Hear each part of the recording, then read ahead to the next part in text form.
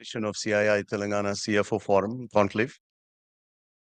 It's a privilege to have Sri Jayesh Ranjan Garu with us with his esteemed presence.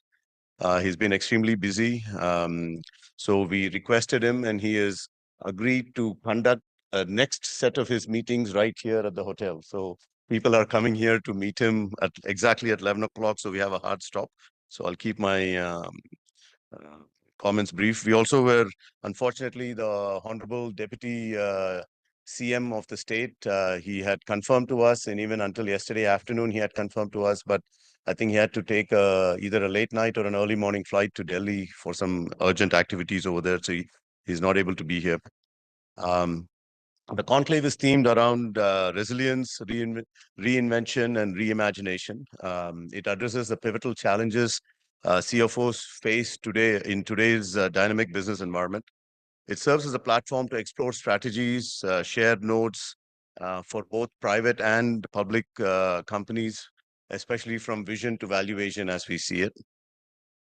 We're also happy to inform you that we have announced the 6th edition of the Telangana CII CFO Forum, which is an exclusive platform for all finance professionals and fraternity. You get insights, industry trends, regulatory updates um, in this forum. I think so far about 50 CFOs and finance leaders are part of this forum, making this a good opportunity for everybody to network and share knowledge. If you're not a member yet, please contact one of our CII staff here and they'll help you out. So just to give you a brief goal idea as to what are we doing in CII in Telangana, what are our strategies and goals? Our strategy is we're looking at India and Telangana as a state at 2047. We're seeing what kind of an economy and what kind of a state do we need to be at 2047. And what should we be doing today in terms of industry, in terms of policy, in terms of advocacy to reach our target of 2047. Our own goal is to achieve a target of a $1 trillion economy at 2047. And it's a matter of timing, whether we can do it even before that, based on what kind of strategies and policy recommendations that we do. And as you know, our focus is on the MSME sector. Our focus is on agriculture. Our focus is on gender inclusivity. And also, overall, for many of us, we think of it as a dreaded word, ESG. But I think for many of our organizations, even for us and for me, when we started thinking about ESG, we thought it's getting imposed on us. But I think the more we accept it and the more we adopt it, I think our organizations will even grow better. So our state GDP, as you know, has grown by more than 10% a year on average for the last decade or so. And there is nothing stopping us to grow in the same way for the next decade or two, as long as we continue the good practices from the past. And also we look at what has not worked in the past and retool that as required. I think that's what the current government is also thinking about. We've had several meetings and discussions with the government. And also policy and advocacy is at the core of what CII does. Forums, meetings, workshops, CEO roundtables, all of this are all designed to get feedback from you as to what policy recommendations and advocacy recommendations we need to better industry, to have better growth, to have inclusive growth, to have sustainable growth. So all of this, the end goal is only that. I have a few thoughts on why CFOs are obviously critical to our country and to your own companies. You know, change is constant in our business environment, taxation, regulations, statutory issues, corporate law, companies laws. Reflecting on these themes, and also now AI and several other new entities, new technologies are coming into the fold to make our lives either more complex or even better. I think that is for you to figure out how this is done. As stewards of financial integrity, you are always incorporating new strategies and new technologies, ethical practices, financial strategies, ESG considerations um, across your industries. While successes in our organizations have multiple fathers, if there is a problem or if there is an issue, one of the first entities or first organizations within our companies to be focused on is financial controllers and CFOs. You know, why did the CFO not catch this? Why is the CFO not understanding what operations is doing? Or why is the CFO not looking at costs? So I think you have an awesome responsibility to build your organizations and build our country. I think you're best suited for that job, and it's not an easy job. I can tell you that much. Today, as we gather here, I'm confident that the discussions, insights, collaborations emerge from this conclave will inspire new ideas, foster meaningful connections, and propel our industry forward. Together, we'll explore,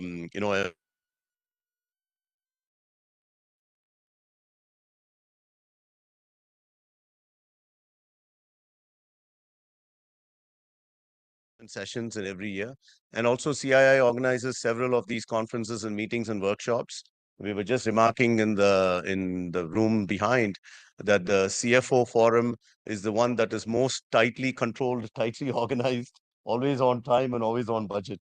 So thank you, sir. It's a honor for working with you. And also, I thank you. I thank all the other speakers for taking their time and confirming, especially from their busy schedules. I just want to leave you with two thoughts before I end.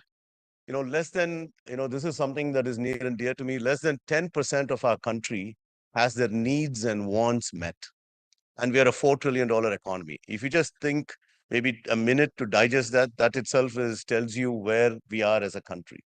Less than 10% of our country have their needs and wants met, and we're only a 4 trillion economy.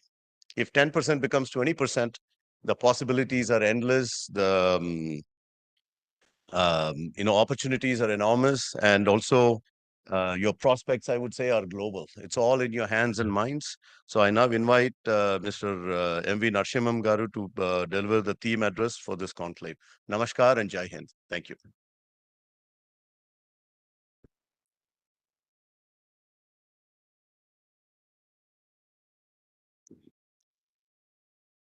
So, good morning, all.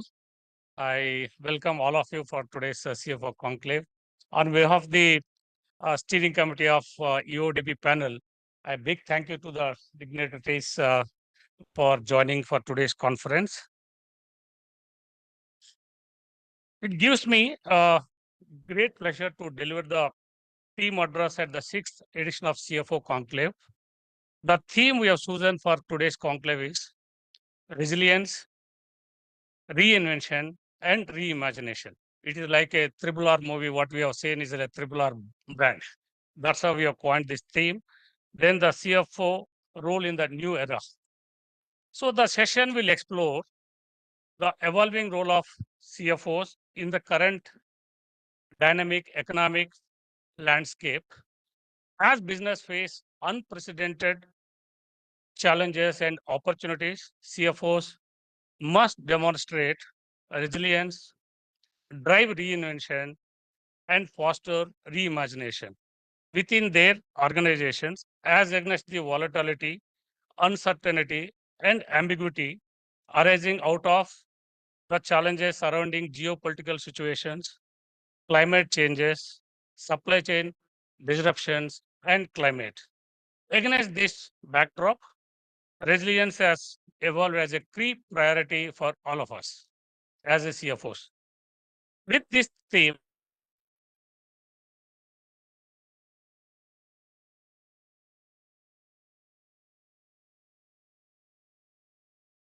this session, we will learn how CFOs can play a pivotal role in designing, implementing, and monitoring robust compliance frameworks, integrate compliance into strategic planning to ensure long-term sustainability and growth. CFOs are required to set the tone at ethical conduct within the organization by demonstrating transparency, presenting financial risks, and decision making. They ensure board transparency, presenting financial risk and the discussions. Boardroom resilience goes beyond mere survival. It requires proactive approach to anticipate challenges, mitigate risks, and capture opportunities in a manner that maintains integrity and trust. With this context for this session, panelists will share their rich experiences, and best practices for navigating regulatory challenges, managing the risks, and fostering a culture of accountability within organizations. We have two eminent panelists for this session, Mr. P.R. Ramesh, former chairman, Deloitte India, and member of Deloitte Global Board, and currently independent director on several boards, and Mr. Parag Agarwal, CFO of Dr. Reddy's.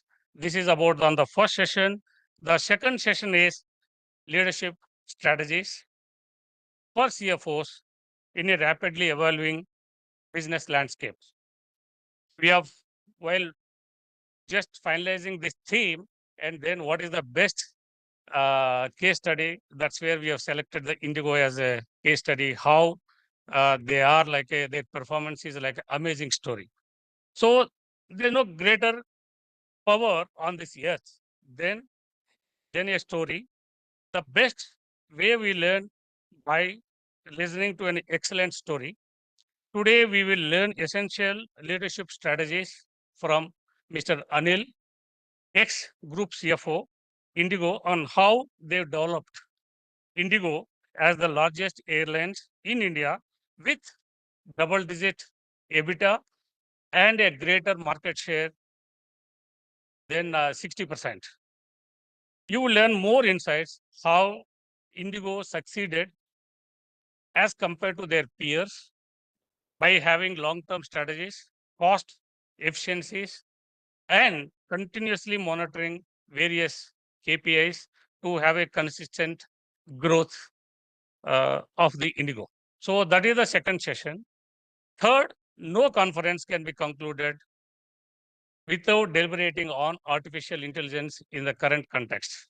So this is must, whatever we do in all our, especially for CFOs and senior finance colleagues, whatever we are thinking, the way in which we are doing today versus if I think next 5 to 10 years, I think complete change with the way in which I think AI is shaping up. So that's where we put AI-driven financial transformation, present to future. In this session, experts will delve into the transformative impact on artificial intelligence on financial operations. Also, we learn how AI can enhance decision making, improve efficiency, and create a new business opportunities through various digital transformations of all our core processes. The session will include predictive analytics, automated financial processes, and AI-driven insights with the use cases that empower CFOs to make more informed strategic decisions.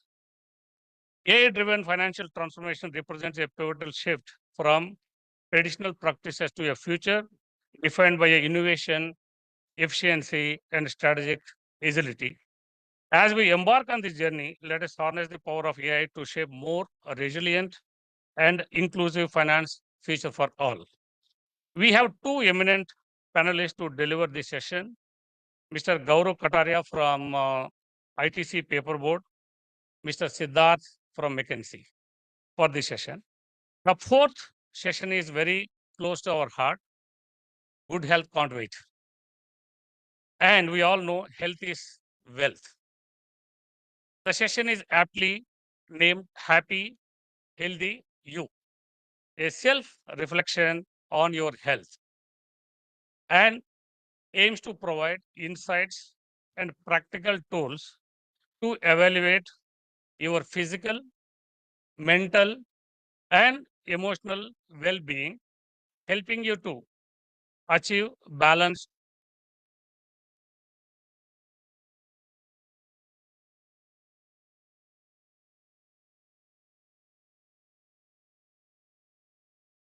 We should find a right balance between the personal and professional life. Happy, happy, healthy you is not a destination, but a continuous journey. A journey of self-discovery, self-care, and self-fulfillment. This session will be delivered by an eminent expert in this area, namely Dr. Satya Sriram, CEO of Preventive Health Apollo Hospitals. And the final session is the IPO journey from vision to valuation, wherein we will all cover critical aspects of the IPO journey from initial vision and planning to achieving a successful market valuation. IPO journey represents a transformative milestone that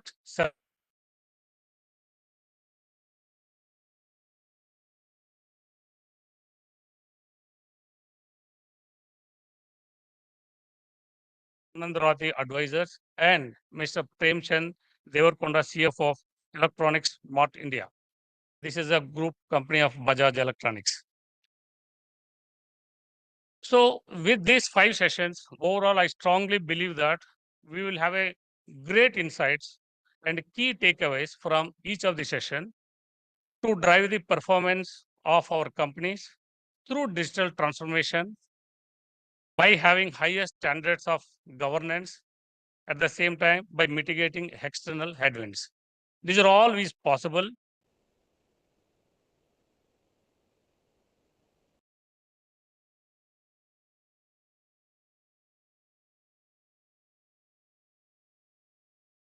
Yesh Ranjan for gracing us with his presence today. Thank you once again, sir, for your valuable time, presence, and continued support to the Telangana CI.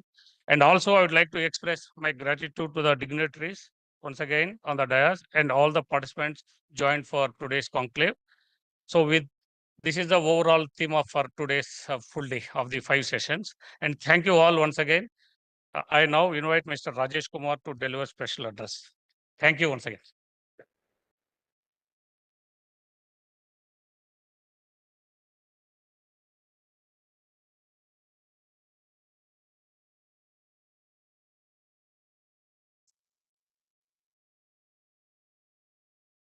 Thank you, sir. Respected Mr. Jayesh Ranjan, Principal Secretary, Government of Telangana, Mr. Sai Prasad, other dignitaries on the dais, distinguished dignitaries from CII, the guests and other speakers and participants of CFO Conclave. Once again, warm welcome to each one of you. And I'm very thankful to CII for inviting us, inviting me from SBI to deliver this special address. During pandemic and post-pandemic, we have seen a lot of resilience coming into picture, and then the subsequent reinvention and reimagination has taken place. So what I have structured my address in such a way so that we'll cover the part of India growth story, some part, how the global economy is shaping up during pandemic and post-pandemic also, how the banking landscape has developed in the period, and then we'll touch upon the CFO role in the new era. So this is how I have structured it, sir.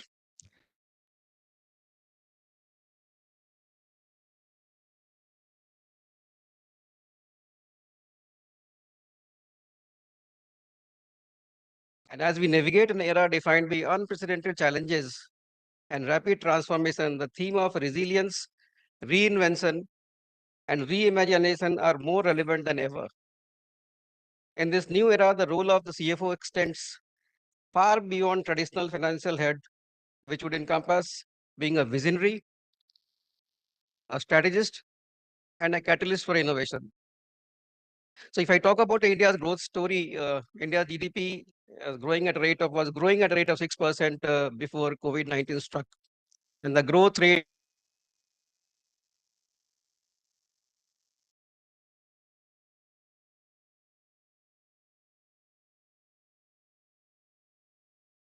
was all the states responded very well to the COVID-19 through a large fiscal stimulus package, which took the general fiscal deficit to 13.1.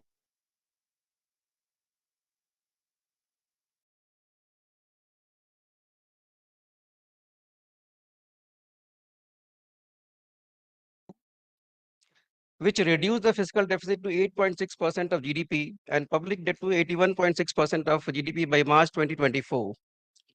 India emerged from the pandemic scared but resilient, and the economy also post COVID-19 has seen the cusp of evolution. The real GDP is growing at the fastest pace among major economies, complemented by sustained post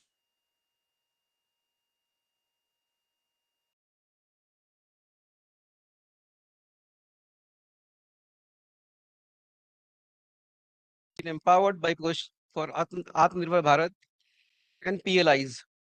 All of this has led to the country witnessing a remarkable growth rate of 8.4% in the third quarter of FY 23-24. And for the full year 23-24, the Indian GDP grew by 8.2%. And as per estimates of RBI, the economy is expected to grow by about 7.2% for the current financial year, buoyed by the capex cycle of corporate sector. So these are some of the facts which we have seen, and basically whatever we have seen is the resilience shown by the whole Indian economy, supported by all of you present here, and obviously Bharat Biotech.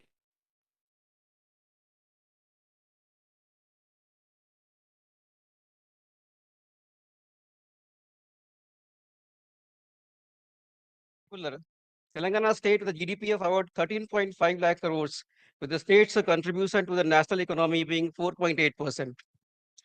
The previous estimate is that the state has been recording a GDP growth of about 12%, and ever since its formation during the year 2014, the GDP product, that the GSDP, is more than doubled.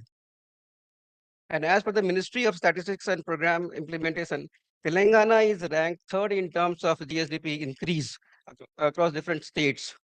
And the primary contributor to the state's economic growth being the services sector, followed by agriculture and industrial sector.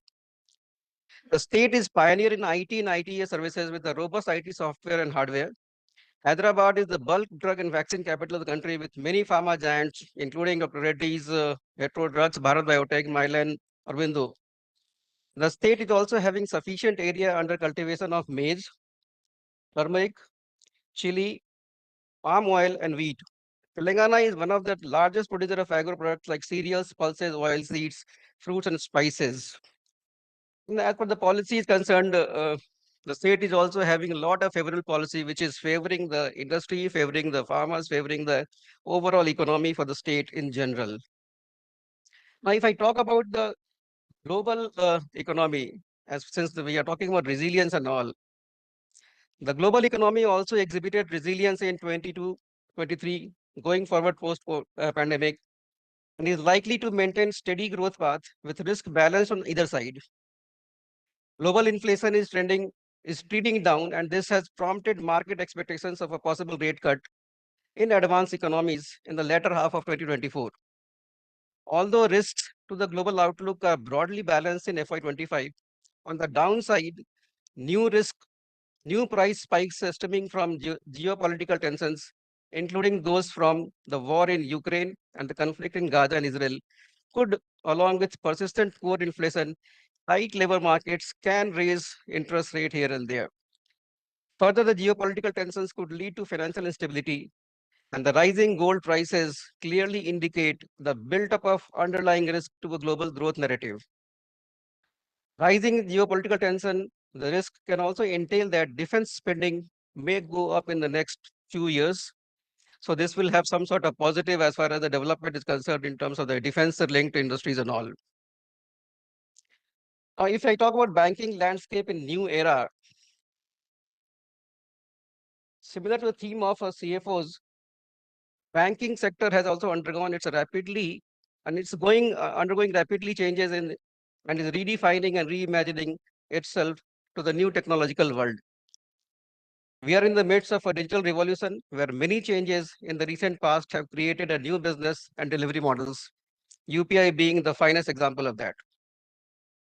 Banking sector is moving towards a new era of hyper personalization, and there is growing competition from fintechs, new age digital banks, and traditional banks to capture their pie. Offering customized product offerings, personalized market communications, and tailored financial advice, predictive analytics for fraud detection, real-time customer service using AI-powered chatbots and virtual assistants are some of the blue oceans where banks are gearing up.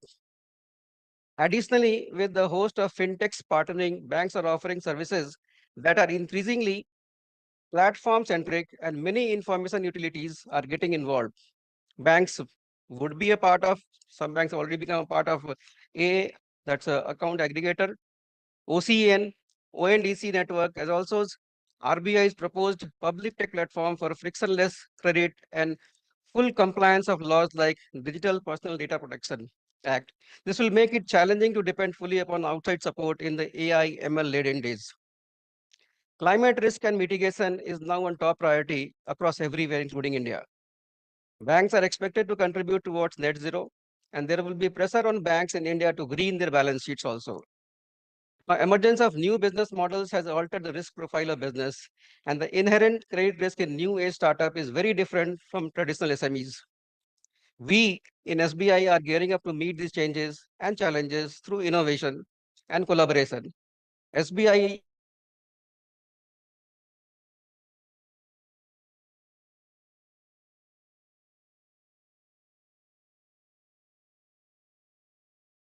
digital bouquet of digital products and AI-based tools like the business rule engine, which is going to become a game changer very shortly for small and medium enterprises, wherein the loans up to 5 crores are being processed linked to GST base and all in quick time with minimum paperwork and hassle-free experience. We offer pre-approved business loans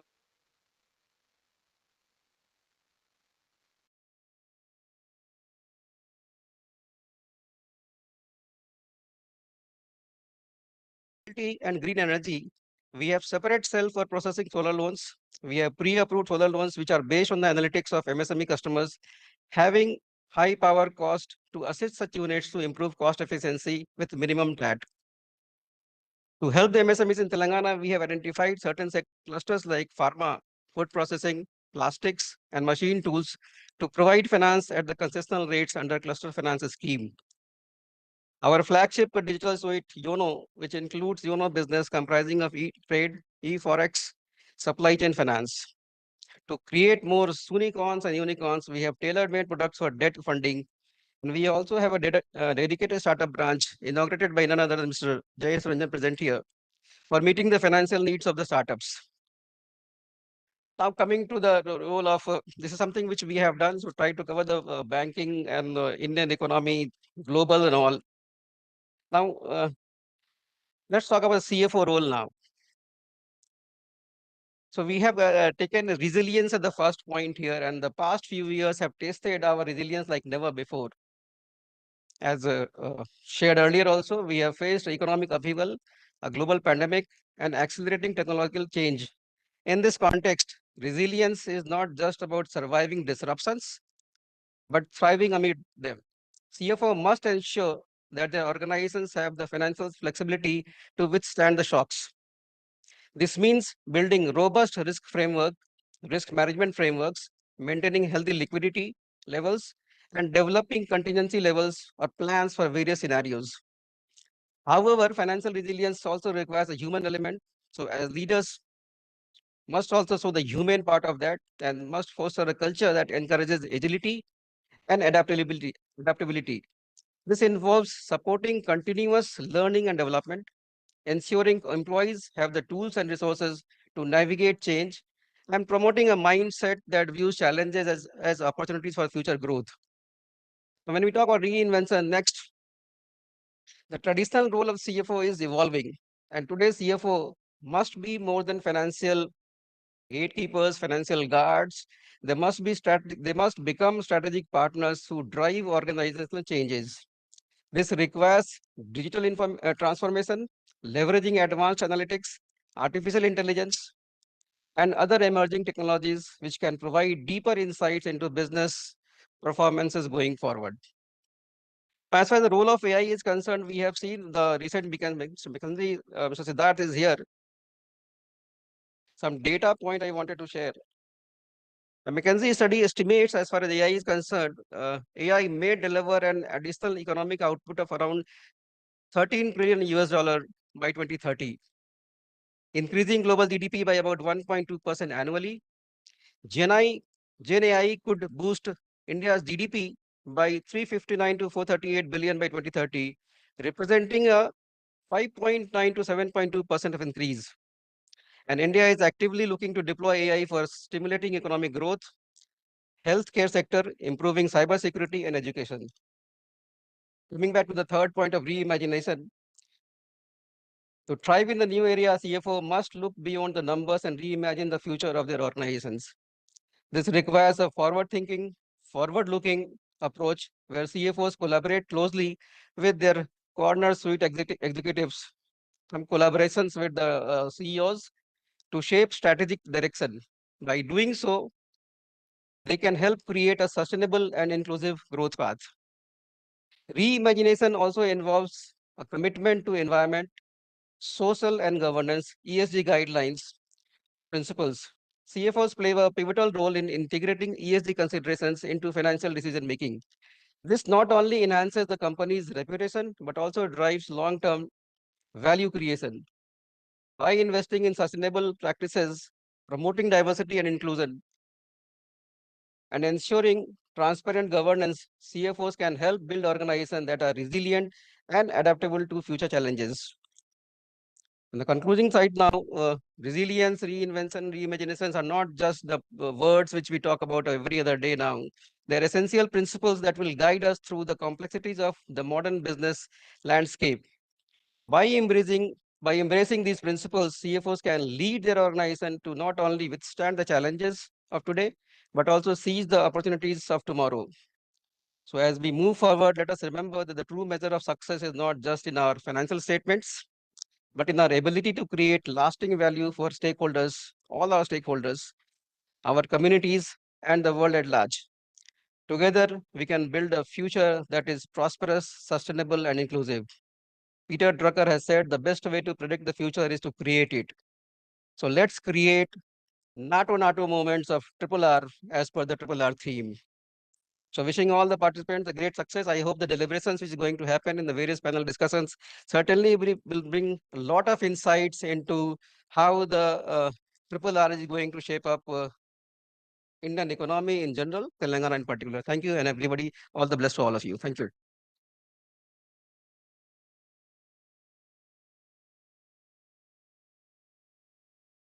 I next invite Sri Jayesh Ranjan Garu to give us the inaugural address. Thank you. Thank you. Respected Telangana Chapter Chairman Sai Prasad Garu, respected Rajesh Ji, Sri Narsimhan, Mr. Reddy, Mr. Samiuddin, members of CII, distinguished CFOs, members of the financial community, invitees, guests. First of all, I would like to convey regrets on behalf of Honorable Deputy Chief Minister and Finance Minister. As all of you know, he was expected to address this inaugural session, but as Chairman pointed out, he had to leave urgently for Delhi. He very much wanted to be a part of this event, show his support and solidarity to CII Telangana, but hopefully there'll be some other occasion in the future. But nevertheless, I'm very happy to stand in on his behalf because by line of work also, I meet CFOs regularly, I interact with them. Most of my interactions with them are very positive, but I should admit that some of them are also very frustrating. So, I mean, I thought it will be a good opportunity to convey my ideas, my thoughts also in this gathering. The way in which I interact, the context under which I interact with the CFOs is, see, all of us know, as Rajesh ji also pointed out, our country is making rapid economic progress, and much of that progress is coming from the private sector. There are private companies today which are expanding, which are growing, which are creating greenfield products, which are doing new lines of activity. And at some point in time,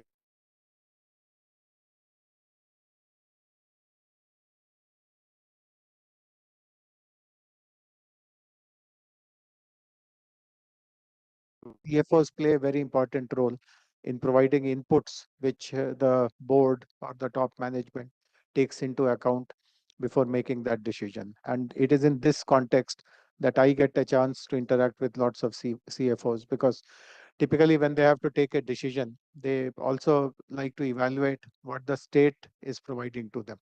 All of us would know that as part of industrial policies, states offer many things, including package of incentives. And typically it is the CFO's tasks to evaluate whether this package is good or that package is better, what is more attractive, what is more suitable, and so on and so forth. And as I said, on many occasions, I have the responsibility of sitting with the CFO, explaining to him or her what we are offering, how does it compare with something which someone else is offering, and so on and so forth. So uh, I mean, of course, this is not a business negotiation, so I don't want to get into the details of what incentives we provide and how it is considered to be one of the best in the country. But the general point which I would like to tell everyone is that, see, financial advantages are definitely important. It is not to say that incentives mean nothing, we can ignore incentives. And incentives obviously are provided by the government only for one reason, which is to make your project viable right from day one, or make it viable as early as possible. Normally, when you start a new greenfield project, it takes a while for your employees to learn the manufacturing process. It takes a while for the supply chain to settle, logistics to kind of get aligned with what you require, and so on and so forth. And obviously, the productivity, the challenges that are faced in the initial days lead to little erosion of the stream of revenues that you would have anticipated. And therefore, the incentives that the government provides, that takes care, it provides a cushion, so to say, to take care of some of the shortfalls that you would have anticipated in your balance sheet. That is the only reason. And of course, India is a federal country. There is competition amongst the states, and every state would like investments to come their way, because first of all, it creates jobs.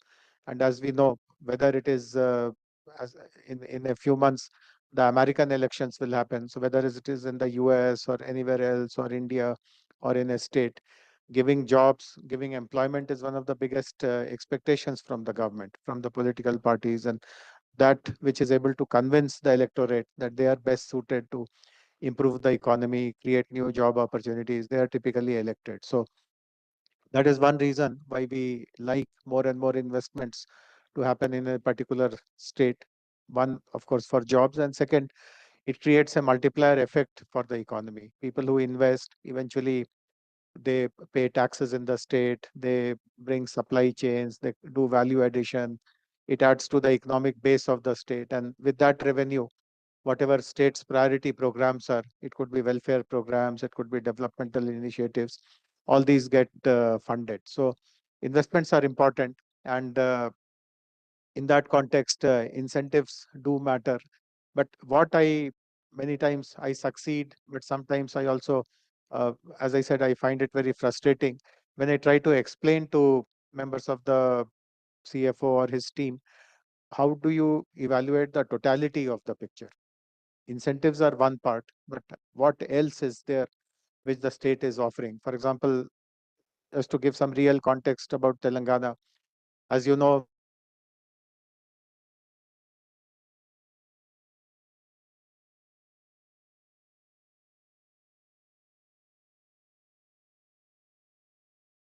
India is considered to be a very difficult country to do business, because it ranks very low or poorly on EODB. There are hundreds of approvals, permissions, and you are made to run around. There is no clarity, there is no certainty. And at some point, people also exploit your helplessness. So it's all very messy and very complicated. And for decades altogether, this was the impression about India outside, that if you go to India, you will have to face this kind of harassment, this kind of torture compulsorily. Some part of it is still true, but lots of things have changed also, particularly in the last 10 years. Our Honorable Prime Minister, as you know, has started this flagship campaign called Make in India. And he's very realistic. He knows that nothing will be made in India if we don't reform.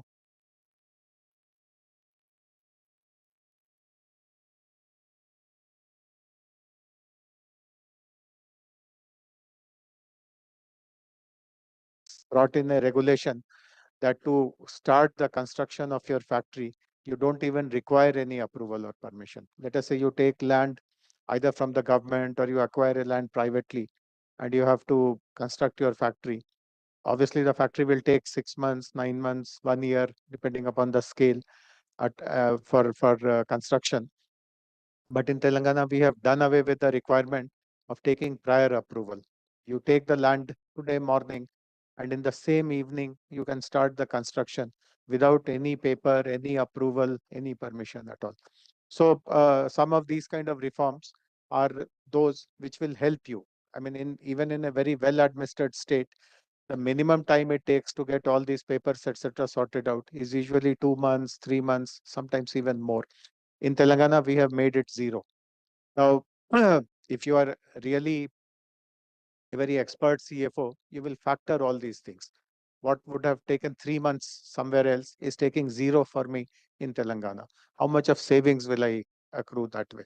More than anything else, what kind of mental peace will I get? I am not made to run around anywhere. How much value will you give to it? If I tell you that no one will harass you in Telangana, what is the value of that? How many crores is it worth? So these are some of the points which I try to explain, that certain things cannot be valued in financial terms in a very balance sheet kind of way. Certain things are beyond money.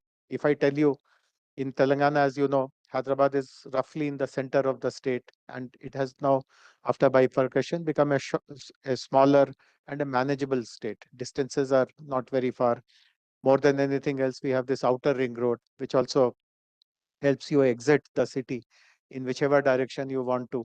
And then there are good roads thereafter also. So even if your industry is far, it is not more than about an hour's commute.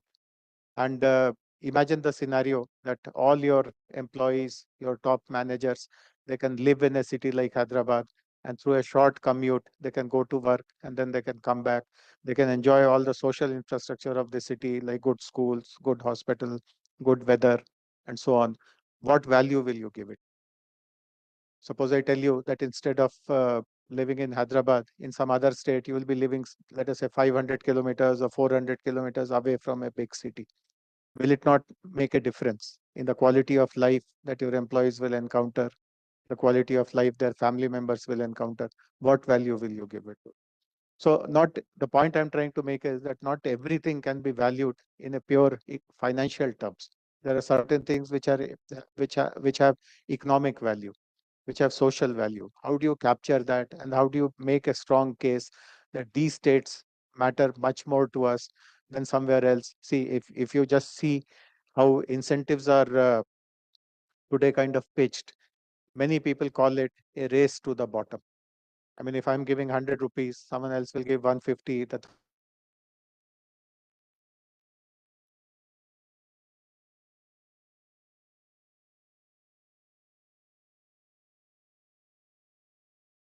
of your workers for 5 years, apart from the incentives.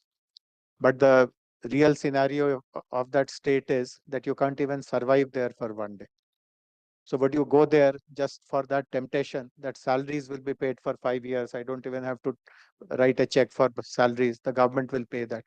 Is that more tempting, or the concern that nothing will happen in that state? Anytime people can attack your factory and burn down everything. Is that a consideration? So let us avoid this race to the bottom. Let us look at things in a more holistic way. Let us look at states which really mean business, which can be your partners, which can support your kind of long-term growth prospects there. And I'm not saying that Telangana is the only state in the country. There are many. I mean, if you really ask me, I've been working in this sector for more than 10 years now, so I have a fairly good assessment of what is happening in our country. And I'll be candid to admit that of the 28 states in our country, I would rate about 6 to 8 states which are very progressive. They have good policies, they mean business. The red carpet for investors is always rolled out. The impression that India is a difficult country to do business, they have changed their internal policies. Things are much, much better there. They also have stability, policy continuity, etc., etc. So if you have to really do business, look at how these kind of progressive states operate, and then whatever choice you have to make, whatever is aligned with your own philosophy and growth plans, you are welcome to do anything. So these are certain things which I thought this will be a very good forum for me to present, to go beyond just numbers and look at the essence of how business has to be done, how a state operates. I'm very happy that in today's conclave, interesting sessions have been organized, as Nasimam Garu pointed out. And I'm very intrigued by the fact that you have chosen to spend time on discussing how AI will be relevant for the financial sector. I mean, the for the for the finance domain, so to say. This is a very important theme, and this is a theme which we also want to promote. I'm also the IT secretary in the state, and this is again a theme which we want to really promote in the state and in the city of Hyderabad. Our ambition is to ensure that Hyderabad becomes the AI hub, not just for this country, but is considered an important hub across the world. And we also want to popularize AI application across different fields. So if there is some real use cases which CII companies are using in their finance work, we'll be very happy to learn about it and maybe kind of support it further. The other theme which the other topic which is of which also gives me lots of satisfaction, which you are planning to discuss, is about health and well-being, etc., which again is something which is very critical. And very happy that in a conference like this, themes like health, well-being, etc., are mainstreamed, and you are getting eminent speakers to discuss these topics. So once again, I'm very happy to spend this time with all of you, and look forward for CII to conduct more such interesting events and making the government a part of it. Thank you very much.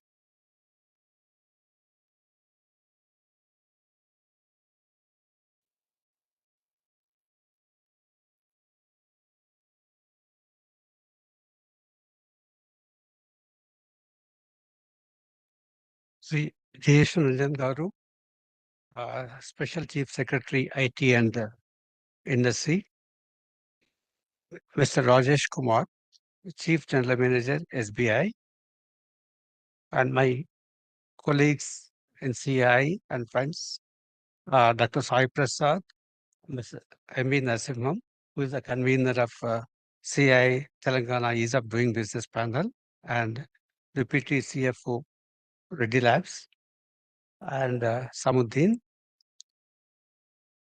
Friends, ladies and gentlemen, I recognize two of the past chairmen of CI Telangana here. I'm so happy to see them. And see, first of all, I just want to introduce myself. I'm R.S. Reddy. I feel I'm out of place here. Why? Because I'm from MSME sector. I'm all in one. I'm CFO, I'm CTO, I'm CXO, I'm CEO, all in one. So I feel that I'm honored to address all of you very senior people in finance. Thank you for giving the opportunity to me. And in fact, Mr. Nasimham Garu told me that he has got a very good registration for this meeting. I'm so happy to know that about 150 delegates are here. So I extend my gratitude to all the participants for joining this event.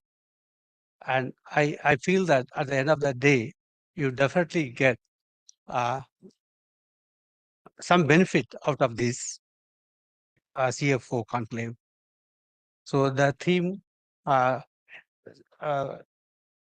Nasimanga explained very nicely about the resilience, reinvention, and reimagination, the CFO's role in new era. So he and Sai Prasad Garu, he talked about the uh, role of CFOs in the 1 trillion economy and our target for 2047 for this state. And Mr. Rajesh Kumar, Chief General Manager. Thank you, sir, for introducing digital business loans for MSMEs within 10 seconds. Very recently, we introduced this. This is up to 50 lakhs. They sanction the loan based on your GST returns and bank statements. It's a very good initiative by SBI.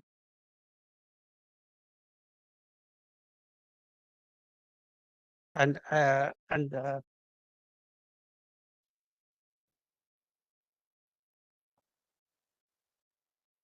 Desh Ranjan Garu spoke about the incentives and finance. We know that how the CFOs are not able to balance this because we are not able to get incentives from the state governments. Anyway, we have to live with this. And now,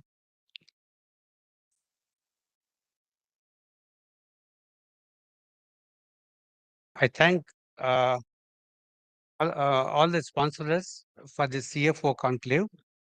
And before that, as Mr. Narasimhan Garu, I just want to request you to have a session for, especially for MSMEs on finance.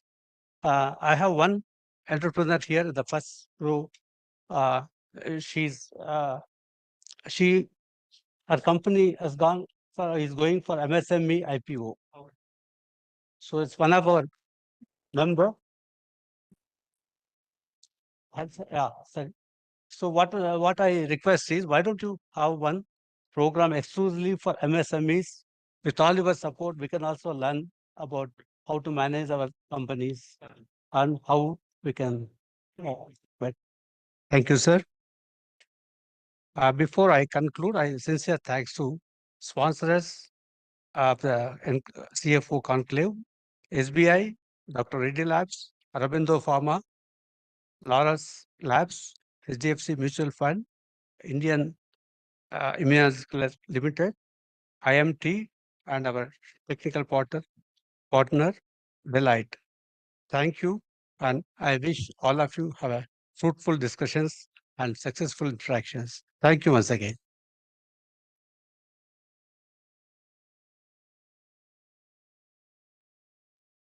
Thank you, everyone. We will now break for tea and coffee. Before that, I would request Chairman to hand over a token of memento to Mr. Rajesh Kumar and Dr. Jayesh Ranjan.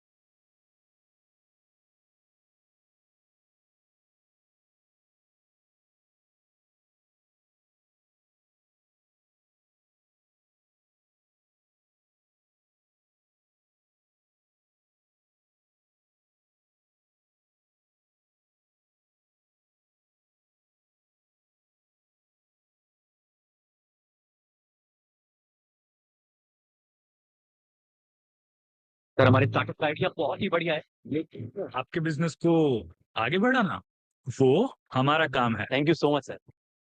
कुछ रिश्तों में है ताकत जो हर पल को खास कर खुशियों से भरे जीवन मन में विश्वास भरे जो मौजूद हर उलझन सुलझाए इन रिश्तों की हर में बस जा शब्दों के बिना भी समझे जो हर बातें आगे बढ़े हम साथ आगे बढ़े हम साथ आगे बढ़े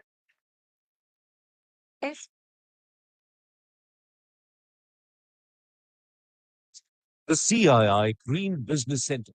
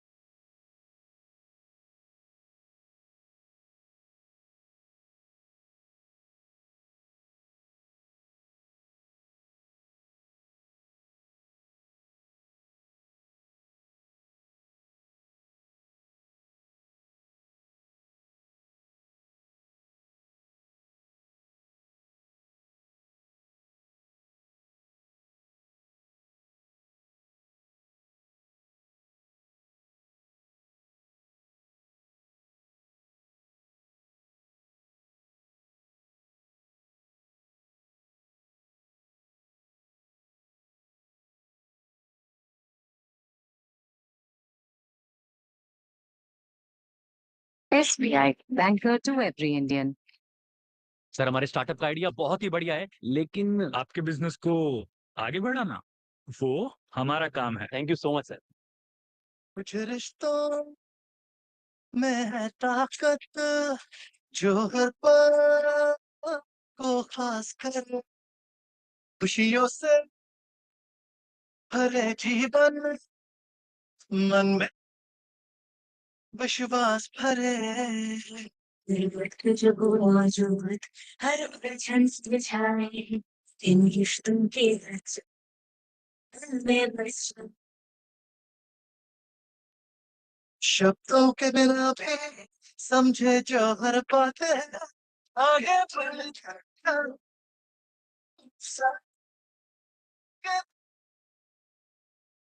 हम साथ आगे बढ़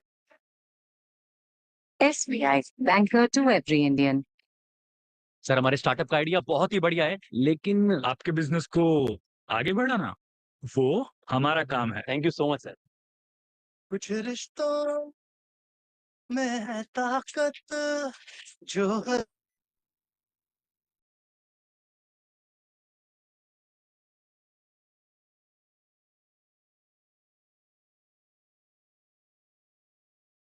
विश्वास भरे वक्त जो मौजूद हर उलझन सुलझाए इन रिश्तों के रच में बस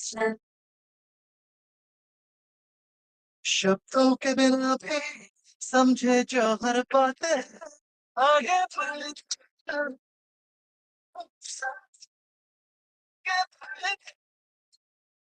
हम साथ आगे बढ़ SBI, banker to every Indian. Sir हमारे स्टार्टअप का आइडिया बहुत ही बढ़िया है, लेकिन आपके बिजनेस को आगे बढ़ाना वो हमारा काम है। Thank you so much sir.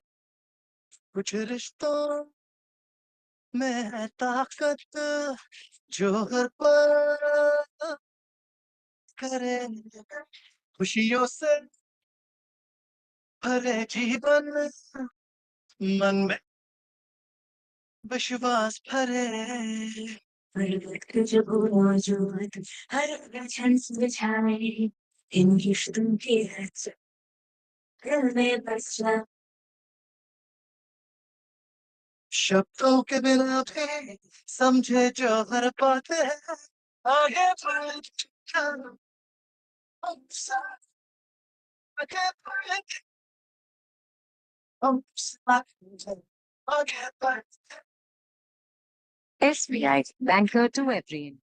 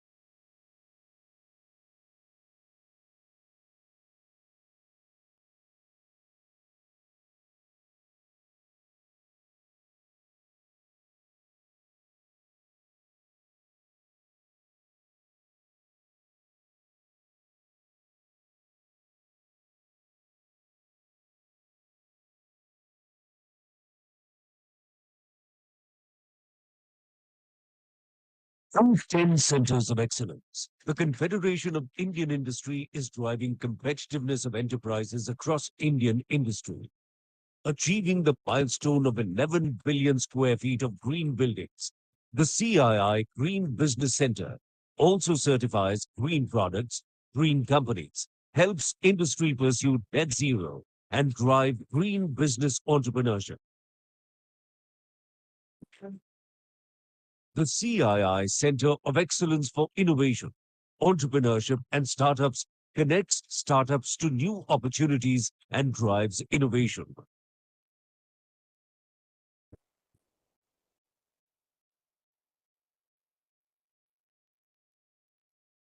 The CII Center of Excellence for Sustainable Development is creating landmark new paths for Indian industry's engagement in sustainability.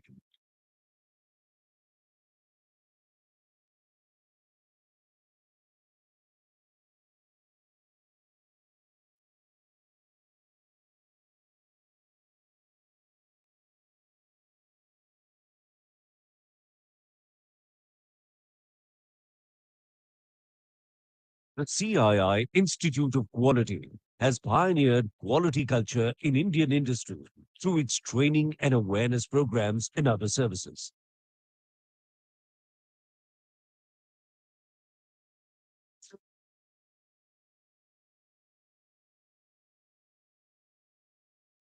The CII Institute of Logistics is an innovative initiative that works on supply chains and strengthening talent for smooth supply chains.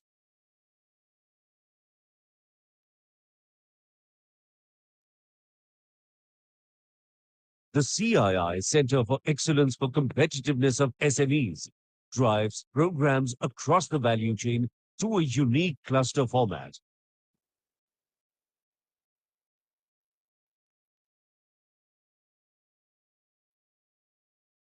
Based in Mumbai, the CII Center of Manufacturing Excellence builds a visionary cohort for manufacturing management.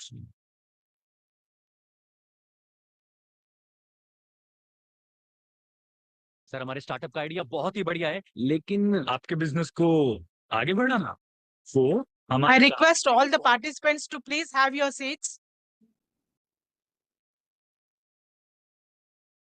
We now move on to the next panel discussion on boardroom resilience, navigating complexity with compliance. I cordially request Mr. Manish Muralidhar, audit partner Deloitte, to please come onto the stage and take the proceedings forward, please. Thank you.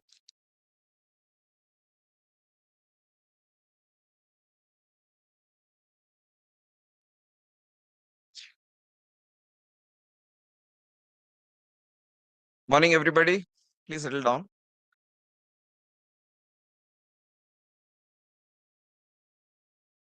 Welcome back after a wonderful inaugural session. Welcome back to the first of the technical sessions. And it is great to see that we have started on time. The first session was on time, and then we are restarting the first technical session on time. So we will maintain this all throughout the day. The first of the technical session is on boardroom resilience, navigating complexity with compliance. This session will bring two of very eminent professionals, together, and I'll be moderating the session. What we will be discussing is, the importance of compliance and governance in today's complex business environment. The conversation will focus on how CFOs can build and maintain boardroom resilience by ensuring robust compliance framework and ethical practices, right?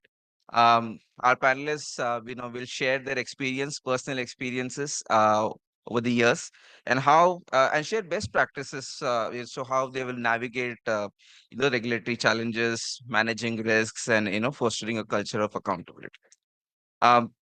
So with that, I would like to invite our first of the panelists, who actually needs no introduction, Mr. P.R. Ramesh. Mr. P.R. Ramesh was a former chairman, Deloitte India, and member of the Deloitte Global Board. Morning, sir. Just to still give a brief. It's my dharma to introduce him as well. Also a privilege. Mr. Ramesh, he was part of the Deloitte firm, and in our hearts, he's still part of the firm. He currently holds, the position of independent directors in several, very large listed companies. He's chartered accountant, of course, and of course graduated from our Usmania University. He's been a member of the global board as well, as I mentioned. Uh, 40 years of experience, several, industries, pretty much all industries, I would say. He was also associated with various regulatory bodies such as the SEBI Committee on Disclosures and Accounting Standards, Committee for Reforming the Regulatory Environment for Doing Business in India, set up by the Government of India, Technical Committee to review the form and presentation of the balance sheet of the Reserve Bank of India, um, IRDA Steering Committee, the the other committees, right? He's also associated with various industry bodies such as the CII on its National Council, Committee on Financial Reforms, Reporting and its CFO Forum, a National Executive Committee of the Federation of Indian Chambers of Commerce and Industry, and past president of the Bombay Chamber of Commerce, right? Um, also co-authored publication titled IGAP Financial Reporting Standards in India, and several other marquee presentations. Welcome, sir. A warm welcome to this forum. It also gives me great pleasure to invite the next panelist, Mr. Parag Agarwal, CFO of Dr. Reddy's Laboratories. Parag serves as the CFO, and he's also had several stints both in India as well as outside of India. Career spanning 35 years, he's had several leadership positions. With over 10 years of work experience outside of India, it brings rich experience from his global positions. Um, he's held leadership positions in diverse cultural contexts and has driven large-scale change management programs in very ambiguous and dynamic environments. One particular for me interest in his profile is, his family has taken a pledge to share 50% of their net worth with society and as signatories to the Living by My Promise organization. Very, very interesting about that product, and perhaps that will give us some tips as well. So with that, I would want to join them as a moderator for this panelist, most junior amongst them, but hopefully I will ask them the right questions.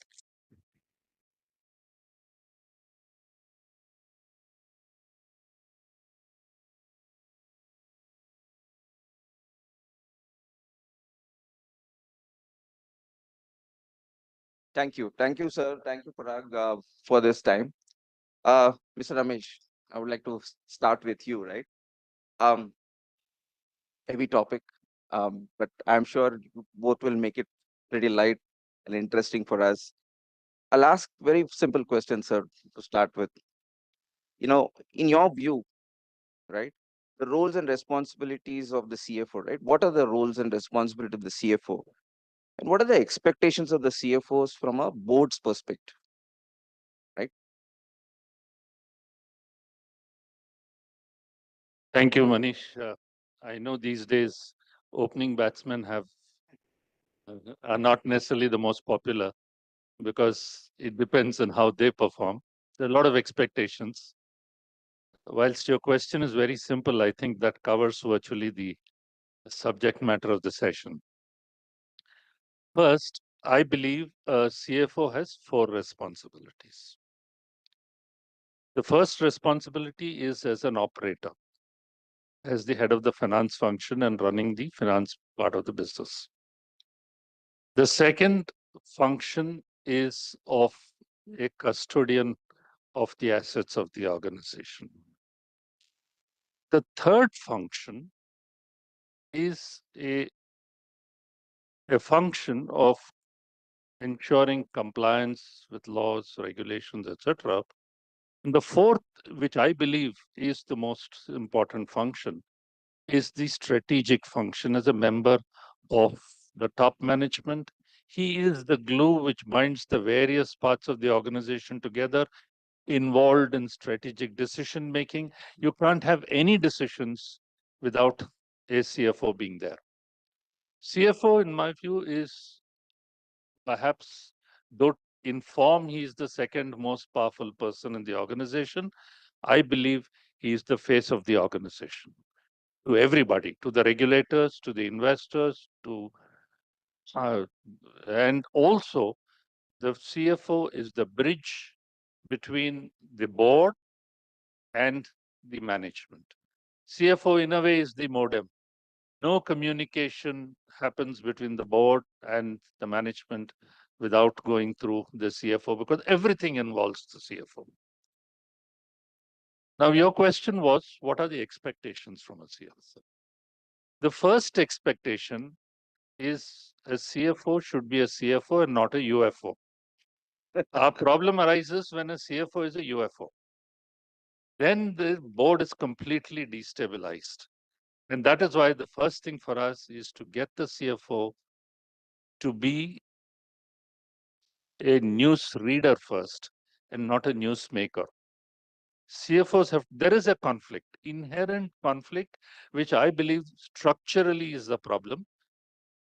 The right structure, in my view, is a CFO should not be the news reader. There should be a controller who is the news reader. It's the controller who should prepare financial statements, should be involved in financial reporting, because that's a news reading job. CFO has a role of improving profitability of an organization. He has a strategic role, as I said. He's the partner with the rest of the management in ensuring the success of the organization. So he should not be involved in news reading. Either you're a newsmaker or a news reader. You can't be both, in my view. So there is an inherent conflict there. But what do we expect from the CFO? Now, the success of a board or a member of the board or audit committee significantly depends on the content of information provided, the quality of the information provided, the timeliness of the information provided, the transparency of information provided, the analytics which is provided to it for a director to discharge his responsibility. Typically, a director spends about maybe 75 to 100 hours. 100 is too much, actually. Maybe 75 hours in a year.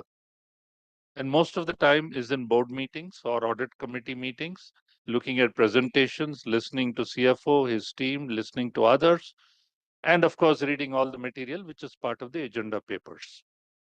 The director is not involved in day-to-day transactions. He's not involved in looking at vouchers. He's not involved before a transaction happens. He's most likely in other than transactions which are approved as part of board processes.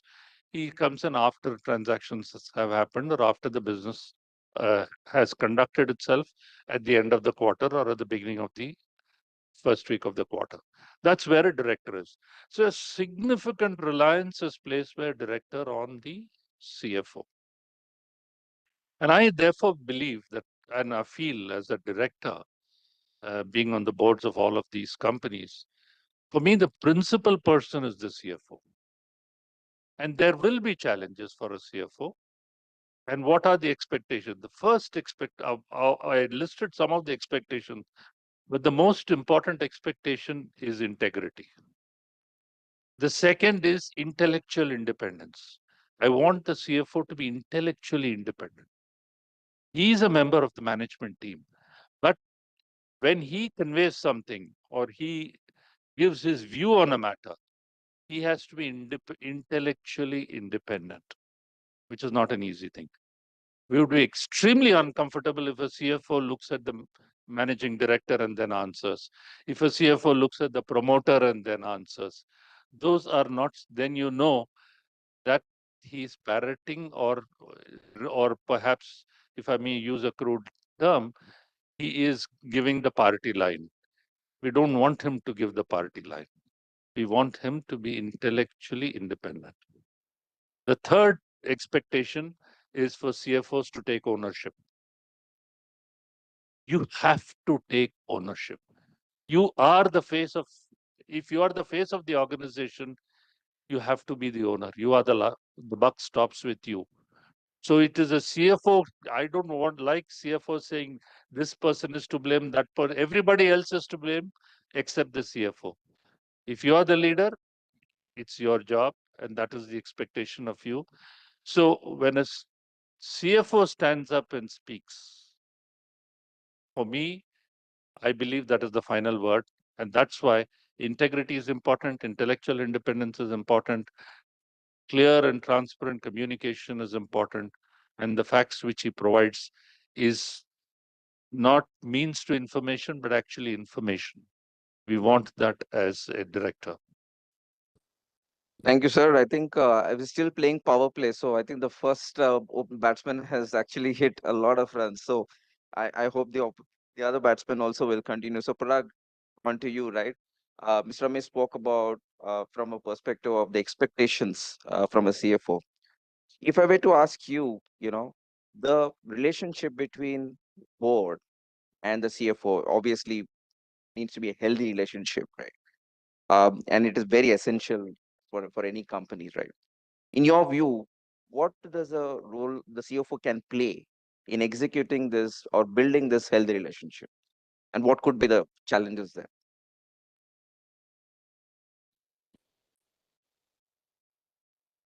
I think it works. So thank you, first of all, Manish, and for inviting me on this panel.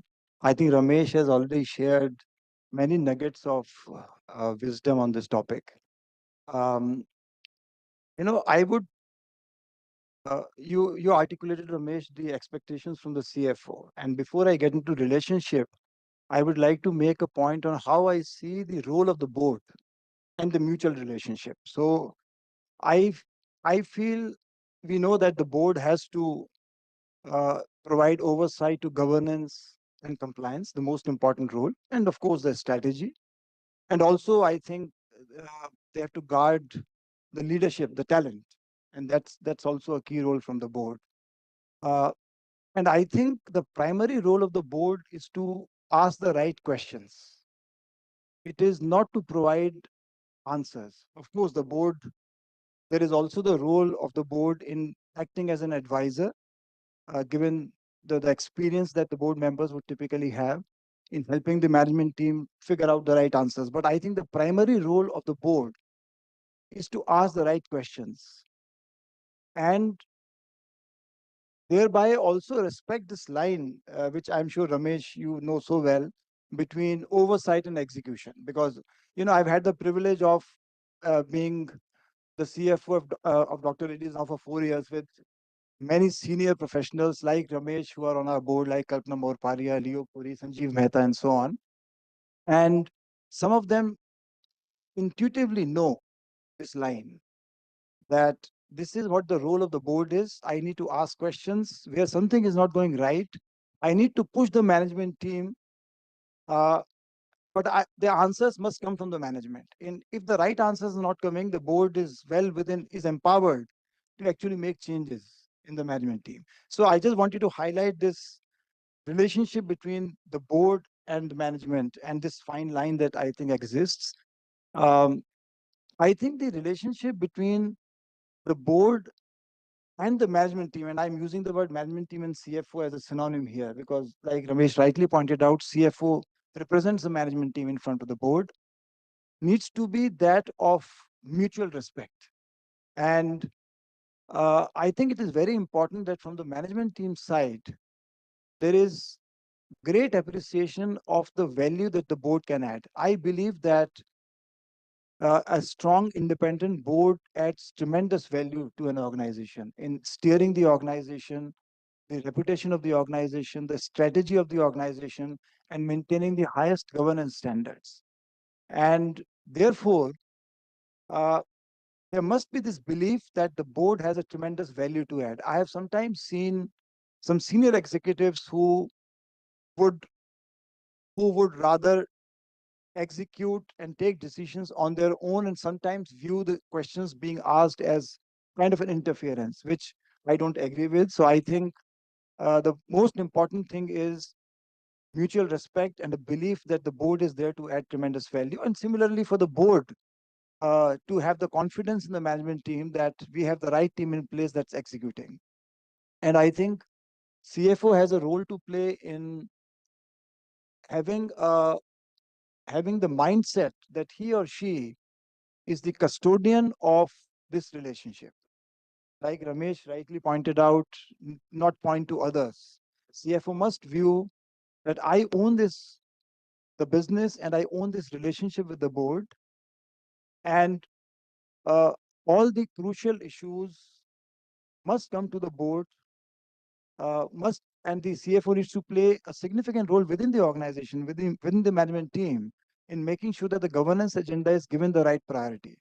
So I would say, Manish, that the CFO clearly has a key role to play in having a healthy relationship. Absolutely, Parag. Well thought out response. No, I just want to, I think you raised a very valid point about the role of the board and the role of the CFO. And that's the difference between governance and management. It's equally important that directors don't get into micromanaging. And it is also important, and that is true in every function, every profession. We all are subject to oversight, and we should expect oversight and we should respect oversight. And therefore, respect the fact that there is a board which has a governance obligation, and we need to facilitate it discharging its governance obligation. Equally, those in governance have to realize that they are not there to micromanage. He said, they should ask the right questions. And when they ask the right questions, it is important that they get the right answers. And that is what makes all the difference. Right, sir. And maybe leading on from that very point about governance versus management, right? So my next question is, I'm as a CFO, when he's a custodian, he's the face of the organization, right? Um, from a perspective of compliance and governance, right? It also the other paradigm is on ethical practices, on stakeholder management, communication to employees, investors, customers. These are all the various stakeholders. So from a CFO's perspective, how can he or she effectively communicate the importance of this compliance and governance?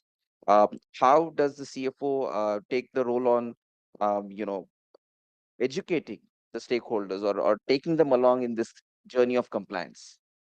What would be the role of Okay. CFO?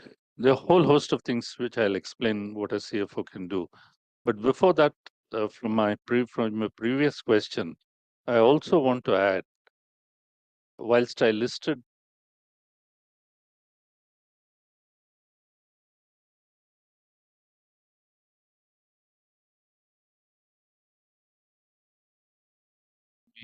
quoting debit this, credit that, this accounting standard, that accounting standard, he should have, and today more and more I interact with CFOs. I would be uncomfortable if a CFO is only knows debit and credit, but does not know the business, or is not a CFO of the future. Businesses, there are enough people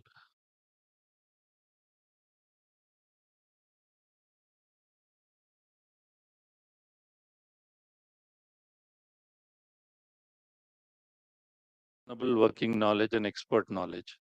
I don't want him to be an expert in debit and credit and accounting standard. He should know what it means, reasonable working knowledge.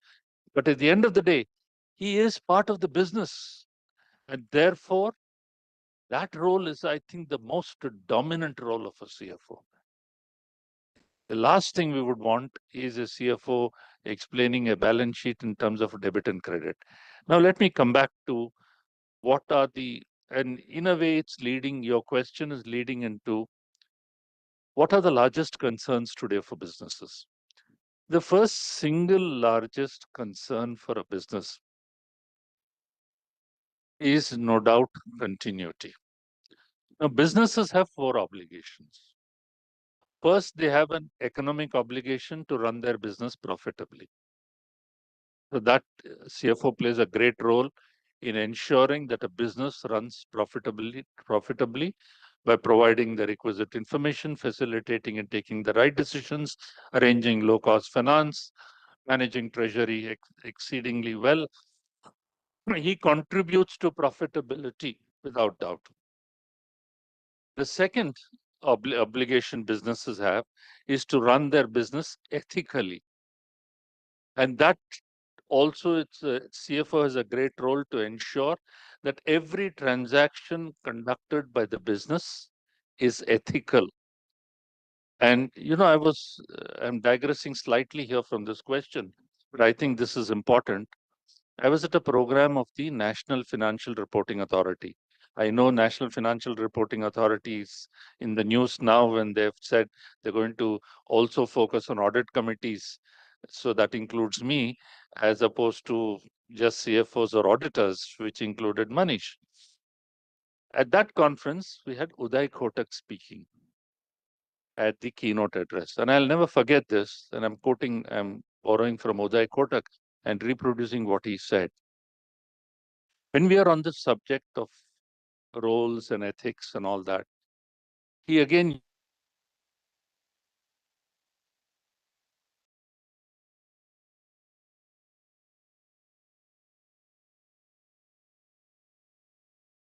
being morally right and legally right. That is what we call Ram Raja, whatever it is. Then he gave an example of the second one, which is the Lord Krishna way of working, where you're morally right, but perhaps not legally right, because in the Mahabharata war, Krishna was a charioteer. And as a charioteer, you're not supposed to partake in the war. You're only to drive the chariot. Now, he participated in the war by bringing the chariot down so that the arrow will miss Arjuna, which is not maybe legally not fair in the rules of the war. Then he gave a third example of the Duryodhana philosophy, which is being legally right but morally wrong.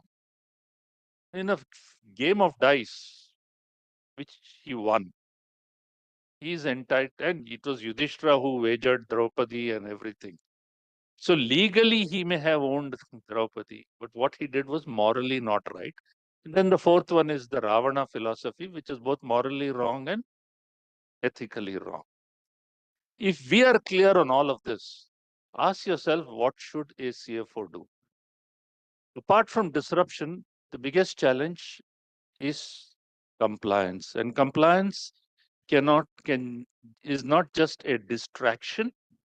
Non-compliance can be a disruption in extreme situations. And we have seen enough situations in that. Therefore, one should be obsessed with compliance, but it is not all about compliance. It should reach a situation where compliance becomes table stakes. It becomes part of the DNA. Now you go either Hyderabad or Bangalore, you go anywhere. IT companies everywhere, including their CFOs, will be all compliant. There'll be great rules, regulations, e-learnings, processes, maybe including in your organization. But the moment you come out of Madhapur offices, you'll find the two-wheeler going through red light.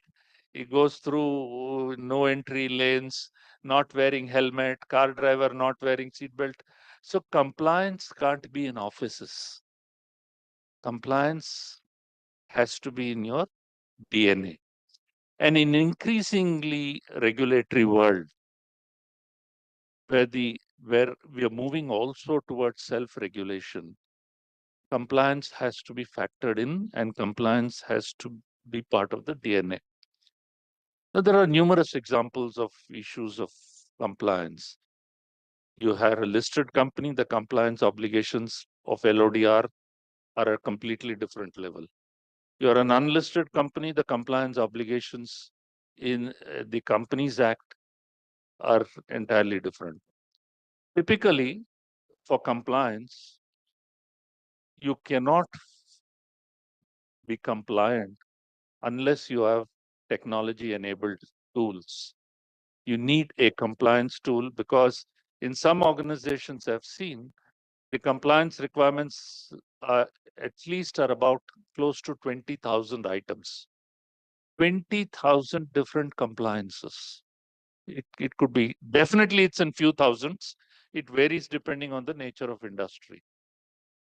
Now you need to have mechanisms which will ensure, tools which will ensure that we tell you what is to be complied, when it is to be complied, what evidences have to be uploaded to ensure that is compliance, what alerts are there for not compliances, who is responsible for compliance. And therefore, this is something which is a constant focus which the CFO should have.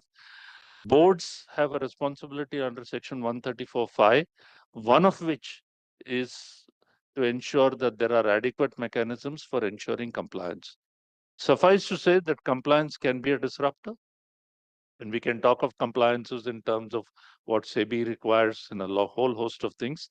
Whilst a number of compliances are the responsibility of the company secretary, the inputs to the compliance are by the CFO and his team. When I use the term CFO, as Parag rightly said, it includes the CFO and his team.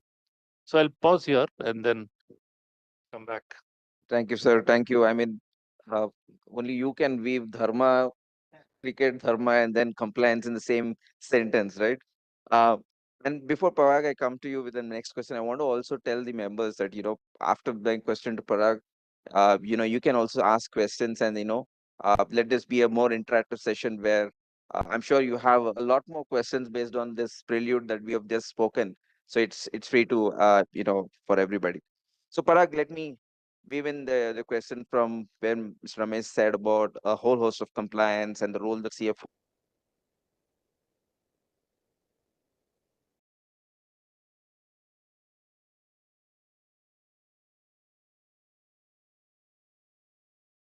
challenges that the CFO has to face, right? From maintaining compliance to being, be ready for disruptions. And then there is business also to look at, right? There is business growth. There is a constant pressure from the management in terms of what's happening in the business and stuff like that. How do you think the CFO will need to, or what is the tips you would give from to a CFO to balance both these roles? There is growth, there is numbers, and then there is compliance, and then there's moral balance that Mr. Ramesh talked about. Yeah, I think in practice, obviously there are challenges which come, but I would say that the mindset has to be that when it comes to compliance, we should have zero tolerance. I think that's the starting point. Now, and I also want to add one more point, Ramesh. You very nicely articulated the answer to the previous question. I think the CFO has has to be the role model. Uh, I think in a large organization, the behaviors that senior leaders demonstrate very quickly cascade down. And if the CFO is talking one thing and doing something else, then I think that gap will become very visible. I want to give you an example, real example. It's a public forum, so I'm not going to talk specifics. But 3 years back, we had a visit from a government, certain arm of the government. Um, and they said there are certain non-compliances. We said, we don't believe so. If there are some non-compliances, unintentional, we will absolutely make sure that we are compliant. We were asked to stay overnight in the office. I was asked to stay overnight in the office. Some of the team members from Dr. Reddy's finance team had to stay longer.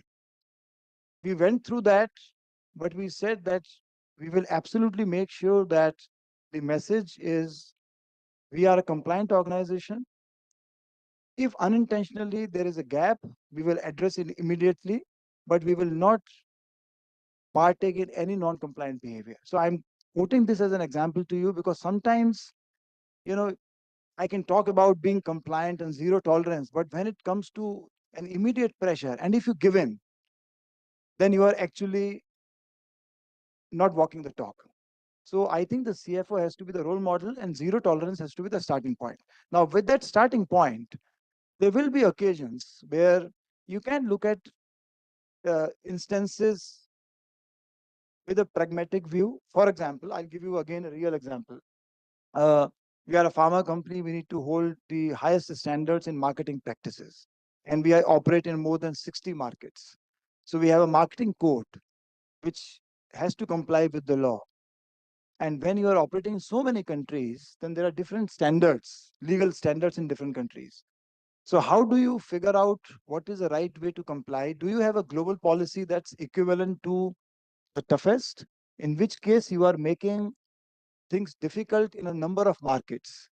So therefore, when you are dealing with these kind of issues, it is possible to take a lens which is compliant, yet considers ease of doing business, and it strikes the right balance. I mean, an extreme situation can be that you say the most onerous requirement in any of the countries will become my global standard, and every country has to comply with that. I think that would be taking a very extreme view.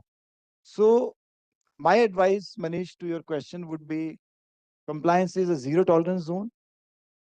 But with that starting point, there are occasions when I think we have to take a look at and find pragmatic solutions, which I think are possible. Um, and I think the CFO needs to be the role model himself. That's what I would say. I think Ramesh wants to add to. Yeah, I just want to add 4 points, Manish. The first is, why is compliance very important? Just look at the scenario in which you are operating. Today, we have over 80,000 cases pending in the Supreme Court. We have 6 million cases pending in high courts. We have 50 million cases pending in lower courts. Then you forget about tribunals, you can add on all of it. Matters of non-compliance or any litigation, if it has to go up to the Supreme Court, it is 15 to 20 years. Any non-compliance may not bite you today. Today, if you put your hand into a flame or in a candle, it will burn immediately. But a non-compliance can come up at a time when you least want it. And then you'll be battling it for a number of years. That is point number 1. The point number 2, which I want to make, is there is a difference between control consciousness and control mechanisms, or compliance consciousness and compliance mechanisms. You can have compliance mechanisms, who's responsible, what the tool I spoke of. But compliance consciousness is having a zero tolerance. If there is one error, one non-compliance, how do you react determines how your culture. Are you a compliance conscious organization? Because the philosophy I would advocate is that there is never one cockroach in the kitchen. If you see one cockroach in the kitchen, obviously there are far more cockroaches. You and I know it. So it is not saying, oh, ek galti hua hai, one mistake, it is all right, it is human error. You tend to do that. But I think we need to have a zero tolerance, and particularly which a repeat error is something, or repeat non-compliance is a completely different level. The third point which I wanted to make, rather the fourth in a way, is that when you're talking, the last thing I would want is to discover non-compliances. When I'm on the board and I find that the internal auditor finds a non-compliance or a statutory auditor finds a non-compliance, I get worked up. I would like the CFO to tell me about the non-compliance. It's all right. You may not have complied for a certain reason, but I don't want it to be discovered by somebody else. If that somebody else can discover, why can't you? You are the most important function. So you should know what is right and wrong. And being, I was for 6 years, 5 to 6 years in the SEBI committee, a high-powered advisory committee, which dealt with all settlement cases. Every enforcement action came to SEBI for settlement. You could come to SEBI for settlement. We had to decide whether to settle or not to settle. And one of the things which influenced us in decision making was, did the company come voluntarily for a settlement, saying this is a non-compliance, we want to settle before you discover it, or after SEBI discovers and there is an enforcement action, you want to come for settlement, or after SEBI penalizes you, then you'll go to appeal and then you want to come. Which stage determines it? And that is why I want your CFOs, all of you, if there's nothing wrong, it's human to err, human to make mistakes. Come forth and say, this is what is done. That's part of that intellectual independence which I spoke about. Thank you, sir. I mean, I take that consciousness versus mechanism. It was leading to my next question, but I may pause for a moment to see if anybody has yes, a question. Mike, please. Can somebody give a mic? But we can share a mic. Yeah, yeah. You can. That's okay. No, it's okay. There's a mic coming there. Others should hear your question. We can hear you.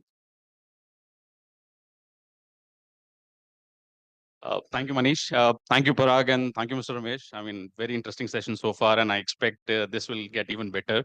My name is Manu. I am CFO for a data center company. The data center is based in Andhra Pradesh, headquartered in Hyderabad.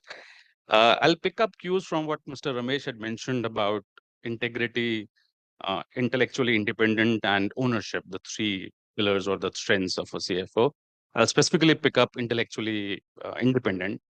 I want to understand from our panelists in their real life experiences. Please take reference of what you have seen. I'm sure there would have been circumstances where we as CFOs or finance experts have the right business acumen where we can look upon some proposals and we can envision this is probably not the right way for the business to go forward, which might not go well with the business leaders because they get excited with every idea that they get. There would have been certain circumstances where you would have to take that to the board, where you have to balance a business leader who is your peer versus your role as a CFO to be intellectually independent in expressing what you think is right for the business's long-term future. And there is a conflict. There can be instances where there would be conflict in those instances, and how exactly did you resolve that? I would like to hear from you from your real life experience. Maybe I'll go first. It's a great question. And again, without getting too specific, I will refer to a real incident that we had gone through. But I must make what I think is the most important point, that in such situations of conflict, what matters the most is your own value system. I think this intellectual independence that Ramesh spoke about, if it is truly part of my value system, then when the conflict arises, that will give me the confidence and the courage to express my view, an independent view, to whoever it is, whether it is the promoter, whether it is the CEO, or whether it is the board. So there can be occasions when you need to have the courage to actually push back sometimes to the board and sometimes even to the promoter. So, and I think ultimately, Manu, it boils down to when the crunch comes, how do I stand by my value system? So there is an instance that we had, which obviously is not public. Let's say there is a large acquisition that we are going to make, and there is a certain belief that this acquisition is the right acquisition. But as CFO, let's say you don't believe that it's the right thing to do because of certain reasons, certain rationale. Maybe the projections are too optimistic. Maybe it's not a great strategic fit or whatever. So how do you handle this, right? I think the right way to handle this is to first clearly tell the business leader or the CEO as to why you believe it's not the right acquisition. With an open mind, you will get into a discussion. And if after a few rounds, iterations, which are natural, if you still believe that it's not the right thing for the business, then one needs to have the courage to tell the CEO or the promoter that in front of the board, I'm going to express my view. And the CFO must express his or her view in front of the board that even though I'm part of the management team and we are recommending this acquisition to you, this is my view. This is the reason for the view, so that the board can then deliberate upon it and make a call. So this is what I think So ultimately, it boils down to intellectual independence or courage. Okay, I think what Parag said is absolutely right. There are a number of situations which will arise, and don't get me wrong or misunderstand when I said earlier about intellectual independence. What I also don't want is to a CFO to be in a way a spy for the board or the inside man for the board, which is not what we want. He's part of the management team. He's supposed to exercise his intellectual independence even as part of the management team. So if the management is coming up with a proposal for, say, an acquisition, the example he used, the CFO should express his mind in the management committee where you all are meeting to decide on it.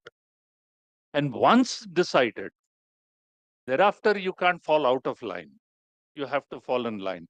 But when you come to the board, whether it's the managing director or the CFO, you have to present the pros and cons of this uh, any transaction for the board. If you are seeking board approval, if you're seeking board approval, you should present the pros and the cons and say this is, and also why you believe that your decision in a certain matter is right.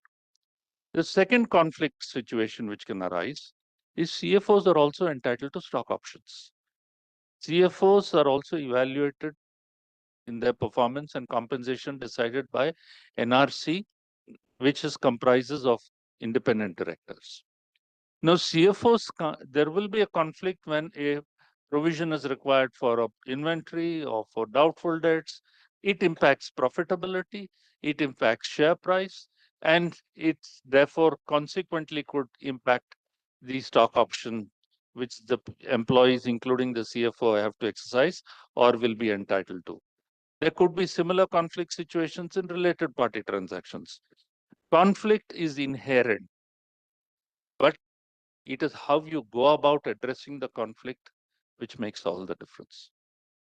And that is why I think it is, if you're distinguishing between independence in form and intellectual independence, and if you're clear about intellectual independence, then you'll be clear about it.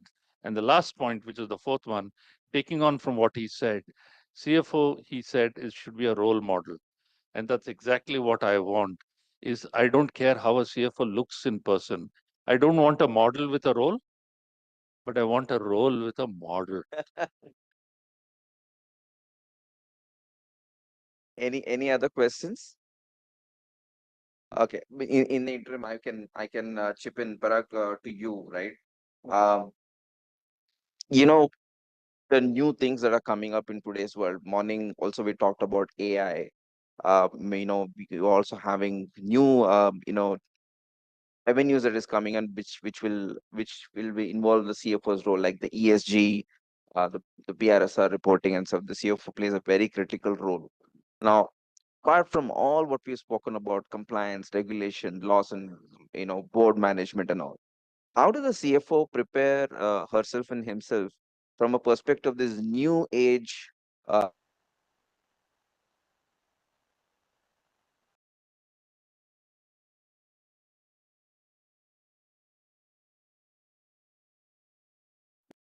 How does a CFO prepare for it? Yeah, I think it's a very broad question, Manish.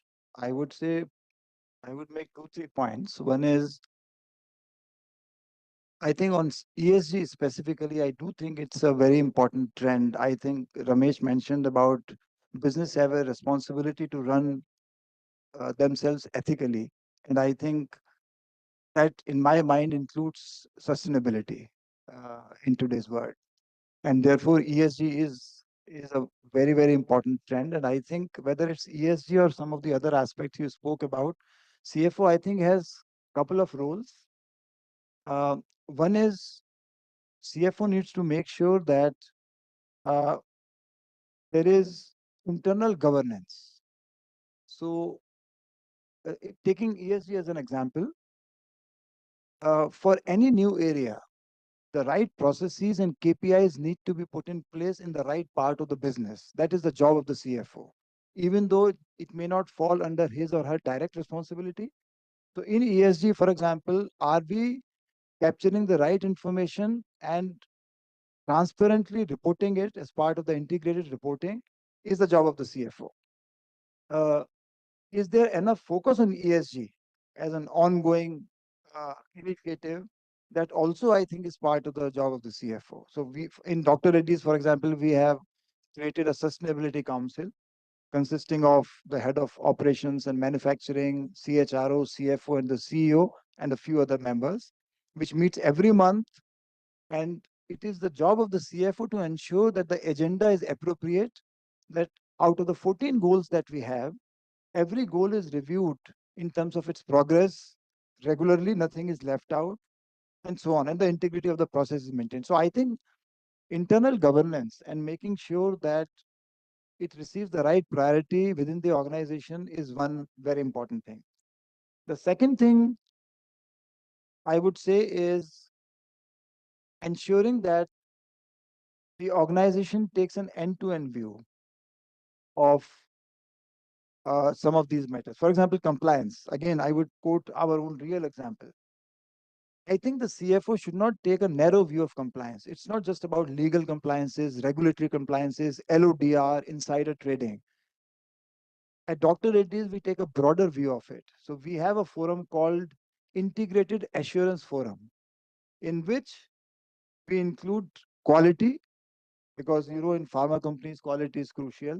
There is pharmacovigilance, any product defects or quality complaints that we might be receiving from anywhere externally. Of course, internal controls and so on. So we take a very broad view of compliance, and it is run by the Chief Risk Officer reporting into the CFO. And the role of the CFO and the Chief Risk Officer, they are not accountable for any non-compliances, but they need to have a process in place whereby we minimize surprises on this broad view of compliances, identifying lead and lag indicators, the right KPIs. So for example, in the area of quality, even though it's a highly technical function, it is brought to the Integrated Assurance Forum. Any issues where the trend is negative, an issue requires attention, is brought to this forum, and the right stakeholders are brought to this forum. So I would say that I really think that the view of compliance must be end-to-end and holistic. Yeah, I think these are the two key points that I would make to this. No, very simple, Parag. I mean, internal governance and then end-to-end view, right? I think it would apply to anything new that is coming up and any new challenges. Any view to add? Yeah, I have quite some points to make here. The first thing we all must accept is that the elements which contribute to today's success will not be the elements which will contribute to success in future. Nothing is permanent. Success is not permanent, nor failure is permanent. We therefore have to be constantly looking ahead. You don't drive by looking in the rearview mirror. You drive by always looking ahead. Recently, we were recruiting a CFO, and then I was asked about the current CFO in the company, which I was the audit committee chair. I said, yeah, this CFO which we have is a CFO for the present. But in my view, he is not the CFO for the future. We need CFOs to be forward looking. We need CFOs to be so much deep into the business as to be able to also be visionaries in a way as to what will be the trends of the future. Prepare themselves for it. He raised ESG as an example. ESG is the current debate, and ESG is not a compliance issue. ESG is a business issue. It has to be part of your business. It is not about compliance, because increasingly you will find businesses will have higher value if they are ESG compliant, and it has to be factored into your business. It will become law. It's already law in many situations. The second is, concept which keeps coming up is responsible tax. Now, what we don't want CFOs to do in any matter is to say, I think we can take an opinion on this. We can rely on this opinion. We will do it this way. The day you're operating on opinions, Opinions are, you must remember, are only opinions. And therefore, as that's why they say you are entitled to your opinion, but you are not entitled to facts. It is important, therefore, that CFOs operate within that boundary. And typically, when we talk of risks, we are all aware of risk. There is risk committee, all of it. It is never the elephant in the room which is a worry. It is the virus in the room which is a worry. Is what you don't see, which could be tiny, which could have a significant impact. And that is why I would like CFOs to be focused on the future. What are those trends? What will be the same company 10 years from now, 5 years from now? What will be this industry like? What could be the disruptors? It's typical for us that when going is good, we don't introspect. And it is therefore, when you're very successful, you should start asking, why am I successful? What will disrupt me? And focus on that. And it is those skill sets which CFO should have. And that's why I keep harping. It is not accounting standards or it is not debit and credit. You are part of the business. Therefore, you have and you should have a purpose. The purpose is not because you have an appointment letter as a CFO or a designation as a CFO. Your purpose is much larger. And while leading to that, I'd like to draw your attention to a book. I'm reminded of a book written by a ex-chief of FBI, Federal Bureau of Investigation, James Comey. He titled his book A Higher Loyalty because during the Trump era, he was the FBI leader. So he had a conflict, and you raised the question of conflicts. As to whom am I responsible for? My boss is Trump. I'm appointed by the government. But we must remember, and he practiced this. He says, I have a higher loyalty, and that is to the Constitution of United States of America and to the citizens of United States of America. So as CFOs, you have a higher loyalty. It is not just to your immediate boss or to your appointment letter, but goes much beyond. And when we are talking about the future of the company, to elements which contribute to the future. So we have about 7-8 minutes to go. I want the audience to ask questions, but looking at what you guys are saying, it looks like CFO is becoming Chief Fantastic Officer. He's expected to do everything. Yes, one question over there.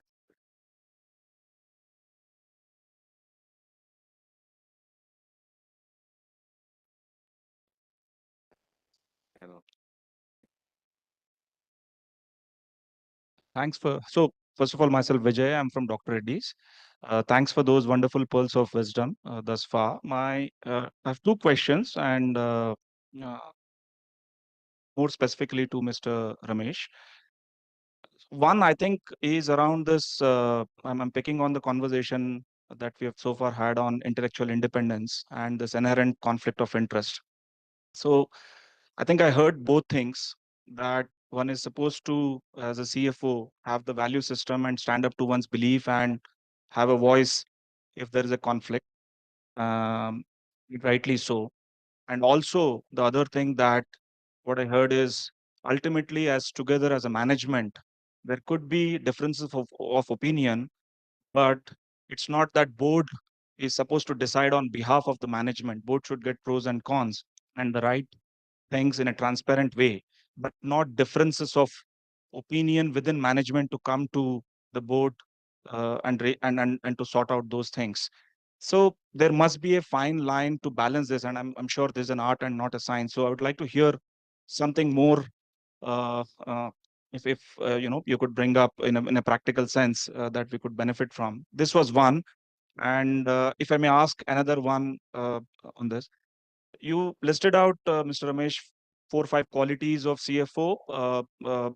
Obviously, bookkeeping, accounting, conscience keeper, custodian, and then you also spoke about being strategic. Uh, what I also see is some of the recent CFO hires, and without naming anybody, but some of the CFOs on which you are the audit committee chairman as well, are someone who have not had a a deep business experience of that industry. They have done multiple roles in different industry and come up as CFO of that particular business, and of which they have not had any experience of that industry. So is when you look at those CFOs, there must be something around change agents looking forward to transform business even without having any great business understanding. So it must be some personal skill, uh, some leadership attributes that are overweighing vis-a-vis or any accounting or business knowledge. So how important is that? And if you could talk a few more things about it. Thank you. Yeah. So I'll answer both the questions. The first is the board role is not that of an arbitrator. The last thing the board wants, and even as an audit committee, I do not want to be in a position of arbitrating between the auditor and the CFO or between the CFO and anybody else. Similarly, the boards do not like to be get into decision or in arbitration. We're not here to resolve that. The point I had made earlier was that you, as a CFO, you're also a member of the management team. Now, when you're a member of a team, you have to function like a team. You can't, when things go wrong, say, I said so, I pointed this out, all that. A decision is collectively taken. You have to support that decision. You may have expressed certain views, but you have to go along with that decision. You can't fall out of line. Similarly, as I said, when you go to a board for approval, you have to present everything to facilitate that approval. And you can't say, whilst I'm presenting this, my view is this, my managing director's view is different, or the owner's view is different. Those things don't work. So that's insofar as the conflict position was concerned. I'm sorry, because of my age. What was the second point you? Not having experience in the Yeah, not having experience. Very good. Now, I'll just illustrate this.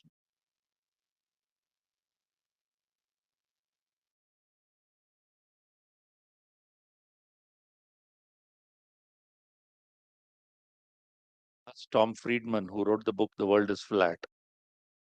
What should professionals do? He said 5 things, but amongst that was one, he gave a formula. He said PQ plus CQ is greater than IQ. Means PQ is passion quotient, CQ is curiosity quotient. PQ plus CQ is greater than IQ. He said IQ is not important. Organizations of the future don't want IQ. You need to have passion. Most importantly, you need to have curiosity quotient. You should always ask why not? You can't say, oh, my grandchild knows how to operate this, I don't know how to operate this. So if I extend that logic, I don't necessarily mean that you need to have zero industry experience. But if you ask me, a person who has only industry experience but doesn't have curiosity quotient and passion quotient, I don't want that person. I want that person to challenge the present. I want that person to be curious about what's happening around.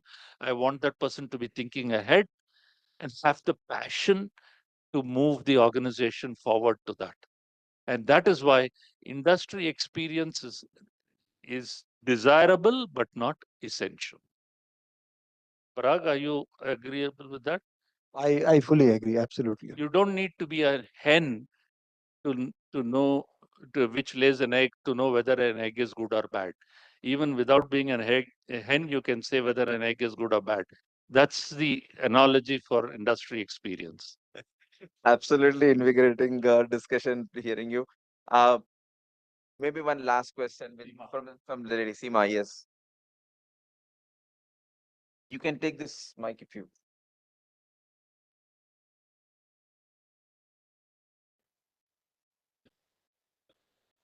Yeah, thank you. I think the discussion is very interesting. Very good takeaways for all of us. My question is on best corporate governance practices, and specifically in audit committee. Actually, before coming to audit committee, we all know time is precious, time is limited, and in audit committee it becomes more precious.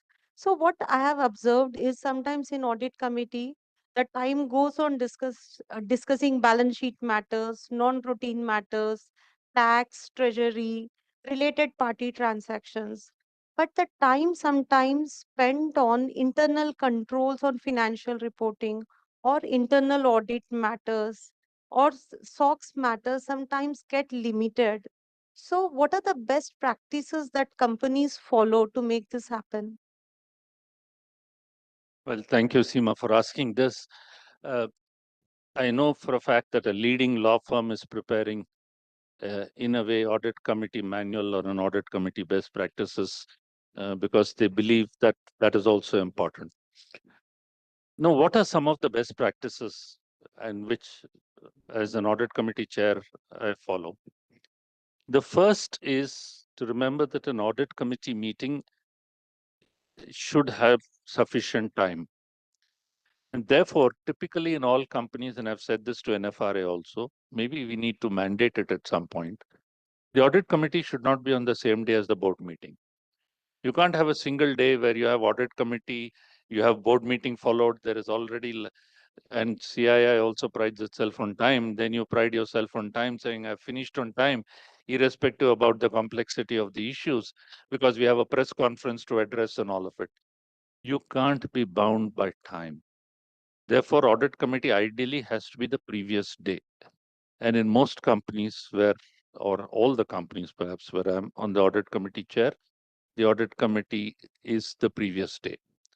Particularly if you're listed, you need to have enough time to hear all parties involved. And in all the companies where I'm the audit committee chair, the other good practice is we have a pre-audit committee. Either the chairman or the chairman plus audit committee members have a separate dialogue with the internal auditors, separate dialogue with statutory auditors, separate dialogue with CFOs to understand all the issues and emerging issues so that we can give our views, initiate action before the formal audit committee. So there is mandatorily we have a pre-audit committee. Third good practice, so that there are no surprises in an audit committee, because there's no time then. And as I said, we can't be debating and debating in an audit committee. The third good practice is during the year, at least one, if not more, to have a special audit committee only to deal with internal control and internal audit matters, which typically is done not at the beginning of the year, but towards the mid or later part of the year, so that you have sufficient discussion on how controls have functioned, what are the control gaps, what needs to be remediated, how it needs to be done, what are the internal audit findings during the year which are still not remediated, what are the emerging statutory audit issues, which you can't do in a regular time-bound audit committee. So typically, it's not just 4 audit committee meetings. It could be more than 4. It could be 6 audit committees, 2 being special, at least 5 for sure. Thank you, Mr. Ramesh. If I may just add one point to what very really good points, Ramesh. For the rest of the group here, not obviously the Dr. Reddy's team, one more practice, Ramesh, that we use in Dr. Reddy's, and I inherited from my predecessor, is we have a forum called Controllers Forum every quarter, where some of the senior finance leaders come and we, in a structured manner, go through the balance sheet and the control issues, and we invite the audit committee chair to decide which controllers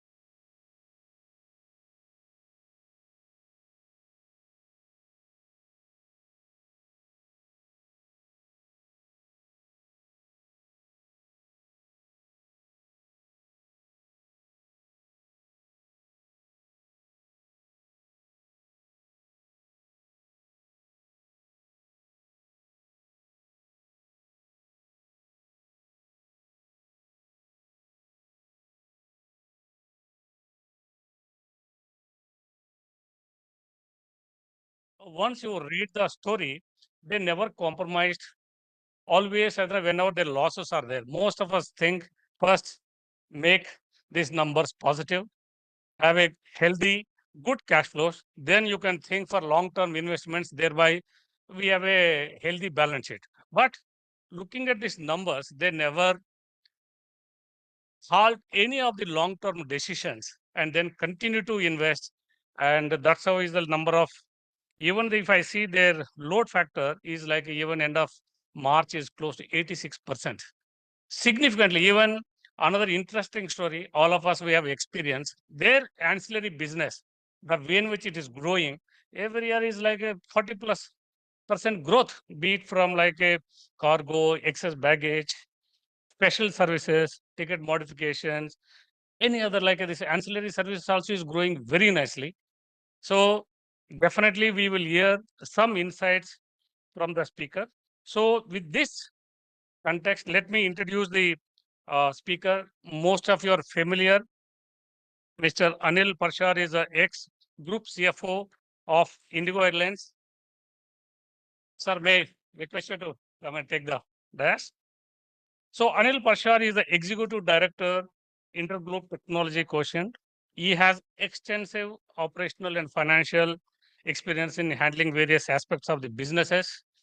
Previously, he was the Group CFO of Intergroup Enterprises, where he oversaw significant group transactions and successfully demonstrated his financial acumen by guiding the group through various phases of development. And he is having over 30 years of experience, including like he served in Swiss Air, uh, Epsa Cement Company, and Delhi Express Travels. He is also representative on PhD Chamber of Commerce, Ashom and FICCI Forum Taxation and Travel and Tourism. With this, Anil also is chartered accountant and holds degree of economics honors from Delhi University. So thank you, sir, once again. So may I request you to first give your talk and then we can get into the Q&A. It's fine, you can take.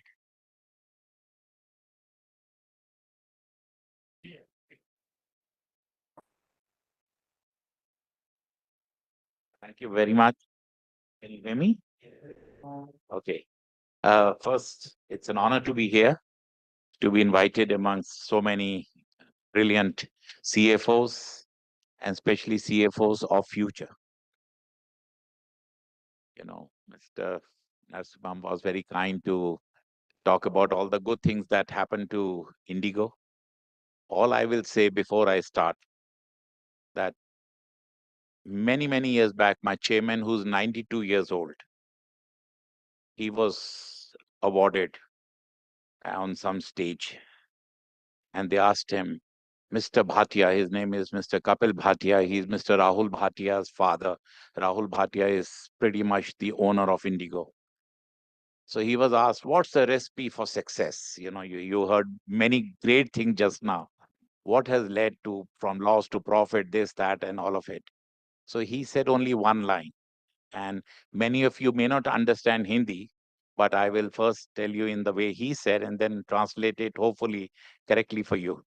He says, जब खुदा होता है मेहरबान, तो गधा भी बनता है पहलवान. So this is the secret sauce of the business. When God is kind, then everybody is, you know, tom-tomming and talking about your success stories. So this is truly from my heart what I'm saying. Everything else is in the books. The great man sitting in front of me has already explained, you know, all the requirements of a CFO. So you keep on those principles and hope that Khuda is meherban, everything will be fine.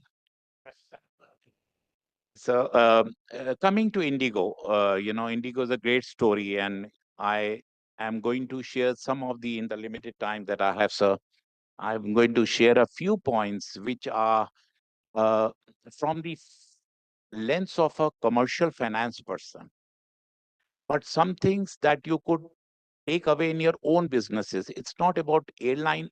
I'll give you Indigo story, but in the way that make it so simple that you can take those principles away as something you can put in your business in your own way. So first is, the role. I've been part of that core team which conceived, the airline and then the whole big story. What is the crux of this whole story? The first and foremost is last is not last. Every time people like us, all of us in this room, are under pressure from different elements of the business. We are going to be late in the game. We have to get first. It last entry, hum reh jayega, wo competition jeet jayega, and all that kind of stuff we hear all the time being bombarded in our ears. Indigo is the last airline prior to Akasa, which is a recent airline, in the game. When it came, everybody was in the game. Air India, Indian Airlines, Sahara, Deccan, Jet Airways, Kingfisher, Spice, Go. Everybody you can name was in the game. And you can imagine the deep pockets some of these people had. And you have to enter that sector. And everyone is pushing you that do it now, we'll be late. You'll be surprised to hear that we as a group started Spice. The Spice would have been called Indigo. But as a team, one part of the team, which is our side of the team now, call it Indigo team, was not ready. We said we have not done enough homework. We have not prepared ourselves. We feel there are still gaps in this story. Spice said, no, we are going to be late. We are launching, and they launched under the name Spice. The example is not about Spice. The example is being last in the game and everyone telling you you have left out in the race. The deep details, the deep study you need to do before, because later there is no time for it. The game is on now. The train has left the station.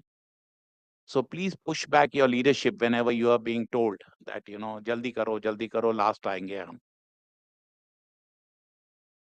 The second is about the low cost not being low quality. When we did our homework, we were told that certain airlines will not have a seat allocation because it's a low cost. We operate an airline like a bus. It is not about bus. I agree, we are an operator. There's no difference between a bus and an aircraft. But why do you start to believe that because you are a low-cost operator, you have to be low quality? The third is that the game, at least the airline game, I can tell you, is about the cost leadership. Anybody can get into an airline business. It's a profitable business, but it is about the leadership in cost. You have to be the least cost operator because many factors in this game are not controlled by you. Revenue is not controlled by you. Environment is not controlled by you. Geopolitical factors are not controlled by you. Dollar is not controlled by you. Fuel is not controlled by you. What is controlled by you is what you have in your control. And that is the key to this business. No matter what happens, you have to keep your costs down. Indigo does not have a single office except the corporate office anywhere in the world. We don't have an office. We have airport office and we have a corporate office. We ensure that every element of business that we do is to keep the cost down. If our planes are standing on the ground, ACs are not running. There is a ground power unit which powers it. When we taxi on the runway, we taxi on one engine because that is allowed on the ground. No airline really cares about it. They say, how does it matter? It's a small cost. This is the choti baate which add up to that bigger game.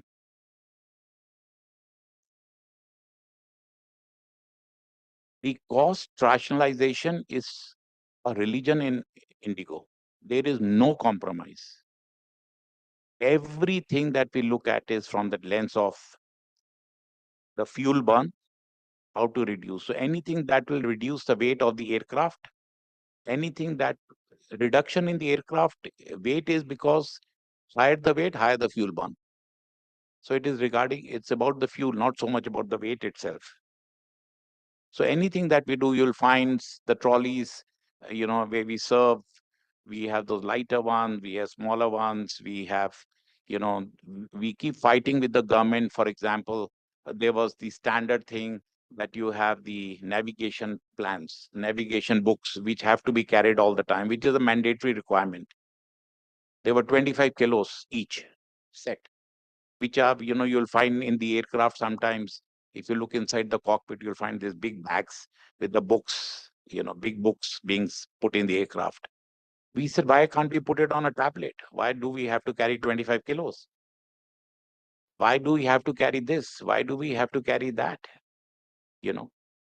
For example, one of the reasons people many times ask is, why don't you serve a meal? What is there in a meal? Bhai, 100 rupiya zyada le lo yaar, khana khila do. And it's a very logical thing to say. What is the big deal? Why do you not sell meals? The reason why we don't sell meals is not because of the 100 rupees that we make or whatever we make. The reason is that the moment you put meals on the planes, you will have meals being loaded, then the meals being offloaded, and that process will take minimum of 10 minutes. And 10 minutes, if you add to the whole day, you'll add one flight. So what is more important? Are you going to be flying or are you going to be putting meals?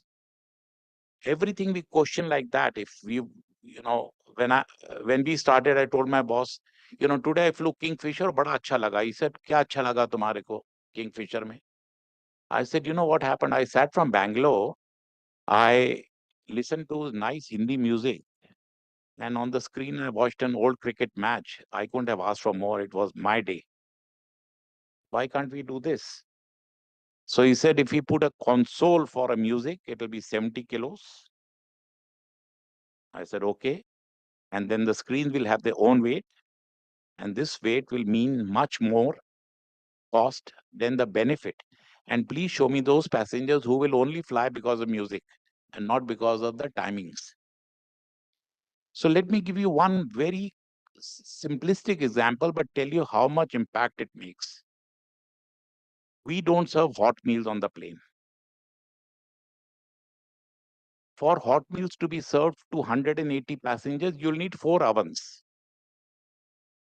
An oven, which is inside the plane, weighs 60 kilograms. So 240 kilograms ovens in the plane.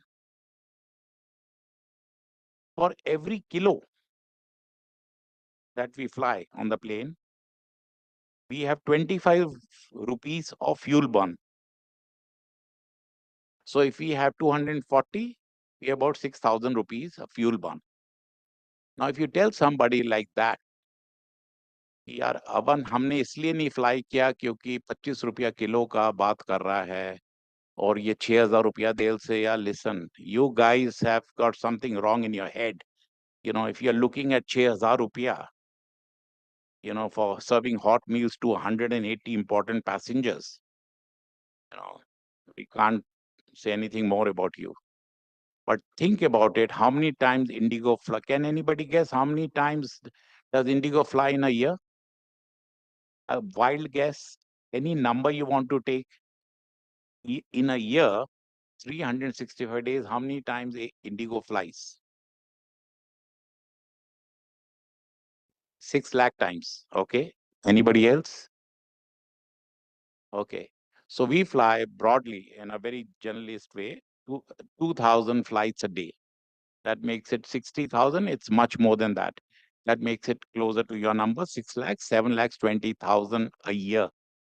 7 lakhs 20,000 into 6,000 rupees. आप हिसाब लगा ले, 400 crores on the bottom line. When you talk of 6,000 rupees or 25 rupees kgs, how does it sound? And when you talk of 400 crores only because of one item.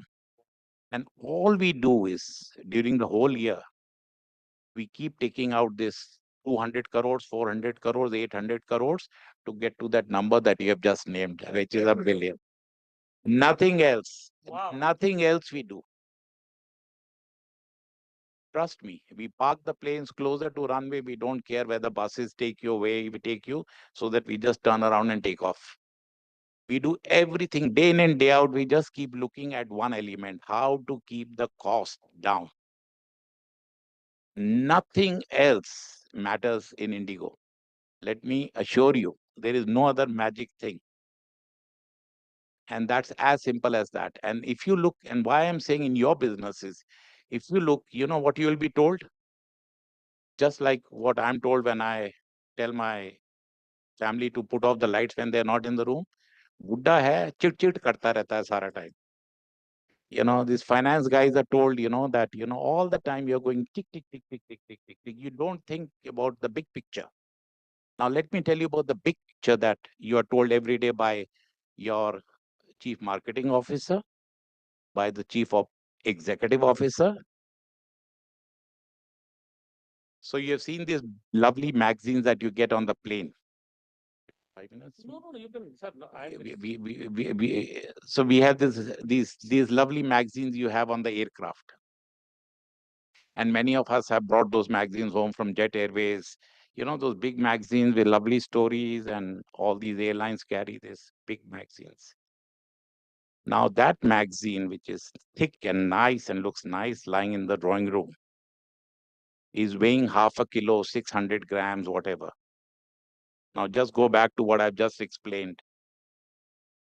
Now this magazine is having that kind of weight on that plane and that kind of burn running into 700-800 crores. Yet the marketing head is telling the boss, हमको increment चाहिए क्योंकि हम इतना सारा advertisement लाए आपकी magazine के लिए. And how much will that advertisement be?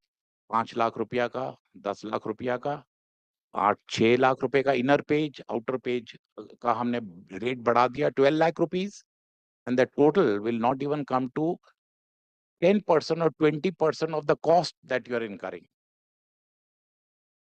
Yet, as in life, we all become victims of our own growth and good times. We started with one pamphlet. Now our management has also, polluted the mind of finance people to say that we must have 100 gram ka magazine to humko hona chahiye. Because it's very important information we give. We tell you how to eat samosa. We ask you what to pack. So as a result of that, what we have done, we have kind of compromised and said, okay, we'll keep magazine, but you'll find in Indigo, magazine is not in front of every seat. It is only in 2 seats, एक पड़ा, ये पड़ा, वो पड़ा, ऐसे पड़ा. क्योंकि वो फिर accountant जितना दबा सकता है, दबा लेता है. कि 60, we tried to reduce the weight of the paper. It became transparent. They said, यार ये तो see through हो गया, तो हमने फिर वापस weight बढ़ा दिया paper का. So I'm just telling you the kind of thought process that goes into the running of an airline. It is as simple as that to run an airline. Planes are meant to fly. All the time, we have to think, what will it take for the planes to fly more? And meals, I just gave an example. You put meals on the plane and you have lost one flight a day. And that one flight a day is the differentiator between your margin of, that's the only margin. If you're flying 5 times, you have to find how to fly 6 times. If you're flying 8 hours, we have to fly 10 hours, 12 hours, 14 hours, how to fly. So we have to take away all the things. We have this 3, you must have seen this exit, 3-point exit now. We have a third one opened, because we want people to get out quickly. That's why many of you complain कि हमें बस में भी खड़ा कर देते हैं these people. And यहाँ भी wait कराते हैं, वहाँ भी कराते हैं, because we cannot afford even a minute. We want to turn back the plane. We want to turn around. Everything that it takes, you keep thinking, what will it take? Now, this is, of course, there's a limit to it. You've got to, be careful as to not to cause inconvenience, distress, safety issues are a big issue. But Again, I'm just talking to you in principles, what. So for example, when we even as people connected with Indigo, the putting the belts back on the seat, the belts you take off when you get off. When we get up, we just, even as a religion, you talked about religion. We just heard this talk about religion in your life. It is just the way you live. I will do for 3-4 seats around me, quickly put the belts back, just fold them. Maybe I'm saving 10 seconds, 15 seconds of somebody, but this is how everyone has to think like that. That's the thinking we have in our organization. So the last two pieces from, my aspect, there's always this big debate in every company about cash versus valuation versus profit. What is better? Profit is better versus cash. In Indigo, there's only one word that matters: cash. Cash in the bank is what we have. Everything we don't look at. Shares value we don't look at because we don't do trading. We don't look at profit because profit is we believe, an outcome of the right cash in books. Because in this game of airlines, cash is what will save you. In pandemic, we lost 12,000 crores. Yet we could live through for another day to make money today. So cash is the key to this game. So these are few things I just wanted to share before I open the floor to it, because I know we have restriction of time. This is an endless story, and we can keep talking forever, giving you stories after stories. But largely wanted to leave at that, thought process. Very important to connect with the people internally, and all of us spend a lot of time, even as directors, we spend a lot of time on the floor. I'll get a call sometime middle of the night that an engine is being replaced at some airport. Go and have a look. When you go to the airport at night and you find an aircraft engine being changed, and when you see the sweat of the people, then you start to relate differently with people. The empathy factor comes in. So all of these things are very important in the larger game. Thank you, sir. No, thank you for uh, excellent insights and what the suggestions you have made. Since you have touched so much about the cost efficiency, like in most of our companies also this programs goes, but sometimes this goes as a initiative, or sometimes there's a force also will come to just look at the cost. Just want to very curious to understand how these ideas like from your company will emerge. Do you have a separate team, or it is like a way of life? Everyone has to think about the cost first and then the business. Just want to pick up your thoughts on this. No, it's really about, there are no rewards, there are no awards. Purposely, it's been kept away. Because the moment you link benefits for everything in life, you don't get the full outcome. It's a way of life, and it's led by our own owner. If some of you have ever, if some of you have seen our, the man who runs Indigo Travel, he is an example of what you should be. Like, if he sees a spot on the glass, he will ask a tissue. He'll not ask the crew to do. He'll do it himself. He'll do those kind of things. Is not what's done on the plane. He lives day in and day out. And it's about pride. So the team, for example, is always thinking how to reduce cost. And let me give you a latest example, not latest, but among the recent examples. One young lady on the plane said, this fancy medical boxes lying in the aircraft. When you get an aircraft, there's a medical box, which is so beautiful, nice steel box. And you have all the medical kit because you need to carry it on the plane. And she said, why are you carrying this steel box? Take it off. Why don't you put it in a cloth bag? 20 kilos off, So everything, curtains were used to be there, off, everything off. Nikalo, hatao, weight light, So it is about that pride. And that pride drives it. We all are always looking, and it's just that thing which I think is driven top down, but it's about the pride. you need to work on it. But largely people are so positive and cooperative that if we just encourage this as a practice, you'll find more and more people joining this game. I was traveling in the bus and I got in the aircraft just a few weeks back, and my colleague was traveling and he said, did you look at the roof? I said, no, I didn't. What happened? He said, the stitching had come off. So I said, oh, I didn't notice, because, you don't notice everything. So there's some stitching from the top had come off. So I said, okay, fine. Why don't you inform the engineering? So he did his message. I forgot about it. I sat in the plane. We landed at our destination. And then he said, ye dekho. And I said, what is this? He said, the engineering had sent him the stitch thing. It is just that small thing, but shows how much you respect one another. If I'm saying something, the other team is, now what happens invariably, hum dekh lega, hum kar lega, I've heard it, So it's just that pride, which is a ongoing process. No, great. Thank you. Maybe I'll ask two more questions and then many hands are there. I'll stop it. One is like most of us, our time is very precious. First, how the thought of like Indigo Standard Time just thought has emerged, how it has helped the entire overall Indigo journey. So there are 2, 3 elements to it. One or two things I shouldn't be talking, but I will talk about it because it's a closed forum and I'm, talking to all of you. First, when we came in with Indigo, we found that time was not fully respected. Largely, it was led by the government sector. They were not very respectful to the time. And we found there was a gap. Everybody's time is most important. So why don't we try and emphasize that we will be on time? So we called it Indigo Standard Time. We said we are on time, and we started this whole campaign that it's an on time.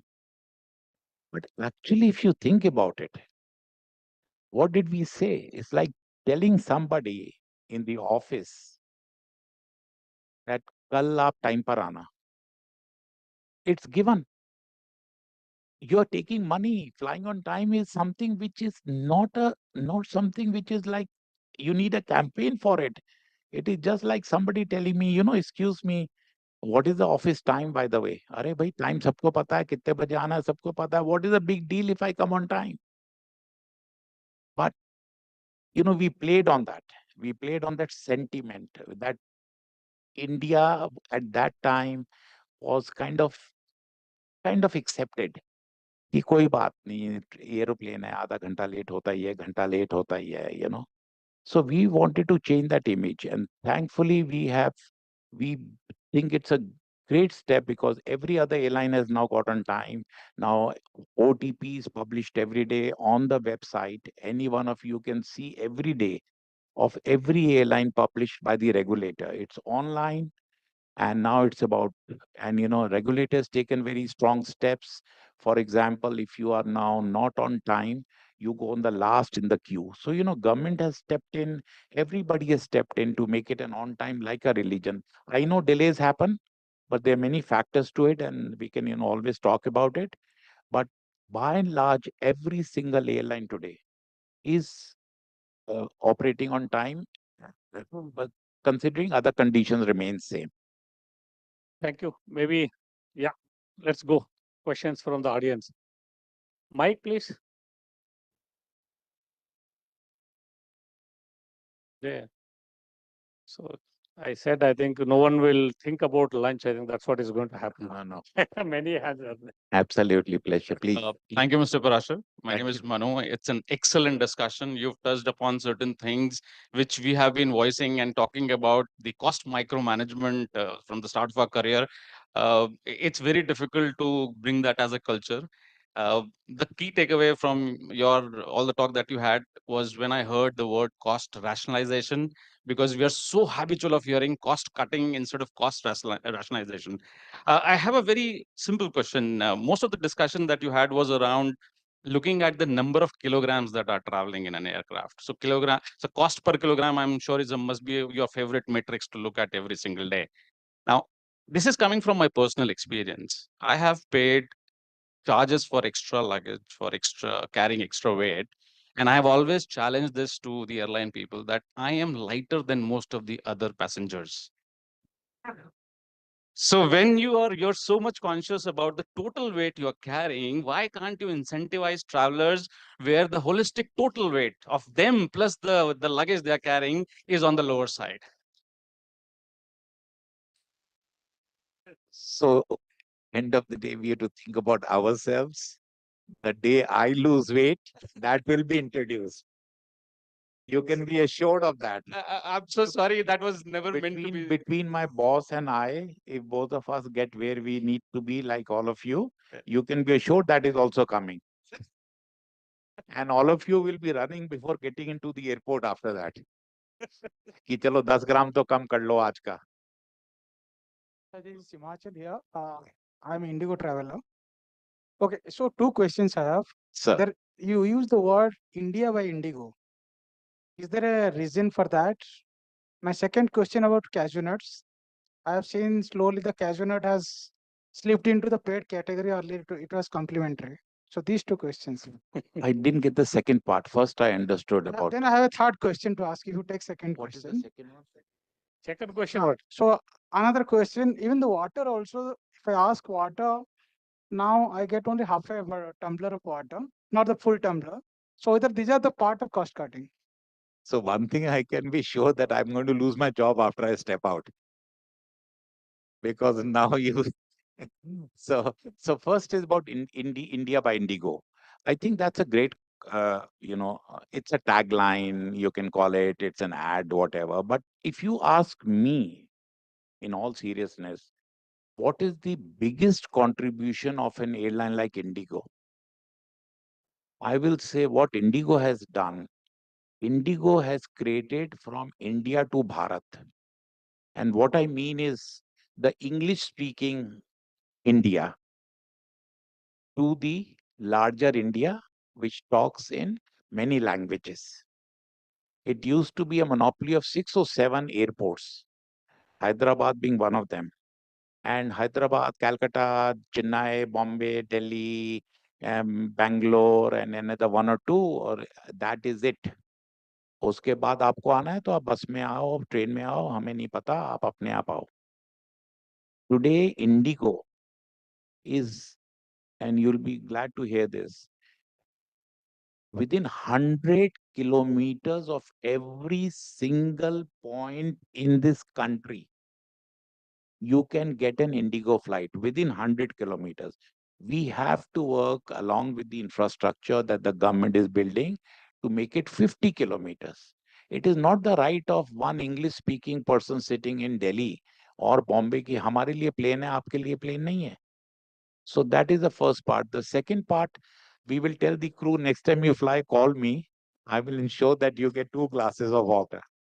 But both will be half only, that I can assure you. But I'll get you 2. So thank you, Mr. Parashar. Thank you. Hopefully in 3 months, I'll be lighter by 3 kilos. And when I fly Indigo next, I'll calculate how much I contributed to your profit. Please. So my salary also. Thank you so much. So it takes me back this, I remember in a B school setup reading about a case study on Southwest Airlines in US, and it was all about, the planes being in the air and not being on ground. So everything strategy was simple to keep the planes in the air. That's what, and I could relate to what you said. But also in that case study and also in my personal experience, the quality of customer satisfaction probably takes a backseat. And there are, I think some people have said, although this is not the forum, but also including myself, we feel that what we experience Indigo, not just time, but also various other things in terms of satisfaction may take a backseat. It could be part of the strategy. Maybe it doesn't matter so much, or maybe it's somewhere down in the pedestal of cannot be, but maybe somebody might overlook. So as a finance professional, while you are having a hawk's eye on keeping the cost down, how do you strike a balance with not compromising on customer satisfaction? If there could be some examples around that, that would be very helpful. Thank you. Yeah, thank you. So, for example, what you are saying is something that we ask ourselves and the team every day. Does a passenger fly Indigo because he has no other option? Which unfortunately, is the situation today. End of the day, I'm also an Indian citizen and a passenger. I happen to work for an airline called Indigo, and Indigo's promoters are also Indian citizens, and they also fly. So we ourselves ask this question: is the passenger flying for the reason of because he wants to fly? To answer you, and that is why we are doing what we are doing on our part. Net promoter score, for example, a very critical element, has been now given a very high weightage in the appraisal of the people, because we believe and we agree, and that is why, the way I started, that we are very grounded people. But when you run a large organization and when you have a kind of a monopolistic tendencies, people become both arrogant and complacent, and that is not good news. So we are very cognizant of that fact. For any consumers facing sector, if the customer is not happy, money and all will vanish one day. You can be assured of that. This is only passing.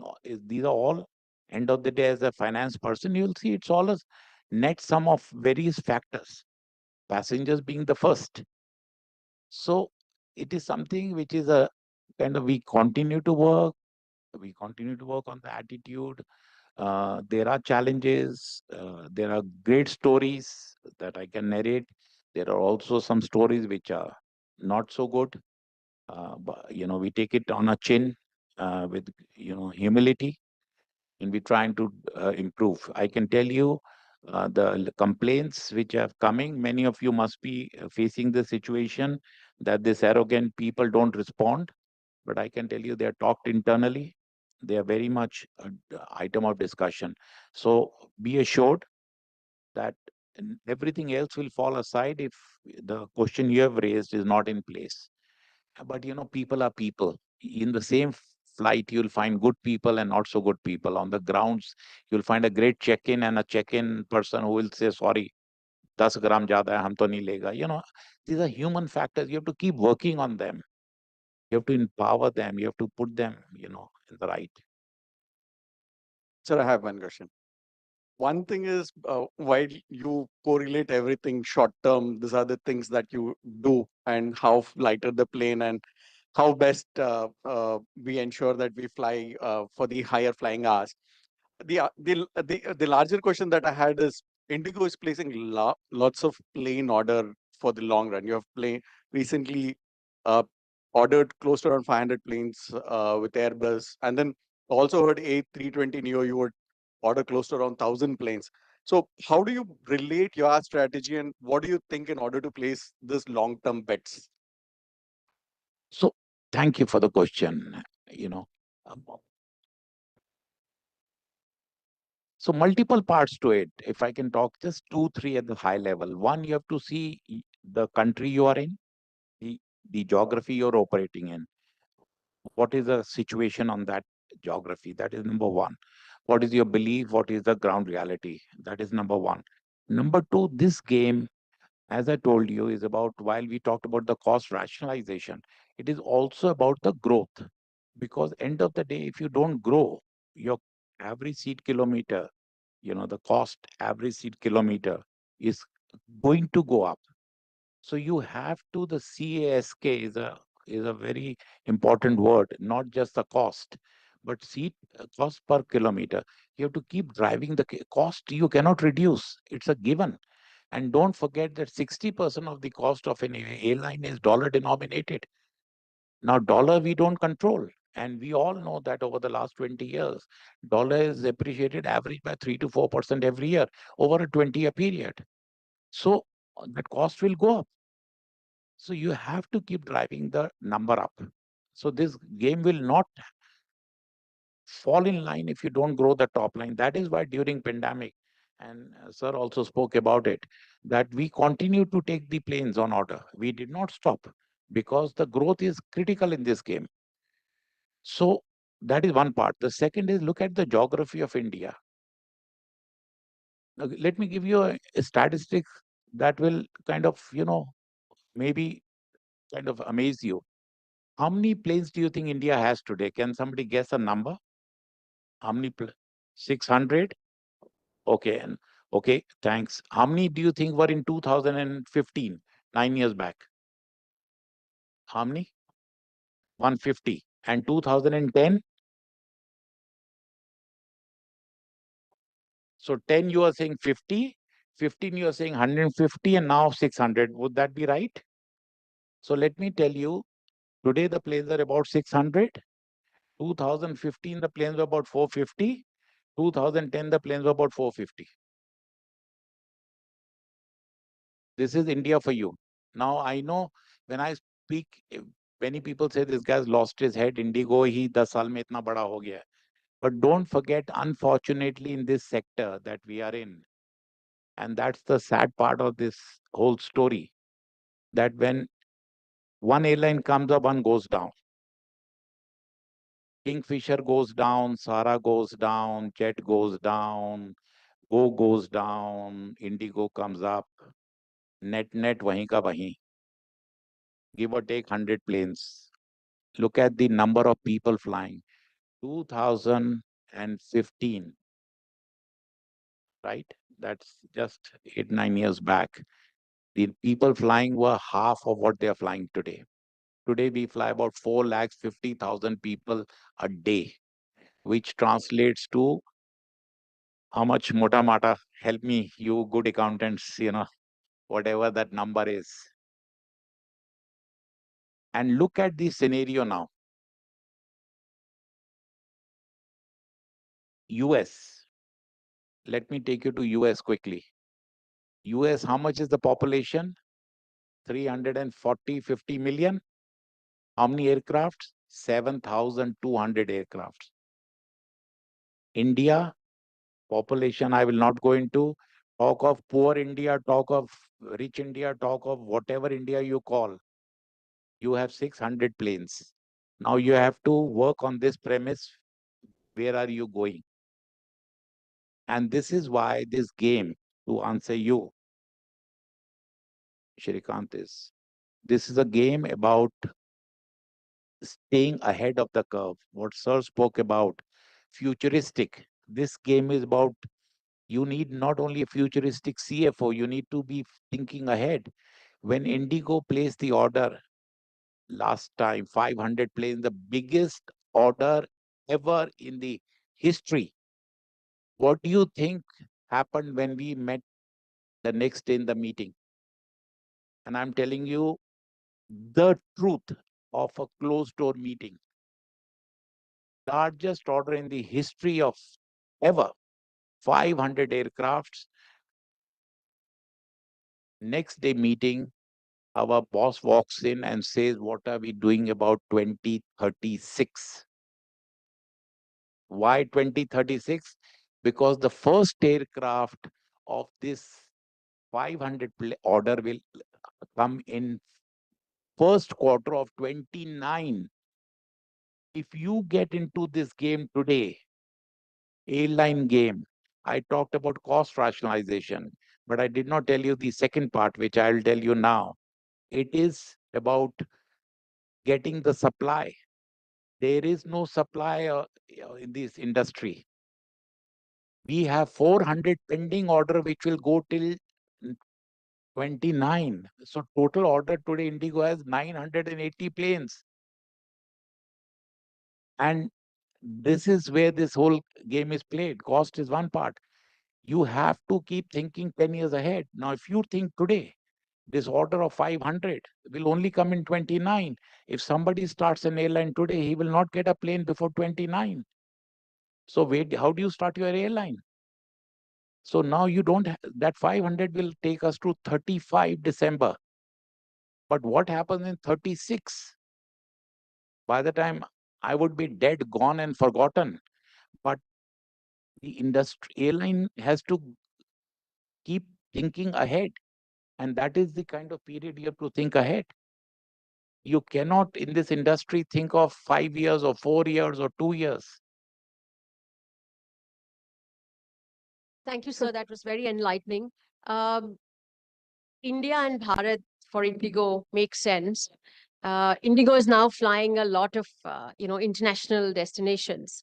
What is the perception and strategy that you're positioning Indigo for in the international markets, and how different it is from India? Thank you, ma'am. Clearly, the airline was started because of the, as I've just talked about, the space which is in India, and we feel India's story is not going to end. However, you are aware of the challenges within the country. First and foremost is the infrastructure.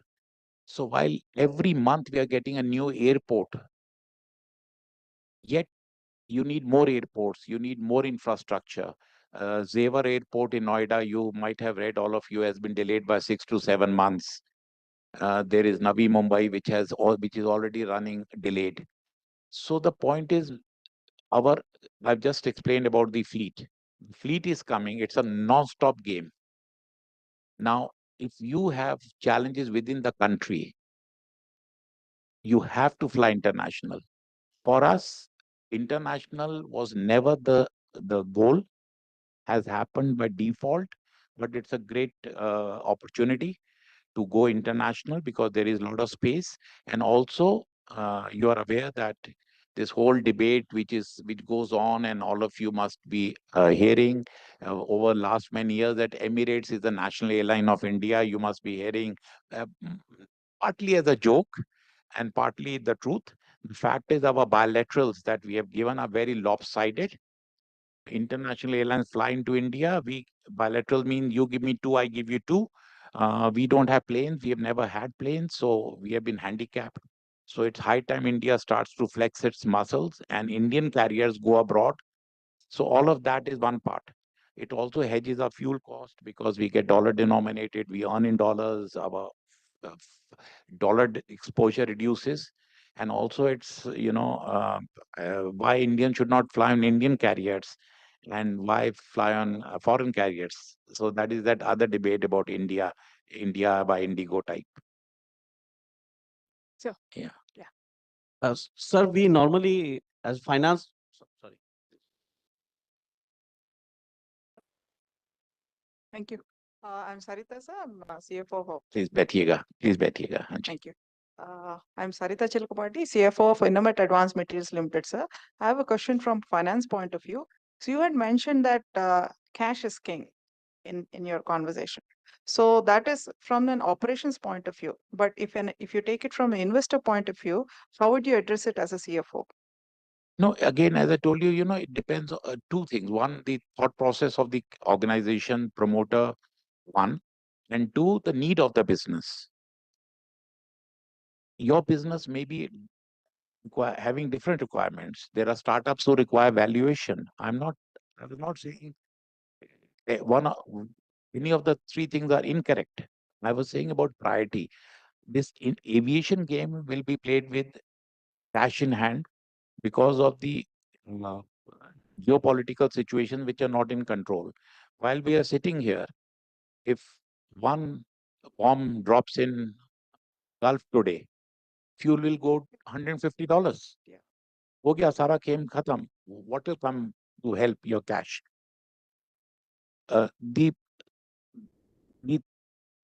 You see, it's a thought process. Let me just take you away from Indigo, take you to Mr. Warren Buffett.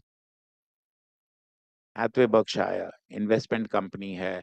There's 2 years back, they were sitting on 98 or 97 billion with a billion dollars. And the shareholders asked Mr. Warren Buffett 2 years back, you're sitting on $97 billion cash. Why don't you invest?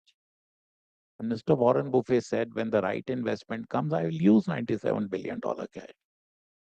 The year after, which was the previous year, it became 110. He said, when the right opportunity comes.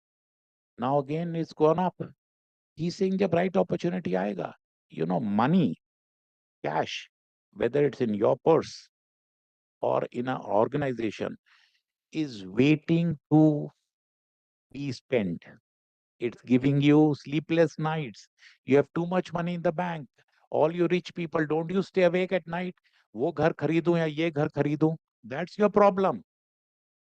The cash is, such a thing. And you have to be very religious about it. We don't care if it impacts our valuation. As investors, we share with investors that in this business, we need cash. We cannot have this game. The thumb rule is you should have 3 to 4 months of your top line. 3 to 4 months of your top line for these unforeseen exigencies. And it has been proven now in pandemic. Whoever had cash survived. Many folded. So this is the point I'm making, that we share with our investors. Our investors give us premium for that, because we tell them you can sleep easy. Your company is in safe hands. So Now from the that is sharing for our business, ma'am. Maybe not another business. Investors may not like it. Thank you, sir. The session is very insightful, but as a finance guy, we sometimes get into this growth versus IRR. How do we handle that? Because the future is leap of faith, growth. We know all the India is growing, but then there's a IRR which we have to handle. How do we manage? What is your take on that, sir? No, see, it's a philosophy. What you're talking, it's a business strategy, if I could use that word. You have to take a call. What do you want? Promoters have to decide. Everything is important. That's why I said 3 things. Everything is important. This is life. Business bhi वैसे ही है. But how do you balance the thing?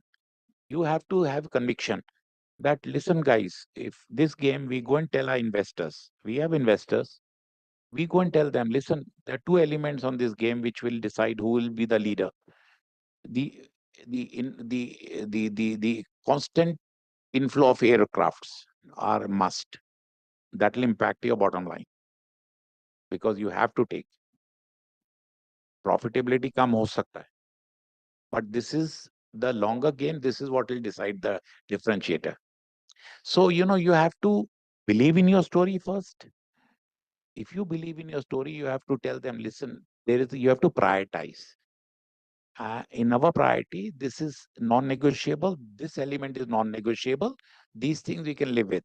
Profit kam ho gaya to kya ho gaya? Doesn't matter. IRR pe, this is what happens when you have this, constant moving of the goalpost.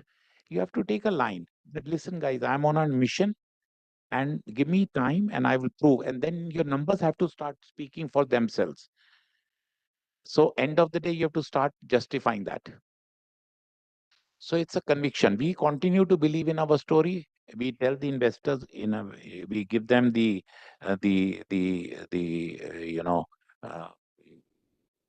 guidance in the investor call. If you come to one of the investors call, we tell them this is our growth, our profit may be impacted. That is how it is. So thank you. This is the last. Oh, 2 more.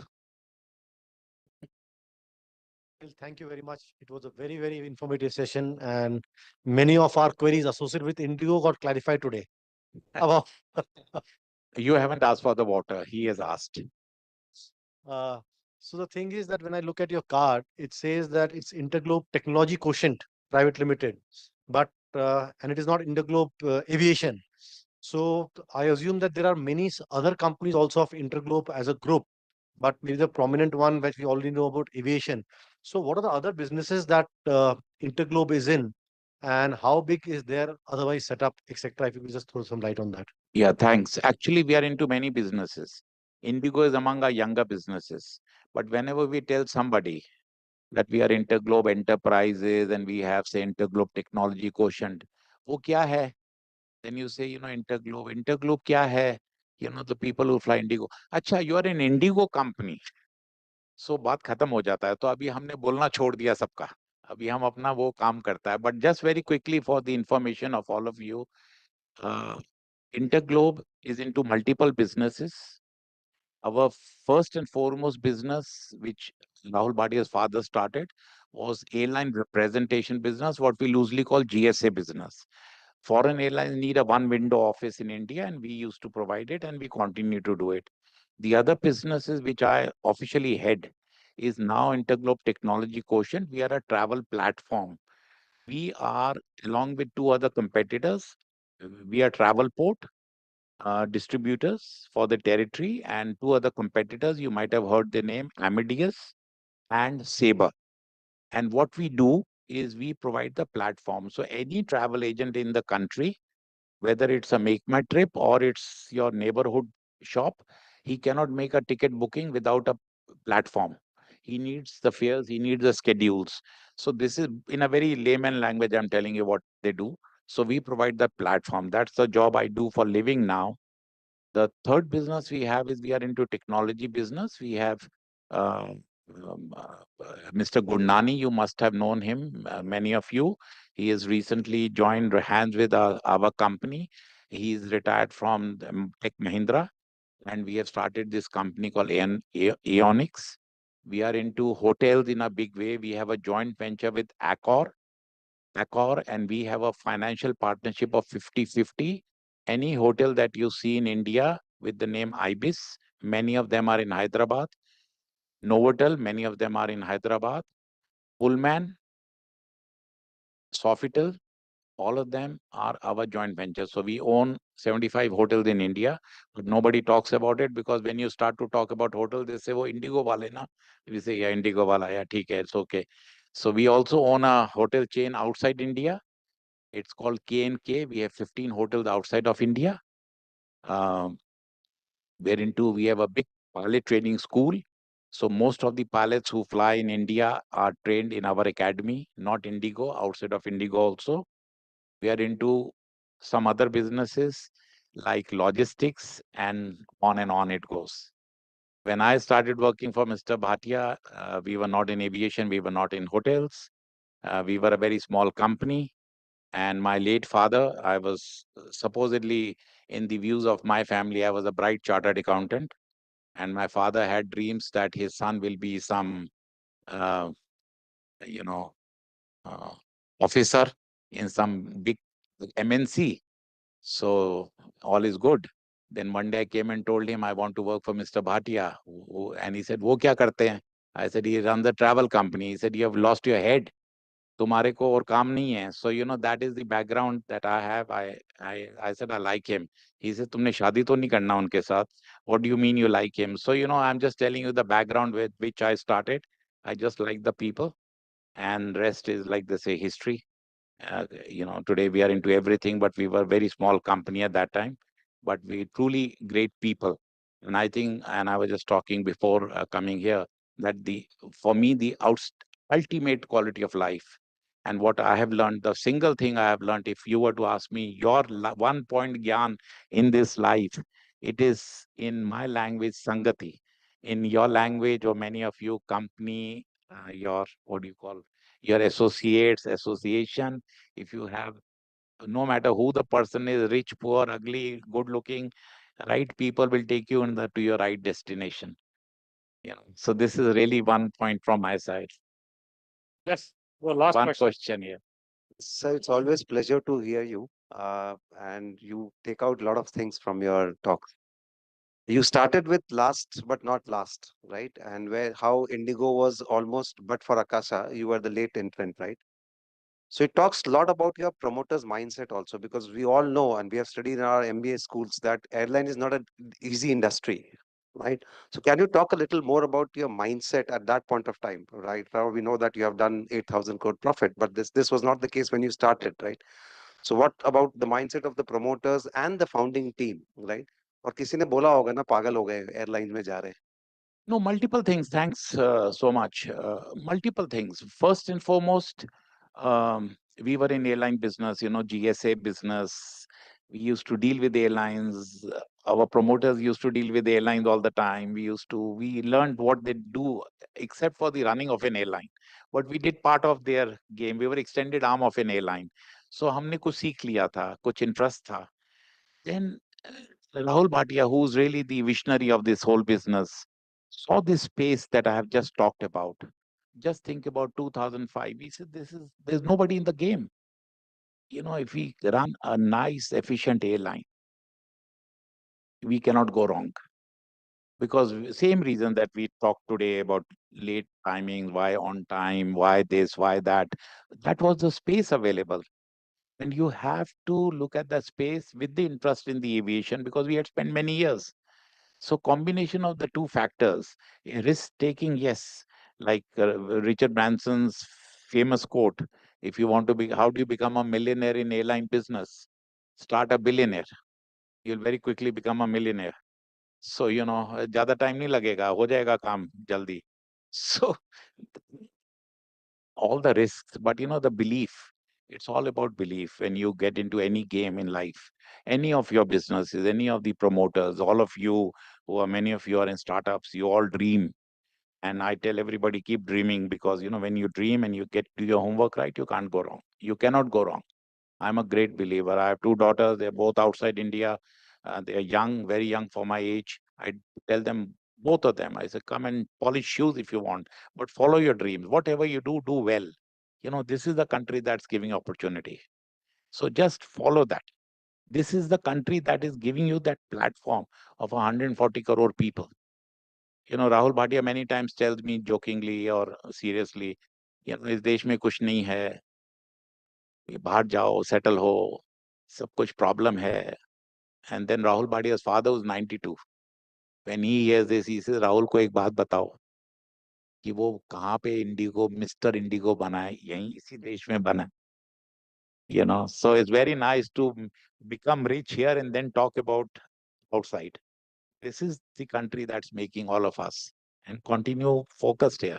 This will change your lives. I'm telling you, sitting here today. Thank you so So, much. thank you, Anil. As I said before, beginning of the session, the questions I can keep on can go for even next half an hour as well. Considering the time, just sorry. I think if any one of you have any questions, and if you're okay, then during lunchtime you can interact. Absolutely, can provide the insights. And Absolutely. sir, yeah, firstly the key takeaways. I think at least I don't want to repeat what I just stuck to my mind is like a cost efficiency is not an initiative, is a way of life. That is like a very excellent to hear that. And also like a few of the examples you said, how extend the minute level thinking, like even when you said curtains, generally when the curtains are there, okay, let it be there. I think we never think about what is the weight of curtains. Maybe it will be like a not a big weight, but the thinking level is going to that extent, means is like there is a great ideas. I don't know, people are thinking anytime. I don't know, that is a second one. And third, you said is a cash always is the focus. So thank you. And finally, sir, I want to thank you on behalf of the Telangana CI. All the way you have traveled for this session. We are very grateful to hear very insightful session from you. Lot of suggestions as well. Thank you. Thank you very much for inviting me. Thank you, Shrikant. Thank you to you, Mr. Narasimham. I'm very honored from my heart to spend time with you. If I can even bring one little change in the way all of you work, I'll think it's my achievement of coming for this, because it really means a lot. Anytime I'm invited, people say, why do you rush? I said, if I can share one gyan, just one takeaway from today, I think that will really make me worth my visit. Coming this distance, because that is what really we all about. We need to share and we need to learn from one another. Anytime any one of you have questions, Shrikant is here, Mr. Narasimham is here. I'll be here for a few minutes, then I'm rushing back to Delhi. But I'm always available. My ID will be with them, CII. Feel free to raise anything. I'm an open book. You can pick up the phone, any one of you, and call me anytime. I'm doing very little work nowadays and doing a lot of talk. Thank you very much. No, And I'm very good. honored. Thank you, sir. Thank you, Anil.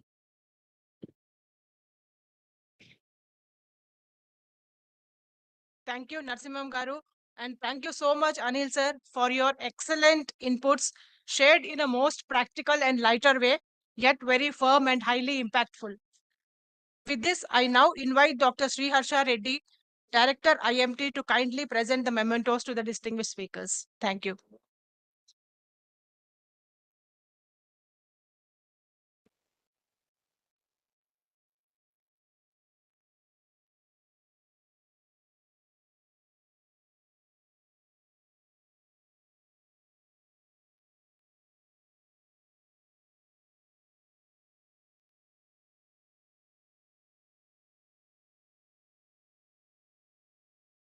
Now let's break for lunch. The third session will start at 2:15. Just try to have a quick lunch and then the third session will start at 2:15. Thank you.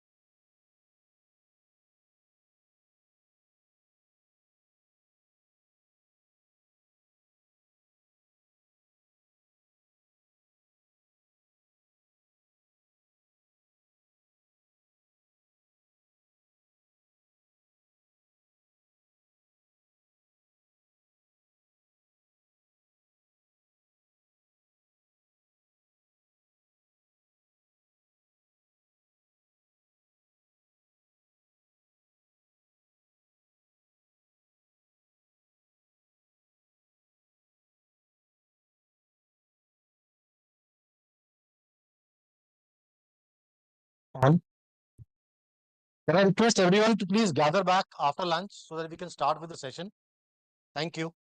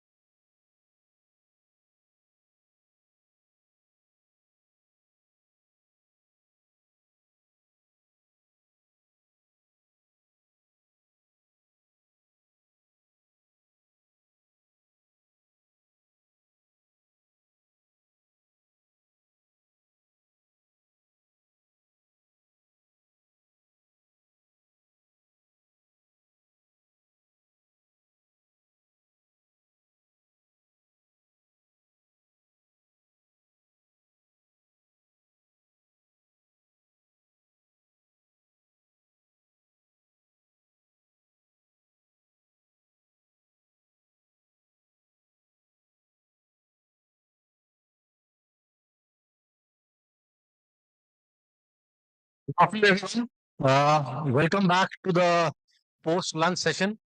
I know post-lunch is always a difficult session for anybody who has to conduct the same. And keeping that into consideration, we have kept one of the most relevant topic of recent times, AI, so that it will keep you excited and engaged as we go through. Uh, these days, there is no conversation which is ever over without having discussion about AI, whether it's finance, business, HR, IT, legal, supply chain, anywhere. This is always a point of discussion. Uh, Many of us who closely monitor the equity market uh, will know that Nvidia as a stock uh, has risen almost 150% this year, predominantly driven by the semiconductor chips that they make, which is a key component of any AI implementation that happens. There are a couple of market research which has happened, one by Markets and Market, second by Statista, uh, and there may be many more. But one of the key things which these market research talks about is that the current AI market in 2024 will be around $200 billion, and it is expected to grow in the range of 25 to 35% compounded year on year till 2030, which will take it to almost 1.1340 billion. That is effectively $1.34 trillion market space by 2030. So it's a significant growth. While the terms AI and generative AI are often used interchangeably, but we are indeed on the brink of a new era in which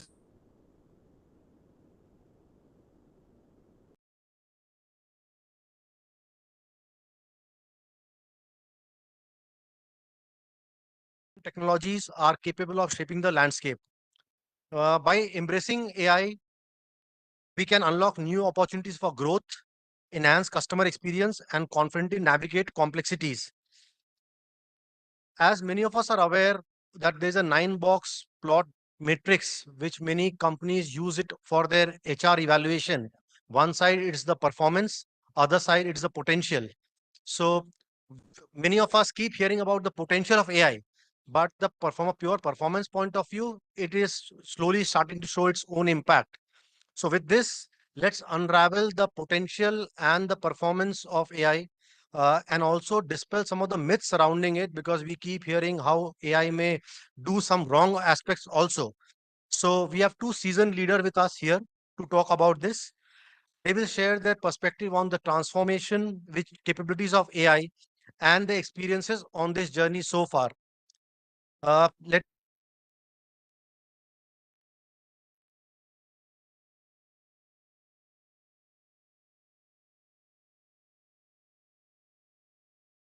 experience across digital transformation, technology leadership, consulting, marketing, and strategy. He has driven large digital and innovation programs globally. Prior to ITC, Gaurav held leadership positions at Cii Life Sciences, it's a pharma company, and Cyient, and many more organizations he was associated with over his illustrious career. He also chaired the IT Security Council, acting as the CISO of that organization. Gaurav, from a pure academic background point of view, Gaurav has an engineering master degree from BITS Pilani and an executive business education from Harvard Business School. Gaurav, in addition to his uh, predominant role with ITC, also focuses on mentoring startups and is the founding partner at Pandora's Box Solution, a consulting firm that focuses on the startup ecosystem. So let me welcome Gaurav. Along with Gaurav, Siddharth will be joining us. Siddharth Strotria is an associate partner at McKinsey. He's based out of Bangalore and he has traveled only to attend this session with us here today. He's one of the core leaders in AI practice in Asia. Siddharth works primarily with clients in India and Southeast Asia. He supports clients on a range of topics related to digital and analytics.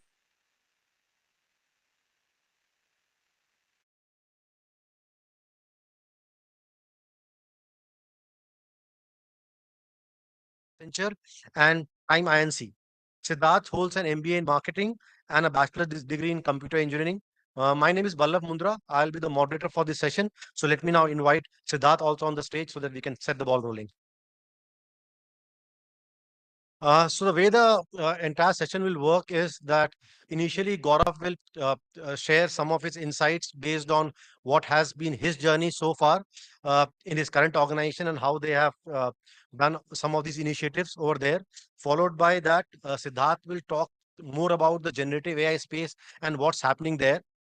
And then we will have some question and answer session. Both I have will be having few questions and we'll also open it to the audience to ask few questions to them. Of course, the overall we will have a time limit of 60 minutes to conclude the session, but we will try to see how we can make best use of it. So let me call upon Gaurav to start the session. Hi, good afternoon. How many of you are still awake? Okay, I see a few hands, thankfully. Okay, perfect. So first of all, thanks a lot for having me here. And this is actually going to be a tough task from two aspects. One is that I'm talking to the brightest fraternity, for not only Telangana, but I think overall every organization is pretty much driven, on the backs of how the finance teams run. So this is going to be really, really tough. So please excuse me if I'm not able to, fulfill your quest for knowledge, but I can assure you, whatever questions you ask, I will make my attempt to, give you the right answers to the best of my knowledge. The second is obviously this is a session post lunch, so I'll try my best to keep this as engaging. So what I was talking to a few of, colleagues that I know of, from my past experience from the finance community. And then I was talking to, Pallav as well and Mr. Narsima and, my colleagues from ITC, just to get a sense on, what would make sense to cover. So couple of things, right? AI is a buzzword. Pardon my English, but, it's hot and sexy today. And everybody wants to jump onto the AI bandwagon. While it does sound interesting, I'll give you a statistics from maybe 7 years back. The US and Europe put together spent $2 trillion on digital transformation projects. At that point of time, AI was not so prevalent, but most of the money went into IoT and sensorization and getting data out. And the fact, what they did not know is what to really do with the data. But the interesting fact is not the $2 trillion that they spent. The interesting fact is that 96% of that money got wasted because it didn't yield any results. Right. So the whole game, people soon realized that it is not about data capture. It is about making sure that you can do something about, with the data. And there was a lot of data analytics, which was already happening. And, that's where everybody started putting in a lot of money. And ever since that, trillions of dollars have actually gone in to make sure that the AI, as we call it, machine learning or AI, and you used to be called neural networks in a certain quantum computing is the upcoming term that everybody's talking about. So, all of these get a lot of impetus with very focused funding to make sure that there is an end goal and an end benefit which is attached to all the money that is spent. And I think that is something that has helped all of us as organizations as well, who are going through this journey to understand how to derive the maximum benefit out of AI, right? So I'm going to try and focus on that. I'm going to try and bring in a few examples of what we do at ITC, some generic frameworks that we've developed internally, with our past experience, with my past experience, and bring in a few examples of, pharma as an industry or aerospace and defense as an industry or, other industries wherever I can sort of add a little value. So I'll sprinkle around that. If I can have the presentation, please. Yeah. So a few years back, at least at ITC, if I look at it, we came up with an ITC Next program that our chairman Sanjeev Puri sort of put out to say, this is the program which is going to drive our next phase of growth. And out of the 6 pillars, one of the key pillars of that ITC Next is digital, right? And so there is a lot of focus within the organization. But then we realized that while there is a focus, there is a purpose that the organization is driven. How do we really translate that into execution? So what we did is we came back, brainstormed, look at past experiences, pitfalls, failures, etc. To come up with an execution framework, which we call the success execution framework internally within the paperboards division. And what was this hinged on? This was hinged on, we started off our journey of adopting Industry 4.0 and predominantly making sure that our plants can run more efficiently. And there is a bottom line impact that, we can sort of deliver through implementation of technology way back in 2018. There were some hits, there were some misses. We started on our own, didn't know really where to go. We fumbled, we got in some big four consultants to come and help us. They helped us run and streamline, how this whole beast should be managed for about 12 to 18 months. And we were able to see some benefits coming out of it. After that, we've actually set up our own internal team, and I'll cover some of those details as we go forward. But in all of these and the learnings from my past experience of implementing similar initiatives across organizations, I think this is a great framework which directionally gives you, what you should do, what one should do, should not do. So I'm going to spend a little bit of time, on this. So if you look at the first piece, everybody will say, "Yeah, Gaurav, it's obvious, strategy is very obvious." But I think the key piece is not only the strategy, but it is how you interlink your digital strategy along with your overall business strategy. So that aligning the digital strategy and the business strategy becomes really, really important. Because a lot of times when I speak to CEOs or when I speak to, colleagues who are helping drive that, they say, "Gaurav, we know exactly what to do to solve a problem, but there is no buy-in from the top." So that executive leadership, that buy-in from the top is what that whole first box of strategy helps you sort of, get in place and align. So that's really, really critical. The second piece is setting up smart goals. What do you really want to get out of digital, right? A lot of the times, and actually I won't say a lot of times, all the time for businesses, we know where we really want to get to. It could be a revenue target. It could be a revenue plus EBITDA. So it could be profitable revenue at the end of the day. Some organizations are looking at ROCE as a metric. It could be, different metric that you're looking at. So there is always a business goal. But similarly, do you have goals from a digital transformation perspective or technology interface? Going back to the first point, but are those goals very sharply defined? Are those very clearly defined to say, if I do these interventions over the next 3 to 5 years, this is the business outcome I will get? So what is the metric? Is my metric improvement of OEE, for example, for a manufacturing setup? Is my metric the improvement of OTIF in the case of supply chain, which is on time in full deliveries? What is that metric that I'm trying to, is it for a consumer company, it could be customer experience scores or your NPS scores going up. So what are your business metric that you're really looking at? In some cases, it could be cost saving. I believe, the gentleman here from, Indigo, or Interglobe was talking about their sharp focus on bringing down cost, right? And I'm sure a lot of those initiatives that they've done would have been with the aid of technology coming to play. So how do you really, so what are your metrics? So that becomes really, really important. So aligning that, and then next level, aligning those KPIs with the leadership team, and then the next level, of the technology leadership team as well, which is actually going to implement it. So that becomes a second key component of it. The third is projects. Now, a lot of my CIO colleagues, when I talk to them in conferences, otherwise, I said, "What are you guys doing? What new is happening?"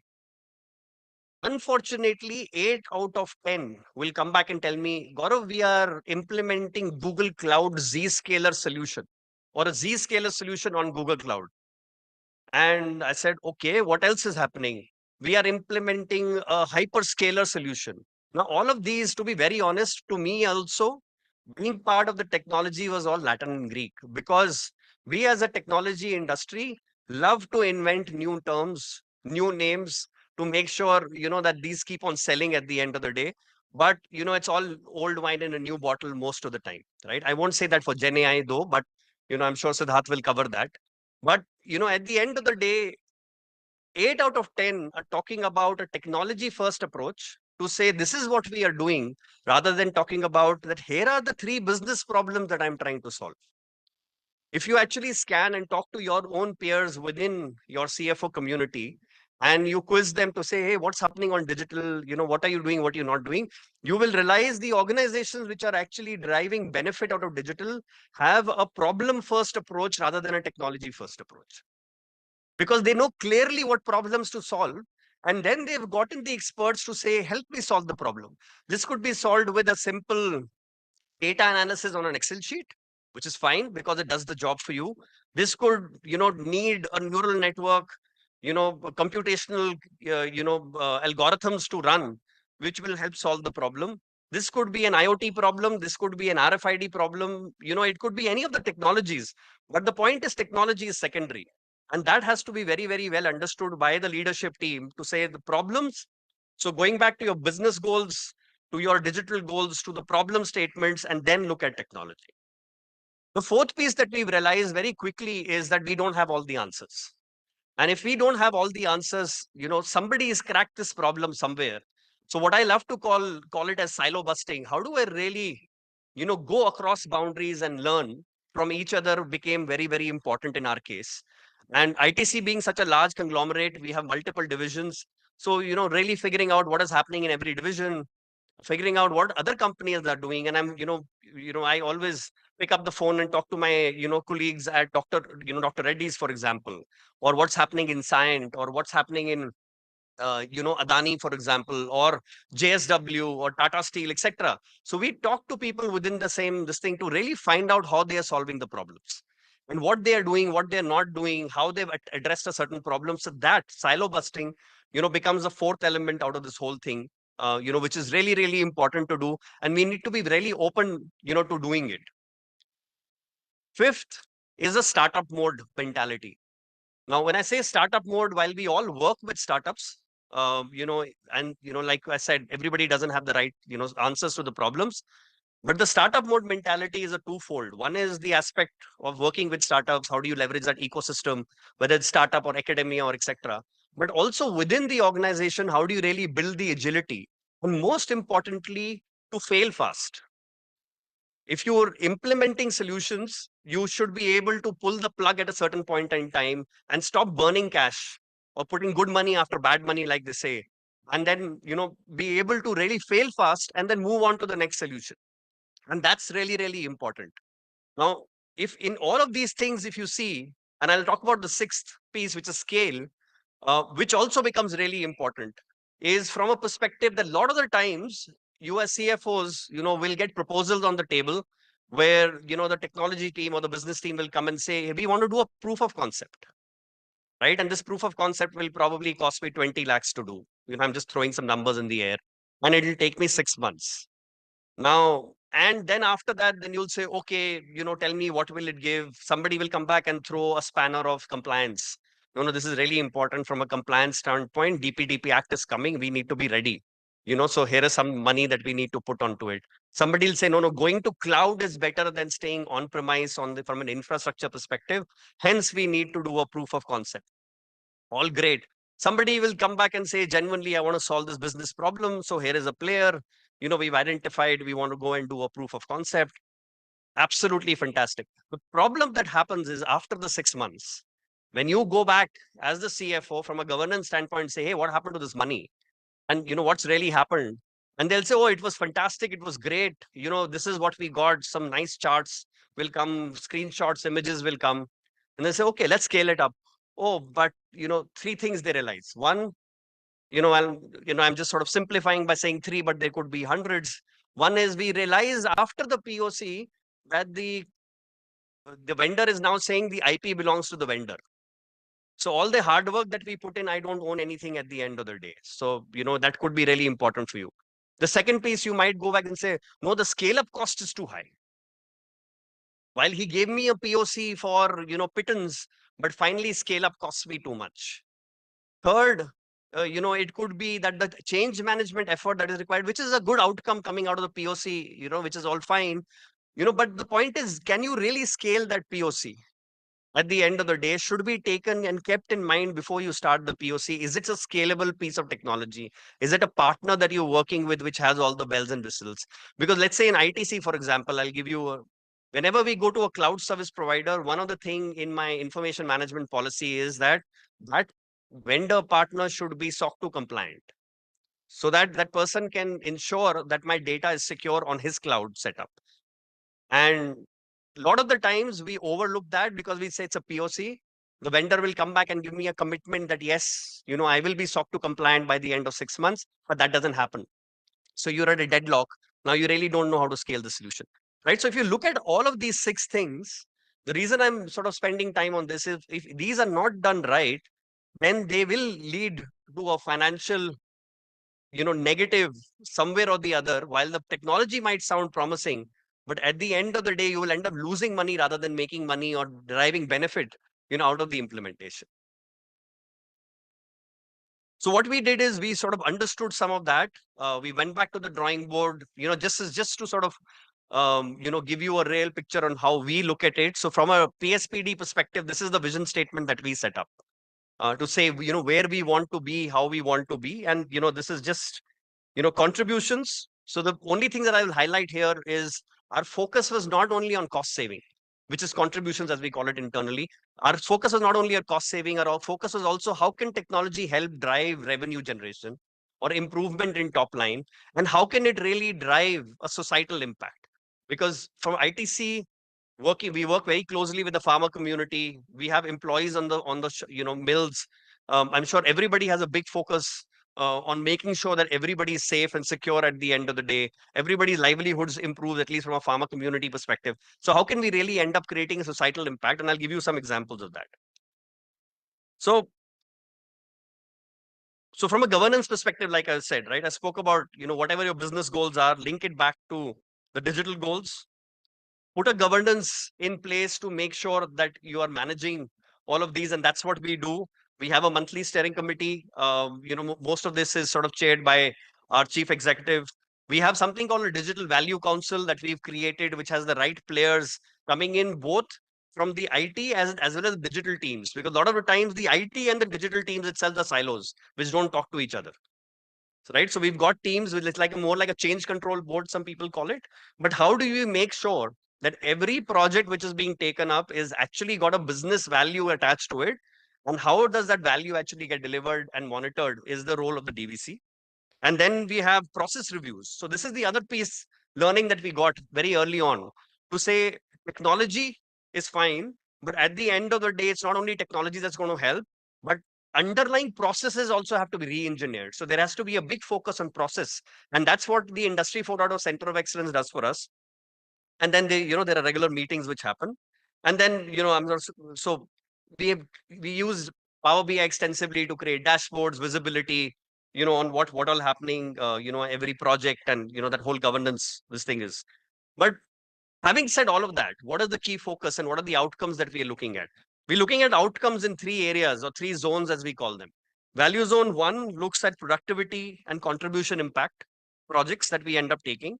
Second is revenue impact projects. And third is the societal impact projects. And if you look at some of the examples that we've given, it could be turnaround time improvement. It could be cost of poor quality reduction. And all of these are areas and themes that we are pursuing today.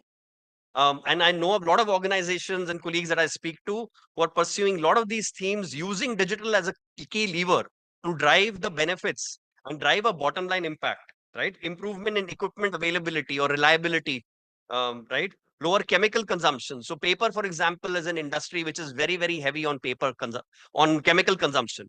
So we do a lot of interventions, do a lot of data analysis, data analytics to make sure that that chemical consumption can be reduced without compromising the overall quality at the end of the day. So those become critical initiatives for us to look at. And we work very closely with the finance team in all of these initiatives to make sure that they are validated. So how do we really validate the actual bottom line impact that is actually happening? So if I have done an initiative which sort of says that I've reduced power consumption, right? Now, there are 2-3 ways of looking at it. One is if I'm drawing power from the grid, what are the grid cost? So we will actually look at the grid cost, do the math and say, okay, this is the actual money saved for the company. In some cases where I have a captive power plant and I'm using coal as an ingredient, then I will say how much coal is actually saved. And that all is a very, very close partnership with the finance team to help us guide us in the right direction to say, how can we really look at these metrics? And that is done pretty much at the beginning of the year or at the time when the initiative is really identified. We come out with KPIs that need to be looked at. We work with the finance and say how these need to be measured and what is the metric which will get approved at the end of the day. And we sort of go through that whole rigor and process, which sort of brings, gives us a lot of confidence that we're heading in the right direction with the, regular cadence that we have. And, the check-ins that we have with the finance team as well. And then gives the finance team also to say that, yes, we are working on projects that actually are meaningful, which will give us benefits at the end of the day.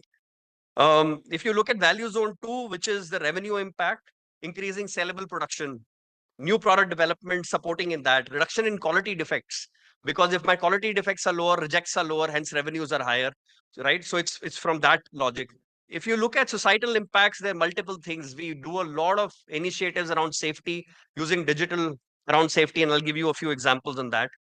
Reduction in CO2 emissions, sustainability is a big focus for everybody, right? So that's good for society. It's the right thing to do. So at ITC as well, we have a 2030, 2040 vision, that we are sort of following from a sustainability perspective.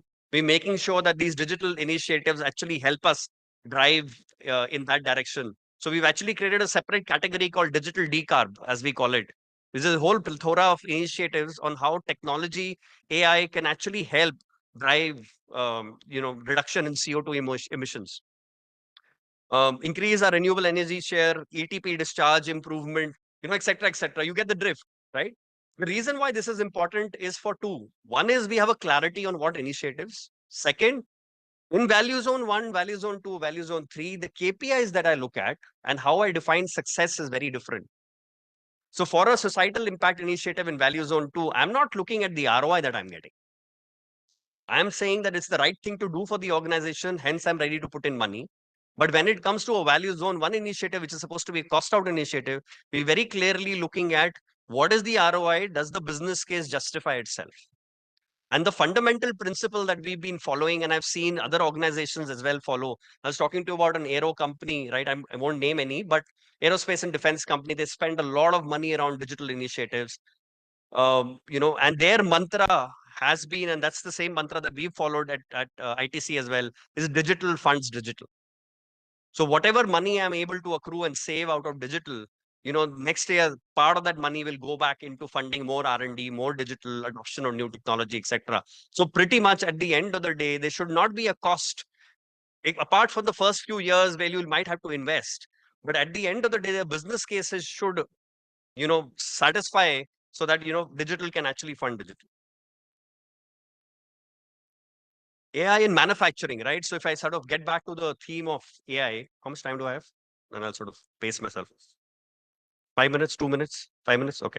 So if I look at AI in manufacturing, there are multiple areas where, AI is sort of creating an impact from our perspective, right? There's energy management. I spoke about some of that. Supply chain is a big, big area with a lot of supply chain disruptions happening across the globe. How do you really make sure your supply chain is resilient? The production process itself, how do we sort of look at interventions? It could be chemical cost reduction. It could be, for us, pulp yield improvement projects that we end up doing. It could be projects around making sure the quality is better. And so the cost of quality is reduced of the products, health and safety, maintenance, right, which is equipment maintainability. So I'll actually sort of run you through. From a safety perspective, there are multiple initiatives that we're doing. Smoke detection using video analytics. Some of these became popular during, COVID times when people were looking at PPEs, kit adherence and things like that. But we've sort of tweaked that a little bit to say, actually, if there is a fire hazard, how can that be detected? We're looking at unsafe acts, in the mill.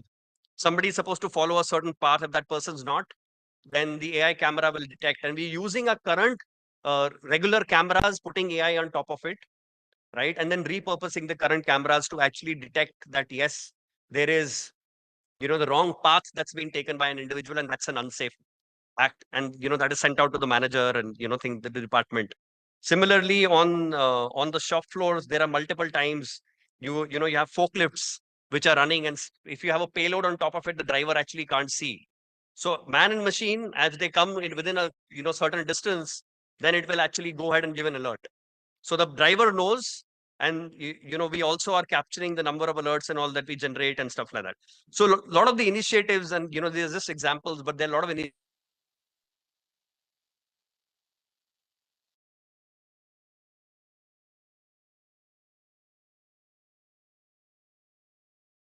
internally, for looking at pulp price predictions, could be our, price forecasting from what should the sale price of my products be, looking at multiple variables, which are not only looking at historic data, but actually using AI on top of it to actually look at maybe geopolitical situations, look at external factors and what is actually happening, what's not happening. So looking at multiple areas to look at commodity price, look at our pulp price, that we do modeling and trending. We're also looking at, like I said, revenue. What should the pricing of of a goods that I sell? What's the pricing should be, etc. So there are a lot of modeling, which is we work very closely with the finance team to actually help them do a lot of modeling. And this is one example from a supply chain perspective that one of our other divisions, the agribusiness, does. Similarly, if you look at from a supply chain perspective, this is an initiative called Pond to Plate. We are into the shrimps business as well. Some of you might have, non-vegetarian eaters might be aware, but right from making sure that there is a complete traceability right from pond all the way down, and how do we optimize the supply chain and make sure the quality is maintained? Because this is a perishable commodity. How do we really make sure that when it gets, in the hands of the consumer, it is as fresh as it can be? So that has sort of really helped from a consumer experience perspective for reducing, our, damages, for reducing pilferage, et cetera, et cetera. This is something that has really, really helped us.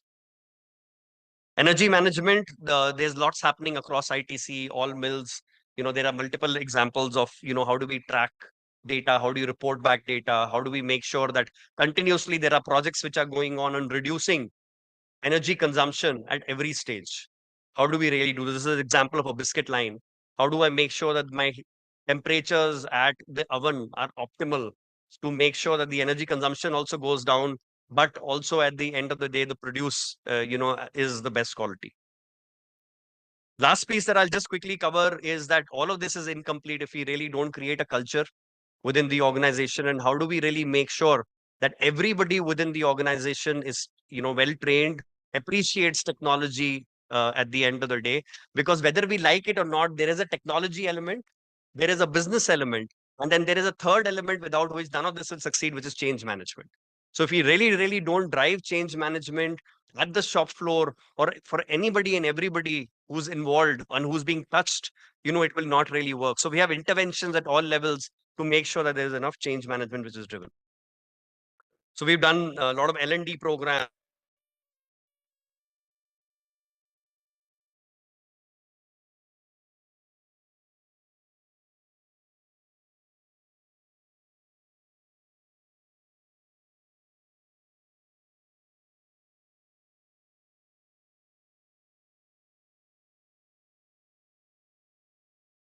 Acquiring data, cost of maintaining data is only going up. And we'll talk more about it in the question and answer. So, that's going to be important. Technology is evolving, but it's all coming at a cost.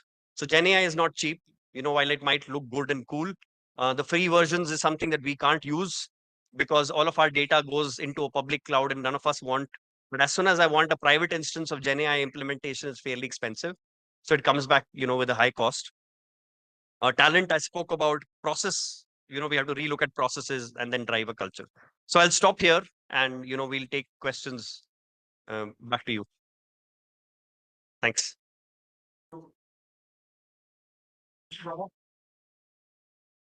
Take over and then we can.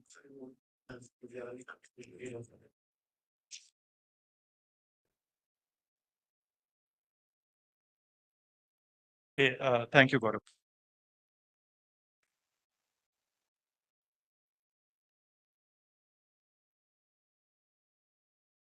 Okay. So what I'm going to do is I'm going to talk about three topics, and I'll try my best to keep it short. The first one is a very brief introduction about Gen AI. Now we have heard this term AI, but there is now a classification of analytical AI and generative AI. I'm going to talk about that. The second thing I'm going to do is I'm going to cover some case examples or use cases within the finance function, like what are the applications of Gen AI. And the third and last one, which I think Gaurav, you covered in quite a bit of detail. I have some anecdotes and some examples also. I was talking to one of the clients, and this was a while back, and he said, I have more pilots than Lufthansa.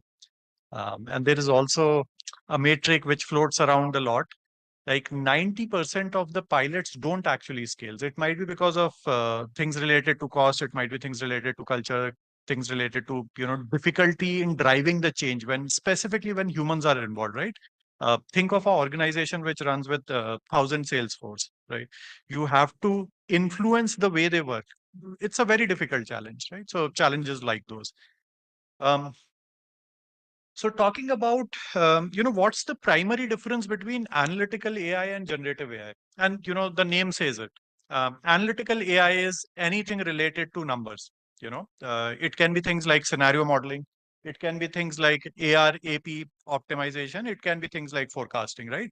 Totally numbers. Generative AI is all about generating new content.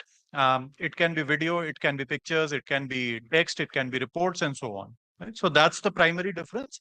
And you see examples of what are the potential use cases for each one of them. And they are very different.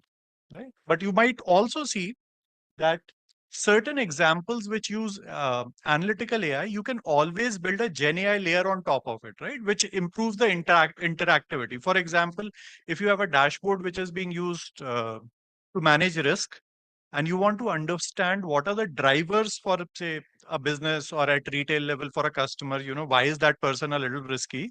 You can always question the Gen AI engine. What are the drivers or why is the risk score so high? So that's where the Gen AI can come in. On the next page, and this is specifically for finance, by the way, there are three impacts which Gen AI can drive. First one is automation, right? So all your reports can be automated. Now you don't have to create it manually. Now, obviously, there's a human oversight which is required, but a lot of the work can be automated. You don't have to type through the reports. If you have the historical data for all the reports, you can feed it into the Gen AI engine and it can create these reports automatically. The second one is augmentation, right? And this augmentation is around the tacit knowledge of people, right? Which means that, let me take an example. If you're trying to do an analysis in terms of, you have different accounts, but in last 3 years, the growth has already only been, say, 2%, right? But you were expecting a 10% or 15% growth, right? Now you need to find out the root cause for that. That's where you might have some hypothesis in your mind, but augmenting it with a Gen AI engine, it can help you get to the answers much faster. It can pull out relevant insights. It can recommend you what might be the potential reasons and so on. And the last one is acceleration, right? And reporting is a good example. But another example is one of the biggest problems, which I hope all of you face, is whenever you have to take decisions, you do it on the basis of a dashboard, right? But the problem with dashboard is it is limited. You have limited matrix which are pre-coded. You can only look at those numbers. But if you want to look anything additional, that means either somebody has to pull that data or the dashboard has to be recreated. But with a Gen AI engine, which is, like a Google, where you can go and say, create forecast for next 3 years or pull the performance of a particular account month by month for last 2 years, and it can do it. So your decisioning can be greatly accelerated because of Gen AI. A lot of companies have started using Gen AI applications. Again, Gen AI is still a very nascent technology, right? And it's only evolved in last 2 years, although it has been there for a while, but because of the investments and specifically because of OpenAI, it has really come to the forefront in last 2 years. But you have HP using it for creating reports. Then you have companies using it for doing different kinds of analysis, asking questions. If example of a question is, if I want to reduce my spend in a particular region, how will that impact my revenue? Right? This, if a human has to do, it'll take a lot of time, right? You'll have to pull data from different sources, compile it, use some kind of a model to project it, right? But with Gen AI, all of this can be automated. The next section is on use cases, and there are a lot of use cases. But before I go into that, I briefly touched upon this. There are 3 benefits specifically for the finance function. The first one is because of Gen AI embedded in your processes, there is a lot of automation which can be done. And, there are estimates which have been floating around that in next 10 years, 65% of certain quality of work will get automated. The second one is there's always a chatbot or a support engine which is available. So if you have any questions, you don't have to go to online or in your internal systems, pull that data and analyze. All of this can be done on demand. And the third one is drastically reduce the time. With that, I know the text is very small, and this is a lot of text on a page, but these are some potential use case. Some. This is not the full list, right? These are some potential use cases which are now possible because of GenAI. Some of them I've already touched. Automation of reports, a chatbot which is available, which can help you answer some of the questions which would have been very difficult if it would have been done by human. You can also automate the risk scores of customers, whether they are B2B customers or B2C customers. So this is a small list of use cases which is now possible because of the GenAI, and this is across different subdomains within the financial function. On the next page, there is a very simple example which I was talking about, right? Which is about a lot of times in finance, you have to do root cause analysis, right? And the example I was talking about earlier. Now, when you are analyzing that why the growth has been lower, you need to find out what are the different drivers of it. Okay, once you identify the drivers, then you further deep dive what might be the reasons behind each of those drivers, and then you might isolate specific pockets or areas where the growth didn't come through as expected, right? So a GenAI tool which can be custom built can help you do this, right? And it'll be as easy as just chatting with it. For example, can you please pull out the performance for, say, Telangana in last 3 years? It'll pull out. Then it'll give you 3 options, or rather a trend for last 3 years. Then you can specifically ask what might be the primary reason for decline in sales in last year, and what might be the customers which might be causing it. It'll help you pull that out, right? And this conversation can continue until you receive the right answer. The second one is an example which we have implemented. This was more around financial planning and analysis, where the client had a big process of doing this planning and analysis on a regular basis. This was done almost on a quarterly basis.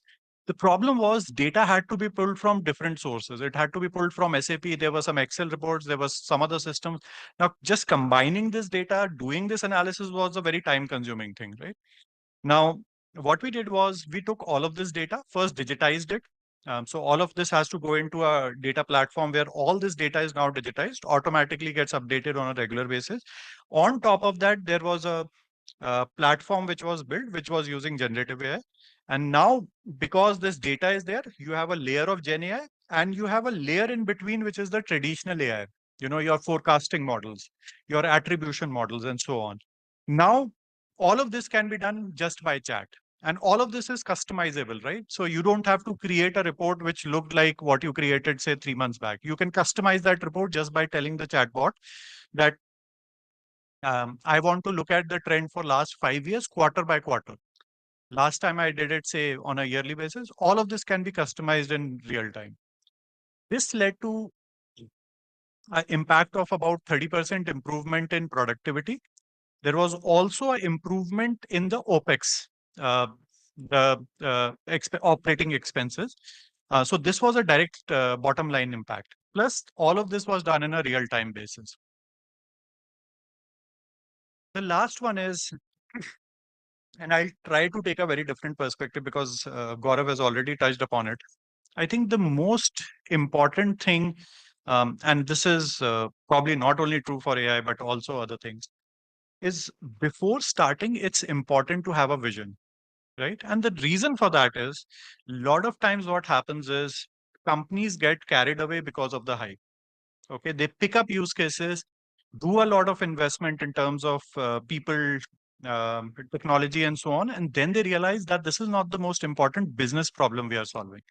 So it's always important to first, with the business stakeholders, not technology, data and technology alone, but with the business stakeholders, create a roadmap, and the roadmap would be across the function. It'll include finance, marketing, and so on. Identify all the use cases, and sequence them, that these are the biggest value use cases, like this is going to drive the bottom line impact. These are the use cases which are feasible right now. Feasibility is another dimension which needs to be considered, right? If you don't have the data, you can't really do that use case. Put it into a roadmap. You'll develop, you'll pilot, and then you scale. The second is talent. And this probably is one of the ignored element. And whenever we say talent, we not only talk about the technology talent, we also talk about business. It's important for business to also develop the capability. Now, they don't become data scientists and data engineers, but they need to understand what is practical, feasible using this technology, right? So there is a angle of building the business capability as well. The third one is the operating model. Right? Now, big companies, conglomerates, they have multiple business units, right? So it's important to have a standardized way of delivering advanced analytics or AI or Gen AI or technology or digital, right? And the reason for that is whenever you interact with different business units, right, it's important that you follow a standardized way of delivering projects, right? Otherwise, what might happen is sometimes sometime into the future when you're trying to develop projects which uses data from multiple business units, right? And if you have used different architectures and data, if you have used a very different operating model, it becomes very difficult to integrate all of it. The next is technology and data. I'll combine these two. Technology is evolving almost on a daily basis, right? We have seen instances where we deployed Databricks 3 years back. Now, a lot of people are trying to move to a different technology. It's BigQuery plus Vertex AI, right? So things are changing very quickly. So it's important, although you cannot control the future, but it's important when you're taking the decision based on what kind of use cases you are going to focus on, decide on the technology based on all the considerations, including privacy, risks associated, what would be the future 3 years down the line, not only looking at use cases which are going live in 2 months. And the last one, and probably one of the more important ones, doing a pilot, proving value versus scaling. And this might vary depending on the type of use cases, right? There'll be broadly two kinds of use cases. One is very technology driven, centrally driven in the organization, easier to scale. But think about this right side, which is use cases which have to be implemented on the ground. For example, implementing something with the sales force of a bank. It requires you to upskill, say, thousands of sales force. Very difficult to implement. There you not only have to think about use case, but you also have to think about how do you empower the person. Do you need digital assets so that the use of the technology is easy? How do you change their incentives so that they're incentivized to use the AI recommendations, right? So that's the sixth and a very critical element. And on the last page, again, this element has become all the more important recently. This is about responsible AI. A few examples of this is in US, there have been few incidents when there were certain models which were trained. The model basically learned that certain ethnic people have a likelihood to steal or do things, right? Now this model learned. Okay. Now that means every time you feed the data of a person who comes from the same ethnic background, there's a very high likelihood that he would be raised by the model, that he's a potential risk, right? So it's important to control those, and this can be controlled. There are ways to manually make sure that this doesn't happen. The second is now, because, in most of the cases, all of the data is going into public infrastructure. How do you secure that data? Another critical element. The third element is that over a period of time, what happens is these model learns based on the historical data, right? And people keep changing over a period of time. So it's important to make sure that you keep training the models over and over again. There are ways to check, when does the model need a training, but it's important to keep up to date with the underlying population. So it's important to make sure that you train these models every once in a while, right? So these are just some elements, but the bigger point I want to pass on is with Gen AI, there are multiple new avenues which have opened up, but they come with certain risks. Like one of the terms which has been used very frequently with Gen AI is hallucinations, right? Which just means um, the model learns certain wrong things, and based on it, it basically recommends you, right? With that, we'll take up the questions in some time, but that's all I wanted to cover. Thank you.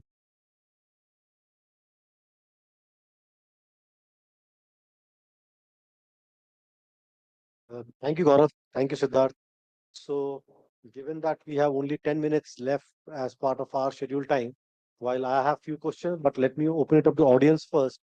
If they have any questions, please feel free to raise it to Siddharth and Gaurav. Otherwise, I can go with some of the questions that I have in mind.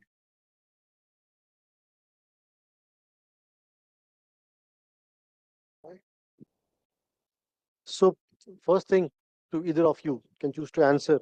Are there any regulatory considerations that are required to be kept into considerations while implementing AI?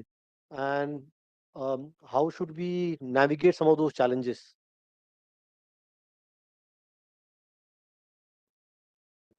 Hi, can you guys hear me? Okay. So I'll give you an example real quick.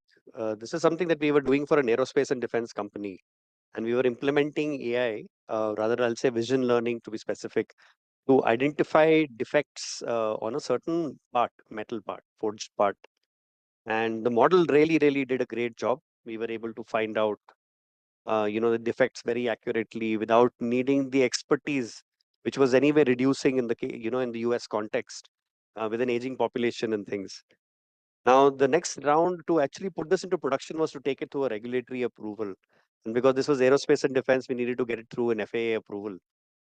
And from an FAA approval perspective, the inspector really liked what we did, but then finally came back and said, "I can't approve this." And we asked him why. He says, "AI by nature of AI will continue to self-learn and improve. And in the case of FAA, if I have to make this part a airworthy part, I need to make sure that this is 100%. If it has 0.001% defects, that's what it should have.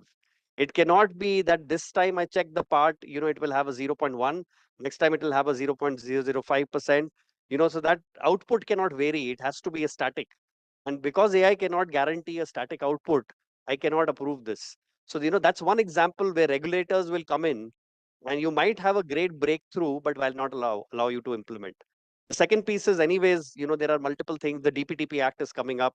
We really don't know how it will, pan out. It is going to create a lot of strain in the system because whatever early things that we've read on what the Act really wants us to do and preserve and keep the data, it's going to be a huge amount of effort.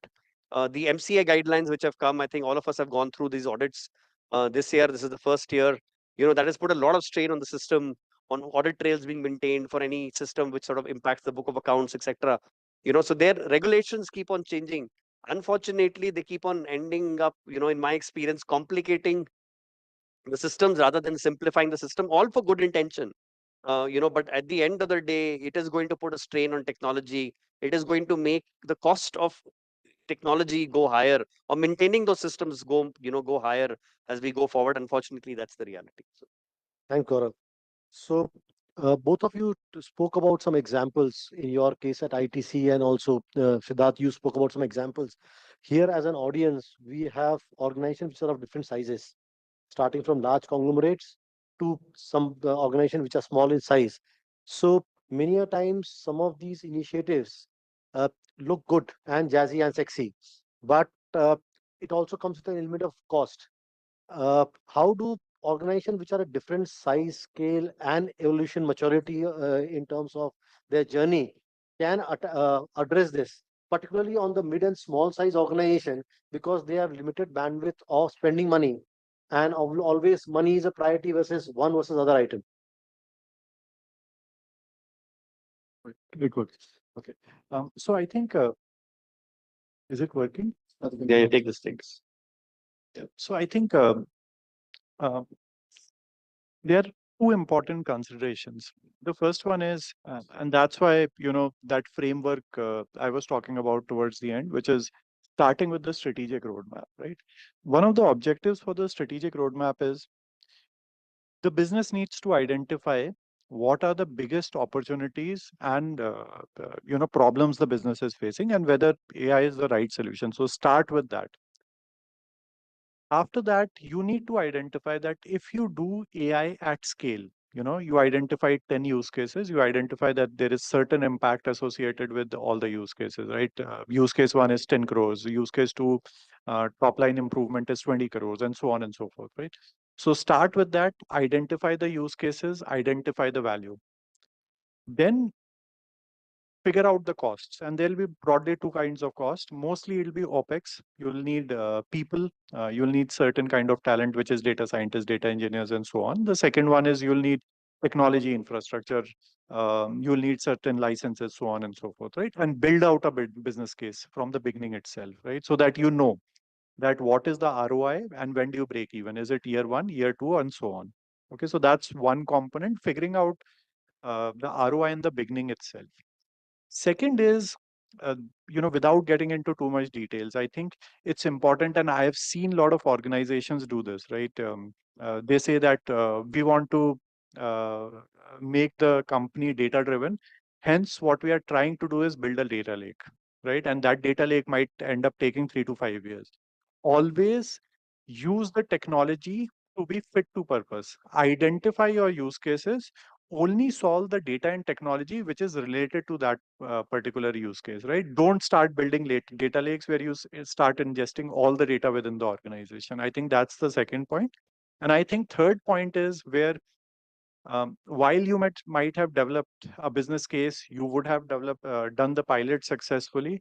It's also important to have a very strong governance during the rollout, because that's where the biggest leakage happens, right? You did the pilot because it was in a controlled environment. You were able to show certain value, but when you start scaling, nobody is monitoring. You lose the value there.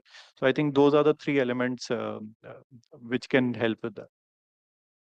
Thanks, Siddharth. So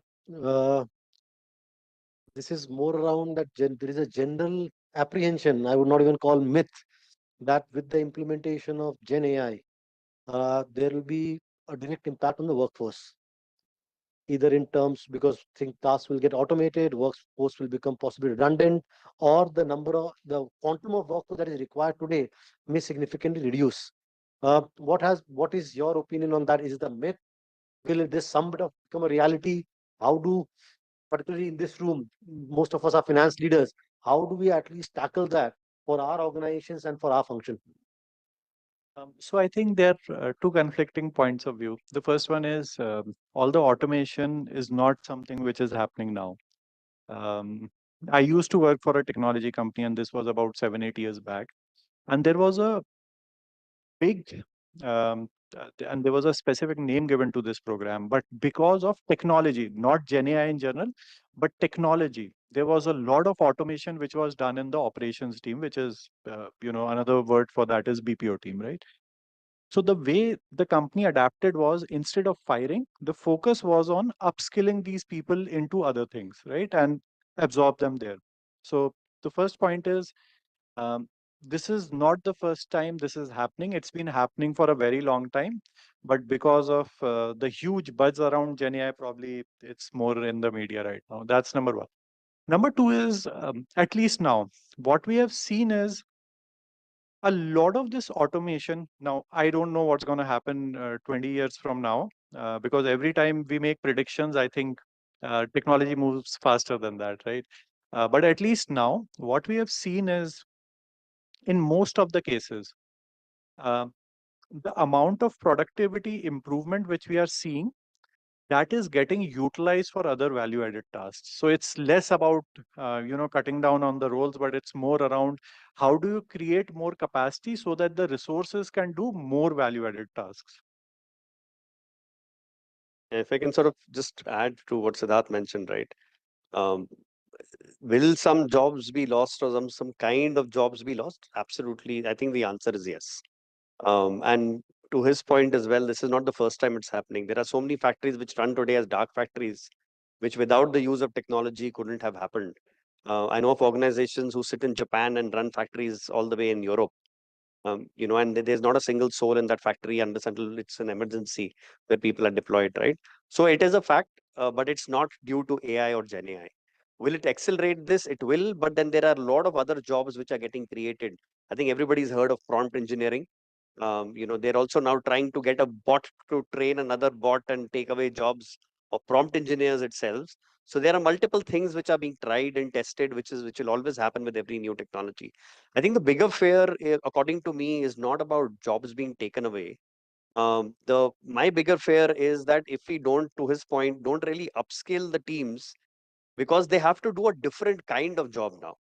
Earlier, there was a lot of data crunching which used to happen, but now the focus has to be on data analysis and data analytics, right? But also, I think some of the things that I read, they're also talking about, and it's a very extreme term that one of the authors spoke, creating a dumber society, right? And I think that is what we all need to be wary of, because at the end of the day, if we become over resilient or over reliant, I should say, on AI, then our own analytical skills erode, and that is something that we don't want should happen. And I think that is sort of the larger fear rather than losing jobs. I don't think we'll lose jobs. We'll find new industries, new jobs will come up. New things will happen at the end of the day. So I don't think it's about the jobs. It's about the quality of jobs, nature of jobs, which is changing. Thank you, Gaurav. Any question from the audience? Otherwise, we are right on time, so we'll wrap up the session. Okay. Thank you, everyone. Thank you. Thanks a lot, everyone.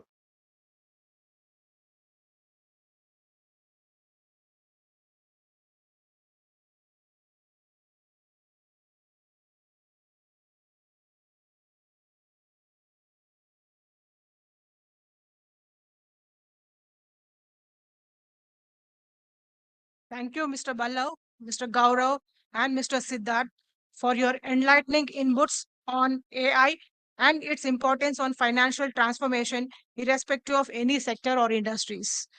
I now invite Mr. Narsimham to please come onto the stage and present the mementos.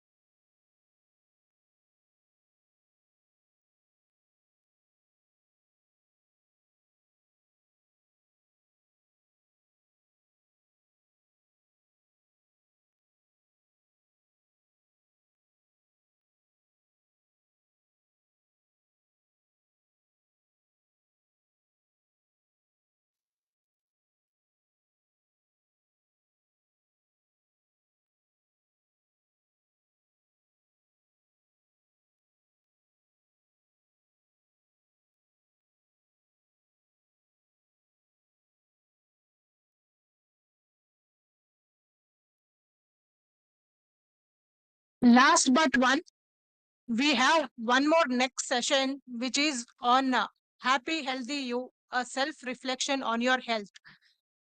I cordially invite Mr. Shrikant Bhagat, CFO, Pennar Industries, to please come onto the stage and invite our next speaker, Dr. Satya Sriram, and introduce her for taking the proceedings forward. Thank you. Thank you. And after the hot discussion on the technical topics and too much of things, here is what we need to do more of physical health, or apart from the financial health, we should also care about the physical health. So here we have a session which is a little different from the topic, Happy Healthy You. Happy Healthy You is a session which is a journey towards your understanding and improving your health through the self-reflection. To do this session, I would invite Dr. Satya Sriram. She is CEO at Polo Hospitals for the preventive health. He has close to 20 years plus experience in the healthcare industry, media, government, and non-profit entities. And she has an experience working with the insurance company Blue Cross Blue Shield at Michigan in USA, and as well as the Hindu group. Dr. Satya has done PhD in cellular and molecular medicine from Johns Hopkins University. She brings her understanding of the brain to develop insights about the way the people behave and respond. With this introduction, I would now invite Dr. Satya Sriram to come onto the dais.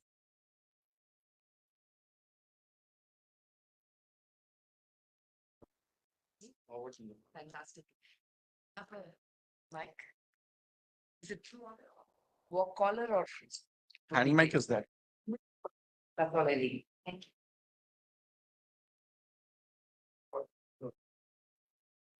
That's okay.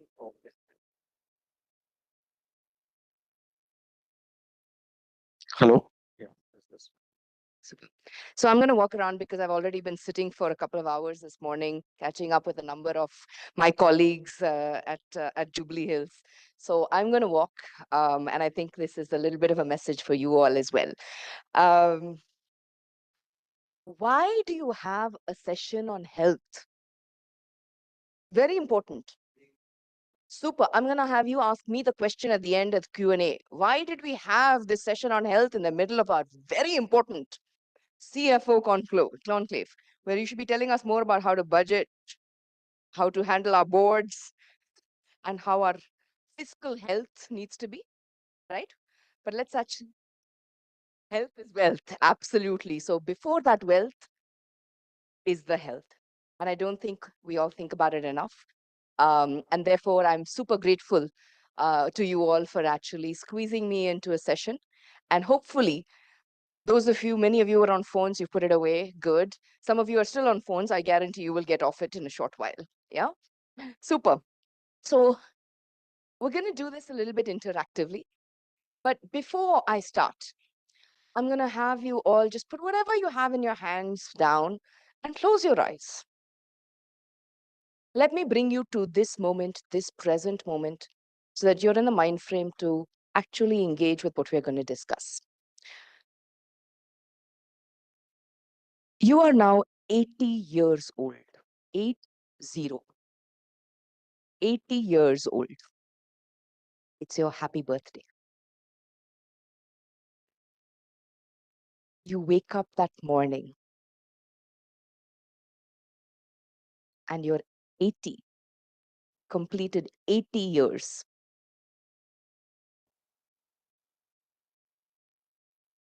Think about what you're doing on that day.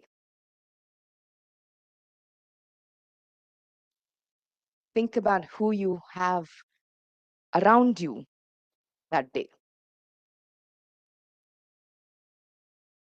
Think about what activities you've planned for yourself that day.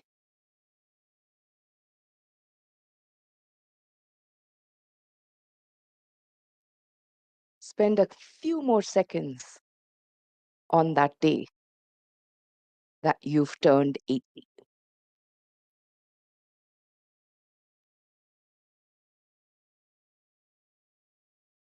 Okay, very nice. Yes, snap back out. All right, hopefully I didn't put you to sleep. Now, what were you doing, sir, on your 80th birthday? Morning after getting up, just have a bath and do some puja and sit idle. Sit idle all day. Sit on the floor, sir, or on a chair. My goodness, I Definitely not wheelchair, no? not on wheelchair, definitely. All right.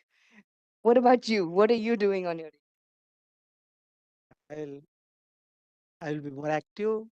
I'll be walking, and will do all the activities like whatever I can do for the social. Excellent. Where will you be, sir? Where will you be?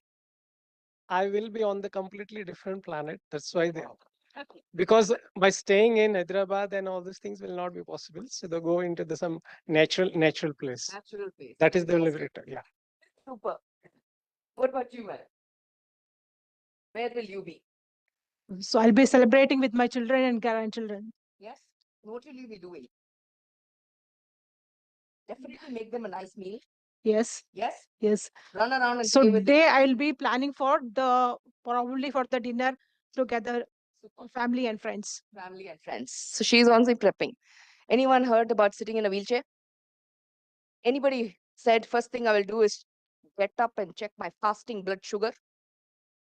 No, no. No, right? All right. Let's see. Sorry. What happened here? It's moving. Yes.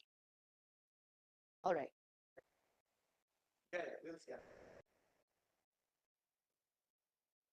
All right. We're going to obviously make it interactive and fun so that, we stay engaged and all that good stuff. So if you can scan, that'll be wonderful. The first question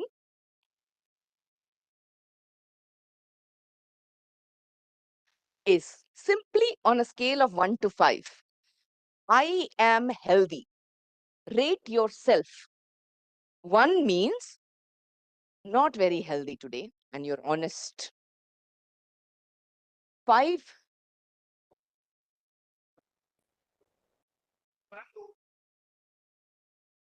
use that code. I'm going to say the code once you open menti.com. Yes. Use menti.com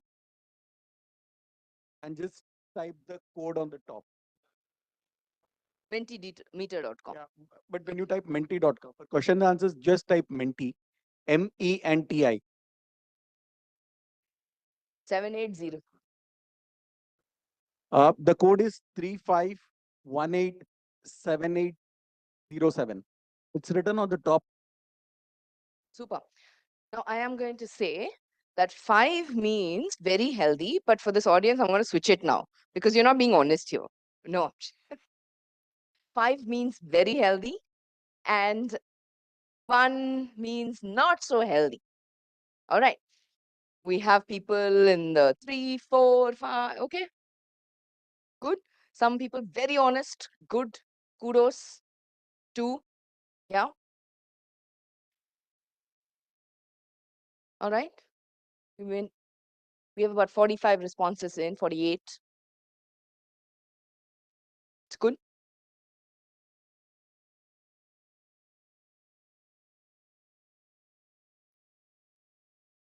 Shall we stop it? Yeah. Yeah. How do I do it? Just go to the It next. gives a sense already. It gives a sense, right? Half of you believe you are reasonably healthy. Quite okay. Good job. Average age in this room, I'm eyeballing 40 something. Yeah. Okay. Good. Got you at the right time. Because our bodies are not meant to live beyond 40. But we are living now much longer. That 80th birthday, sir, is not a dream. Huh? It's going to be a reality. It's going to be a reality. And therefore, firstly, you need to make it to the 80 because most people around you who are doing the right things will make it. But when you get there with all the wealth that you are going to create for the state of Telangana, you want to be there to enjoy it, no?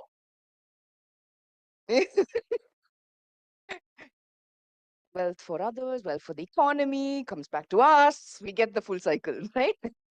Okay. We have to go back and forth. Okay. So we're going to do a little bit of again, scan the code. This is a code. If you can scan it, great. People in the back, I'm most worried about you. Right? Take a few minutes and go through the questionnaire. Keep answering it. No, this is a different one. This is mine. It's a separate thing. That's okay. We'll come back to this. Don't close the Are you window. able to scan the code? This is a separate code. Yeah. People are able to do it. Yeah.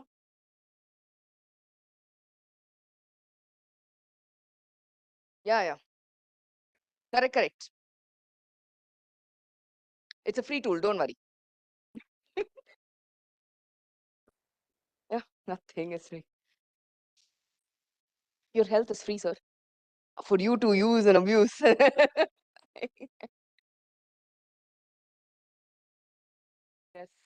that is true.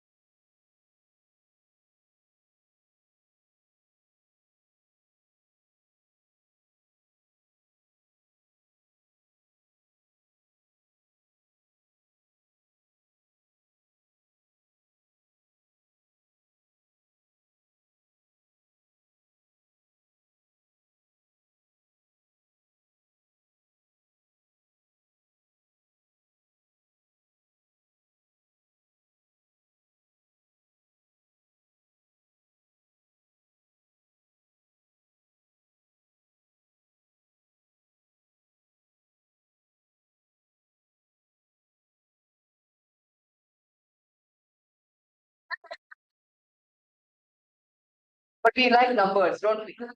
Right? As a country, we all love numbers. Exactly. I have to give number. Yeah.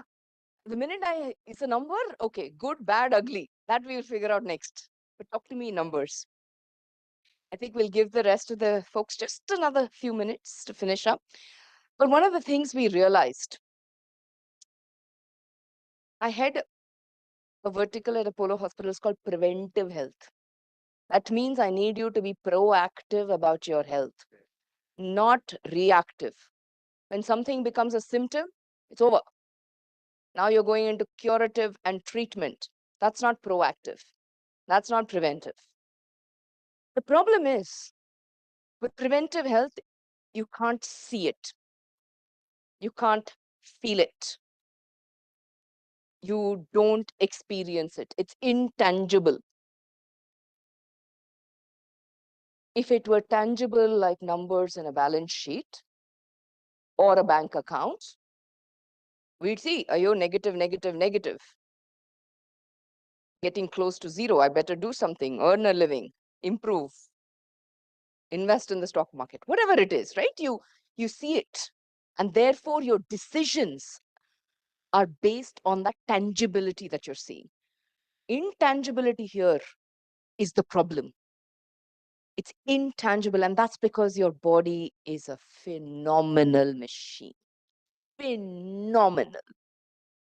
It is making up for all of that abuse and making sure that you're functioning. And when it is tired, no, it just gives up. But it takes a lot of abuse without you even realizing it. It takes years, it takes decades of abuse. The number of hours you're sitting is an abuse. The number of hours you're staring at a screen is an abuse. People who say, I've never taken a vacation in 5 years, that's an abuse. Yeah. And I think that these kinds of things are what we need to actually be mindful of. So those of you who finished, hopefully you got a number at the end. Yes, please, it's free. Tell people about it, get people to take it, go home, show your family. That's why we make you do it, so that you actually get them thinking about the different things that matter, different components that actually matter. We're all living longer, but are we living better? And that's the question to ask yourselves. The average lifespan is now over 70 years now. It was 40 or so in 1930s. The average lifespan is now 70. But the number of years in quality life, what we call health span, is actually increasing. That's not good. That's not good. We as a country are very proud of our demographic dividend. When that demographic dividend is hitting its 40s, and not taking care of itself, it will suddenly not be demographic dividend.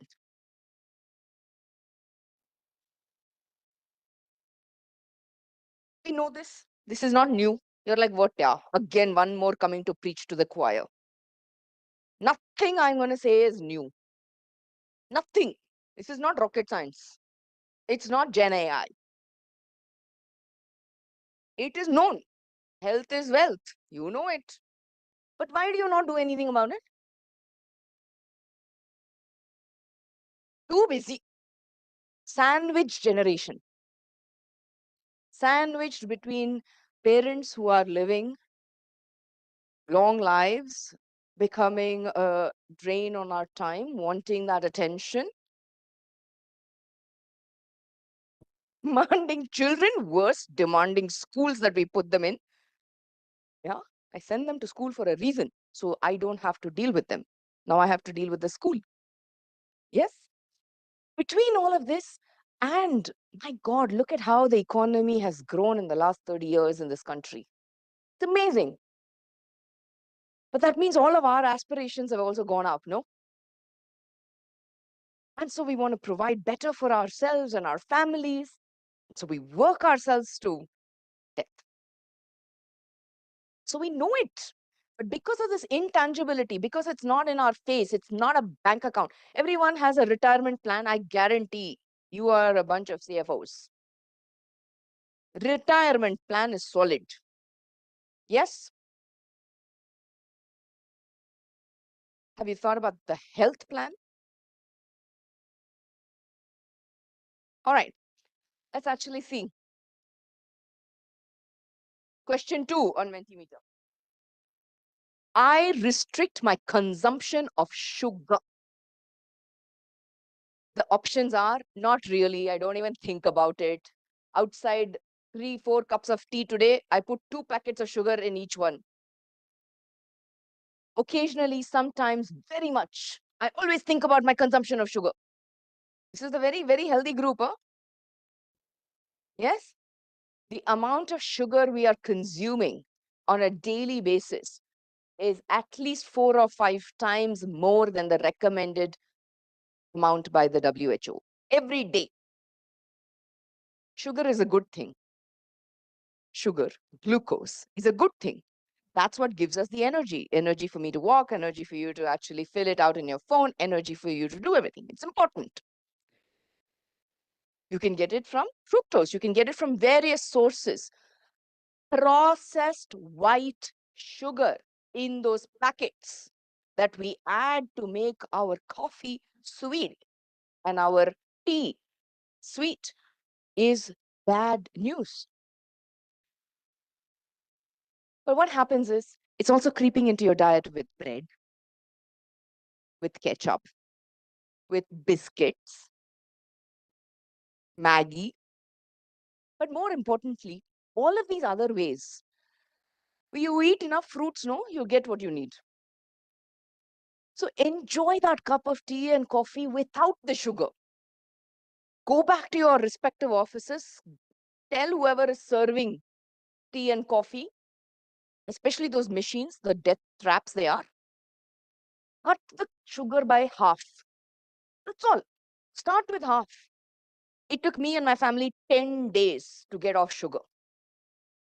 Adults had to do it. Children, thankfully, I had the sense to bring them up correctly. But 10 days, huh? 10 days we were off sugar in our beverages. It was like going through withdrawal of actually quitting smoking or alcohol. It was horrible. We were all a mess for those 10 days, but we did it together as a family. Get off sugar, the extra sugar. Then you can enjoy your Mysore pak. Then you can enjoy your Putareklu when you need it. Yeah, because that's what we want. Yeah, it's not saying get off it completely, but be conscious about this daily, hourly sugar consumption. I think I'm just going to keep going, no? Sorry? Yeah, I'm just, let's just keep going. No, I'm talking too much. The slides are not helping. Mentimeter question 3.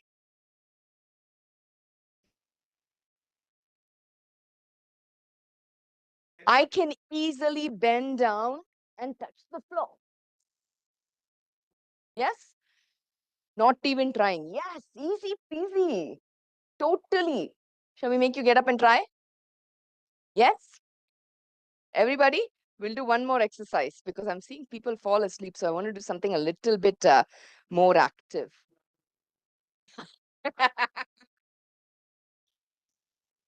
Give sugarless tea. Yes. And by the way, this whole joke about, oh, it will don't taste well, good. No. I'll tell you what the science is. Our palate is used to a certain type of taste for now 40 years, 50 years, 60 years, 70 years. Okay. You can't change that palate overnight. So you go straight from putting 2 packets to no sugar, your palate will obviously say it's a bad taste. But if you start to say, okay, I'm going to cut half a packet less for 1 week. Next week, I'll go another half a packet less. 2 weeks later, another half a packet less. Your palate is changing with you. All right. Sorry, let's go back to this. All right. Not even trying. Good, honest. No, not really. Good. Well, at least I can touch my toes. Yeah. Half of you roughly. Yeah. Half, I think. All right. So we're going to do one more exercise before we go off this. Okay. Now put down whatever, get comfortable. I'm going to count to 30 seconds. And you're going to simply, right? You're all sitting, stand and sit. Stand and sit. 30 seconds, okay? Please, if you're not feeling well today, don't do it. If you're not comfortable, stop. Okay? Please, we do not have an ambulance right here. So, this is not a competition, but go at a comfortable pace because I'm not going to give you the right answer yet. Huh? So, you don't know the right answer. All right? Ready?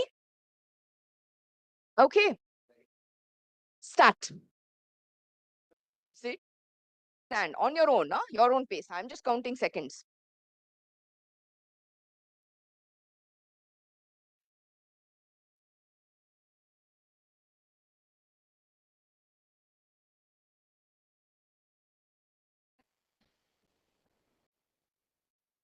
$20.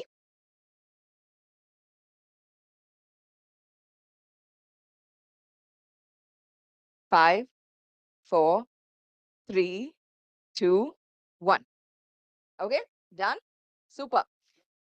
All woke up, no? That's usually, I usually put it in the middle of my presentation so that everybody is now awake and ready for the next part. But if you did more than 15, good job. Yeah, keep it up. Continue to be flexible. Continue to actually be active. If you did between 12 and 15, yeah, good. Do better. Okay, did between 10 and 12. Work harder at your physical health. Less than 10, go see a doctor. By the way, this was the exercise that most doctors used during COVID. When virtually they couldn't, right? They couldn't touch, feel, see how you are. But they'd say, okay, on the virtual camera or on the phone, they say, sit, stand for 30 seconds. It's a very common one to do, to assess essentially how you are doing. So it's not just your physical activity, but it's also, some of you are still gasping, no? Yeah. And it's okay. It's basically your lung function. That's why they were using it at COVID. All right. So fun exercise. Sometimes between meetings, I'm like, need to get my energy up. I just start a timer, go sit, stand, sit, stand, sit, stand. It gets the energy up. So that's a good way, but it also tells you a little bit about your health. Adara. Okay. I'm just going to skip. I think I'm out of time. So Mentimeter question 4. While they're pulling up the question and you're answering, essentially, whenever we do any physical activity like this, the brain actually turns on areas that are for focus and attention. So it's all linked. I get 6 to 8 hours of undisturbed sleep and wake up refreshed. Yeah, always. But most nights, all right, we leave those party weekends out. Yes, sometimes, but increasingly we're finding that people are actually having trouble falling asleep. Wake up disturbed in the middle of the night, unable to go back to sleep. Have a significant other in the same vicinity who's snoring and therefore disturbed sleep. Yes, they may not recognize what's going on, but it disturbs others. Insomnia is a big problem, increasing.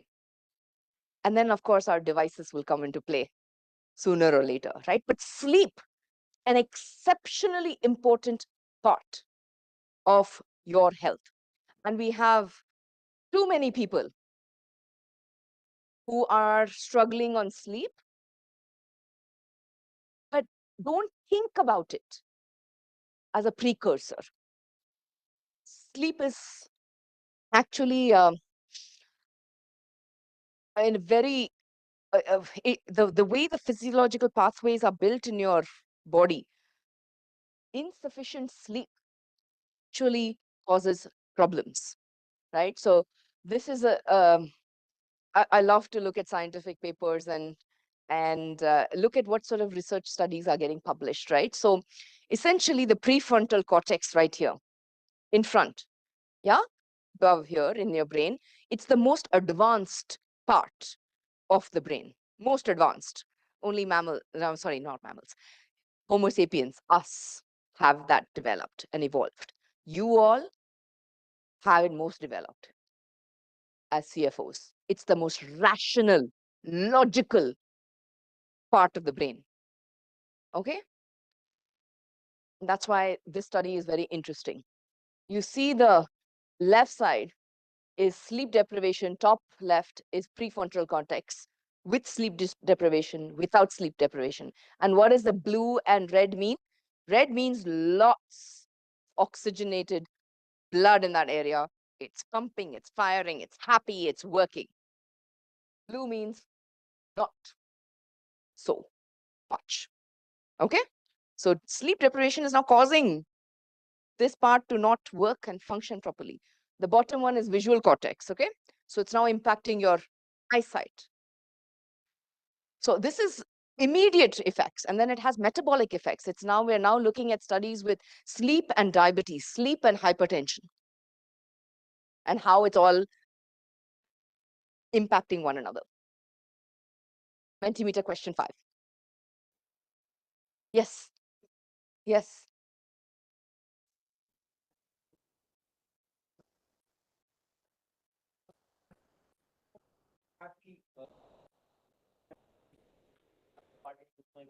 Correct. Then suppose I had sleep of only around 4 hours. 4 hours. Went to my office again. Correct. No Correct. problem. Then still that problem will be there or not? So the thing is, if it's one-off, it's okay, right? You want to enjoy a good wedding meal, go ahead and enjoy it. We are here to live. Yes? But when that becomes a habit, when that becomes a persistent chronic problem, when it's repeated and it starts impacting every few days, then it's a problem. Yeah? I indulge in a habit, in a hobby of my choice. Right? Every week, I'm involved in a hobby. Sorry, yes. Sorry, yes. Study or research? It depends. For you, I will not call it hobby. Right? For me, I'll call it hobby. So the reason, when I say hobby, what do I mean? Okay, we've all interacted with young children. And what do we say to them when we first meet young children? What is your second question, sir? First question, what class? Yes. What class are you in? Yes. Second question, what are your hobbies? How many times have you asked your colleagues, what are your hobbies? Have you asked people here as you're interacting and networking today, what are your hobbies? Never, no? We think hobbies are for kids. Yeah, but here's the thing.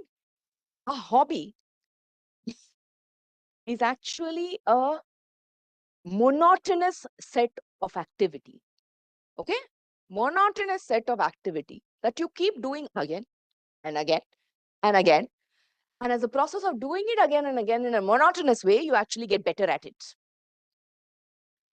And it is different from what you are normally doing, ideally using hands, tactile. All right? My husband, therefore, after I told him all this, went and set up a carpentry workshop in our terrace. Right? But he made me a jewelry box. So I'm okay with it. Yes. But hobbies, sing, play an instrument, artwork, carpentry, whatever it is that appeals to you is important for us to do. Got? Yes? Why? Why is this important? Today, we are receiving 34 GB or so, give or take, per day of information. We matlab your brain. Per day. Everything that's going on. From the morning you've been sitting here, how much is it today? Though it's like 100 GB a day, okay? But on average, 34 GB a day. You're getting sort of stimulus in every way possible. We have so many different things going on. These devices have really complicated our lives because we have information at our fingertips. When we don't know something, we just Google it. When we want to respond to even a single waking moment, gosh, we've been on flights. 15 years ago, when I was flying, I would have a full conversation on the flight with the person next to me for that 1 hour. Yes? How many of us do this now? Good, good. Yes? I hope I'm on flights with you. But but no, we're like, until that air hostess says, turn off the flight mode. Yeah, we're sitting and we're receiving calls. It's all information that your brain is processing. And when the brain has to process all of this, when does it do it? It's doing it at a time when you're sleeping. It's doing it at a time when you're doing a monotonous activity, like a hobby. It's doing it at a time when you're meditating or doing yoga. That's why we want to do these things. Because the brain has received so much information, it needs to now know what to keep, what to discard, what to keep for 2 days, what to keep for life. We don't know, no? Should you remember my name for life? Yes, but no. You don't need to remember my name. But some of you have, some of you aren't. Those of you who do remember my name have good working memory. Those of you don't have good working memory. Working memory means something that you don't need for long periods of time, but you need it transiently. You can forget about it afterwards. Correct. So even more so, right? And so you're processing. So you have to give that space. A mini break over a weekend is not bad. It's not wrong. It's basically time for you to process. Give yourself time, and it's very hard to do. I don't disagree that it's hard work. How do I do it? I block time off. My calendar is my life. If it's not on my calendar, it doesn't get done. We have to make it happen like that. Yeah, but this is important. Last piece. All right. All of you have a car? All of you have a car? Yes? Yes, very good. How often do you service it? Twice a year. I'm once a year. What are you saying? Twice a year. You must be fancy car. Yes. Once a year, for sure. 10,000 kilometers, for sure. Yes. Ever miss it? Ever miss it? Never. There are 30,000 parts in the car. How often do you service your body? Very good. But that's not what I mean. How often have you gotten it checked? Once in 6 months, say some. Be honest. Yes? Once a year? Wonderful. Excellent. You're all coming from good corporate questions, right? Corporate companies that have this. Please ensure that you are getting your annuals. This is not a joke. That whatever, 3-4 hours, it's okay. It's okay. Plan it so it's not next to your closing time. Go spend that time, use that time to actually de-stress. Enjoy the wait before the ultrasound. Don't get hassled by it. Women must get your mammograms, no question. The amount of research that we're doing and the kind of cancers we are seeing in that are getting younger and younger and younger, it's not okay. And all we need is early detection. That's it. Yeah. So please prioritize this not only for yourself, but also your family. Yeah. Super. We're almost done. Super. Did I answer all your questions? Yeah. In case we have questions, we have just time to take 1 or 2 questions, and then we would like to close with that. We've tried to cover within the time. We have just gone past the time. So if you have any 1 or 2 questions.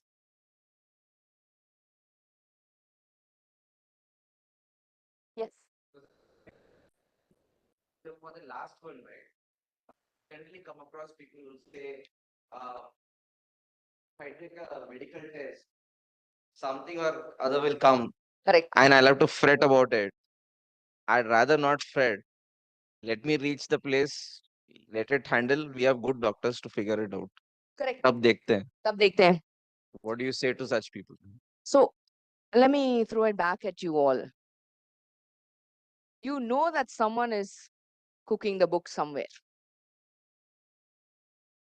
Okay?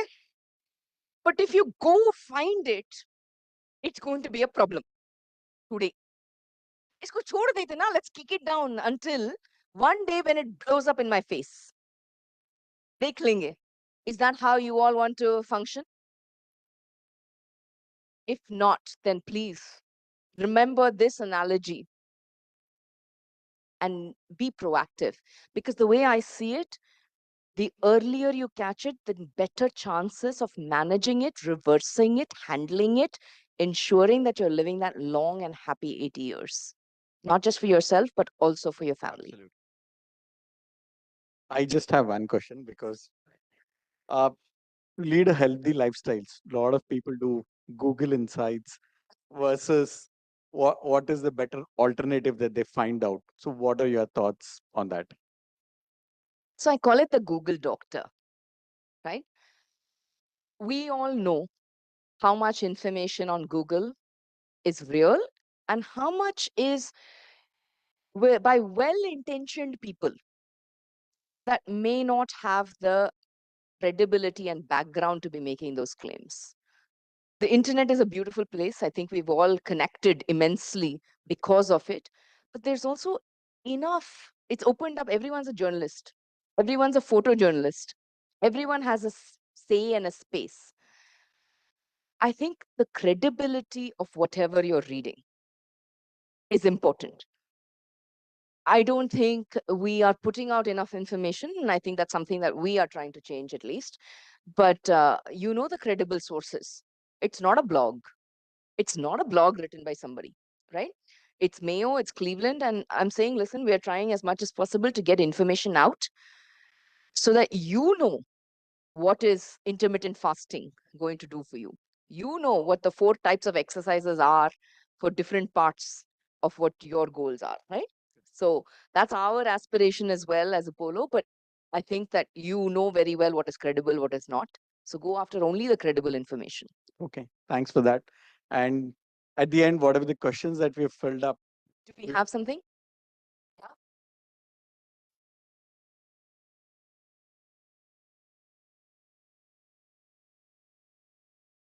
All right. So last thing, some of you filled this out. Yes, went through the end. This is a picture back of you in the room, the Pro Health score that we all put together. How to read it? This range that we got, right? We have an above 90 cutoff. 12% of you were excellent. Yeah, 65% have some risk factors and 23% have considerable risk factors. The benchmark when we've done this elsewhere is in the bottom. Yes, 65%. So you benchmark against your about average of what we are seeing. BMI, right? Body mass index, you filled it out. 25% of people are, obese, and 37 are overweight. Indians have very interesting composition. We're more fat, less muscle. Genetically, we're like that compared to Caucasians. We need to work a little harder on this. Okay, next slide. Energy, stress, and sleep. 77% of you are energetic. Good, keep it up. The benchmark is 54%, so you're doing far better. 68% experience moderate to severe stress levels. Benchmark is 60, so you're doing a little worse. CFOs makes sense, right? Under a lot of pressure. 41% of you claim to have deep sleep. 60% not. Yeah? Benchmark is 46%. 65% engage in moderate to vigorous activity. Good. Benchmark is 74%. So I think you can go up a little bit. Yeah. Thank you so much for indulging me and having a session about you this afternoon. Good luck to you. Thank you very much, Dr. Satya. It was very informative, and I think it woke up. It's all preventive health is what we are talking about, even before we reach the hospital. If we do this basic, we even need not go there. That's the message that we have for the CFOs in the room. We'll close.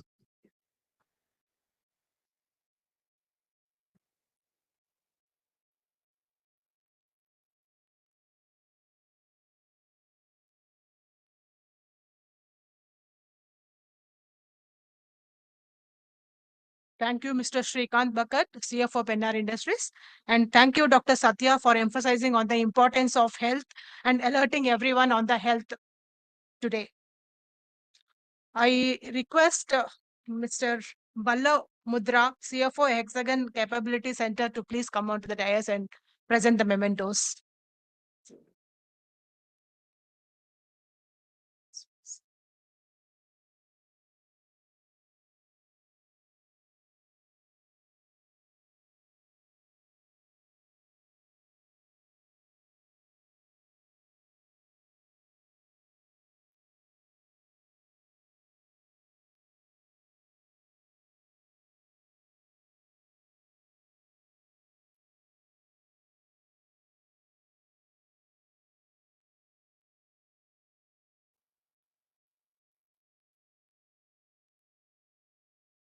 So we want to have a quick 5 minute break and please assemble as soon as possible. So because we have an interesting session on IPOs on the other side of the break. Yeah, this is going to be the last session post our break. 5 minutes, please. We already shot. We are overshot this session by 10 minutes. So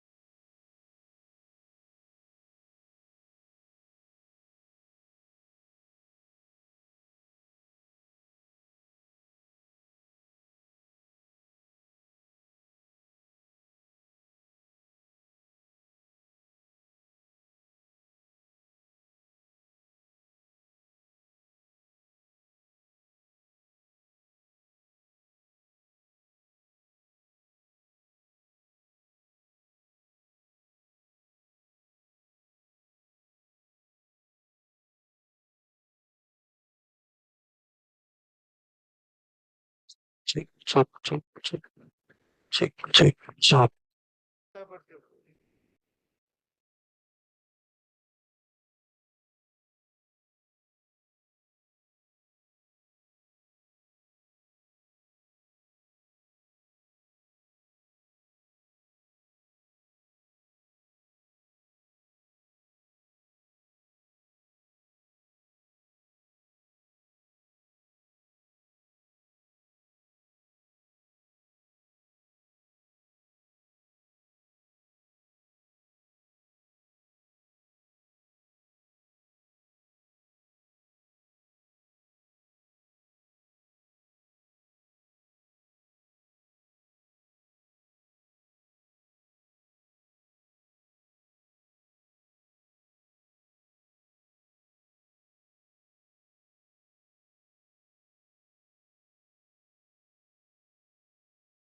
And energy, action and energy is balance, and it has the better cabinet forward.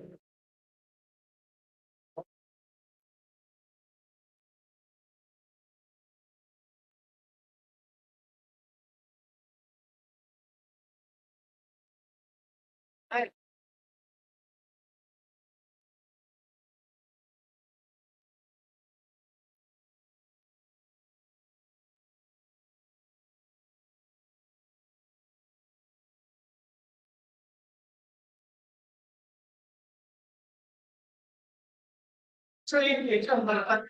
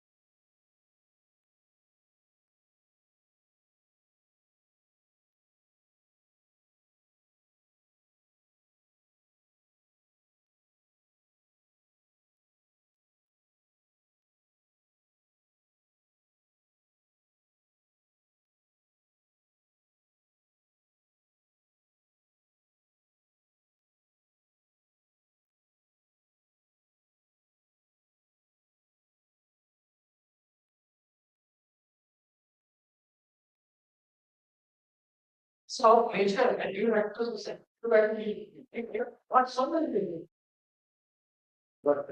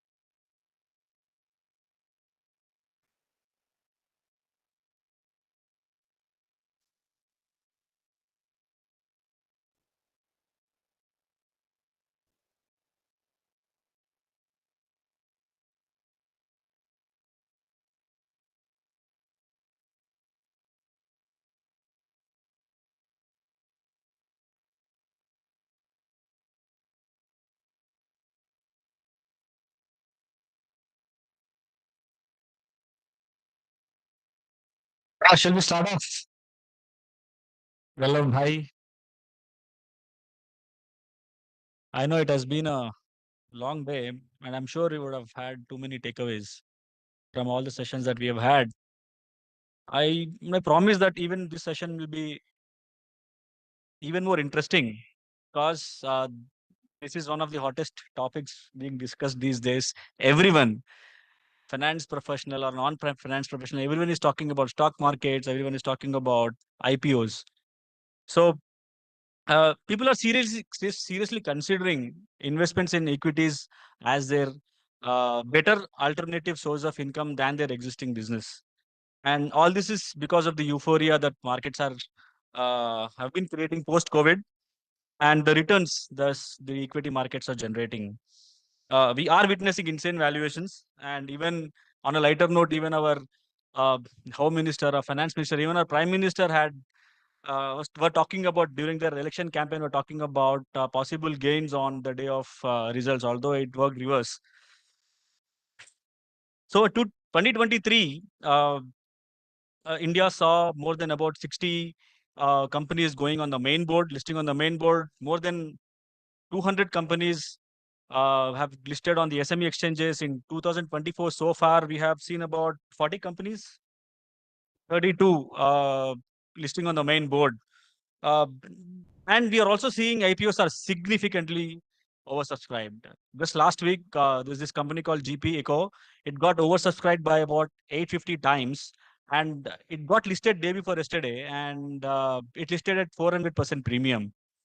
So while all this looks very promising, all this looks very encouraging and value creative, but along with this also comes challenges. Challenges in terms of the regulatory landscape, challenges in terms of the market sentiment and macroeconomic factors which influence the IPO pricing. So companies need to be very careful when they are contemplating about going for an IPO, and which is why we are here today with two eminent speakers who are going to delve deep into the opportunities and the challenges and the readiness for the IPO.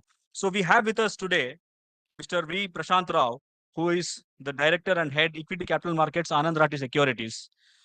He has about 20 years of experience in investment banking. He has been at the forefront of Anand Rathi investment banking for the past 17 years, spearheading the equity capital market vertical. Under his leadership, the team has successfully concluded several marquee equity capital market transactions, including IPOs, QIPs, and other funding activities. He helped companies across sectors in their growth plans. Some of the recent marquee deals include Paras Defense, Azad Engineering, Electronic Marts India. His client-centering approach has been widely appreciated by the stakeholders. Thank you, Prashant, for coming in here. Mr. Premchand Dearkonda, CFO, Electronic Marts India, Bajaj Electronics, as you all commonly know. He is a qualified chartered accountant, has 25 years of professional experience and specializes in his functions of finance, accounts, internal audits. He gained a decent exposure to businesses and work environments across 10 nations, spreading in Middle East, Southeast Asia, Europe, and East Africa. Thank you, Prem, for coming in here. So we had a presentation. Prashant had a presentation to make. So, but all me, Prem, and Prashant wanted to make it more interactive. So we wanted to start off with the question and answers, right? From and he can present wherever while he's responding to our questions, he can present whatever data he has on the screen. So we'll go now.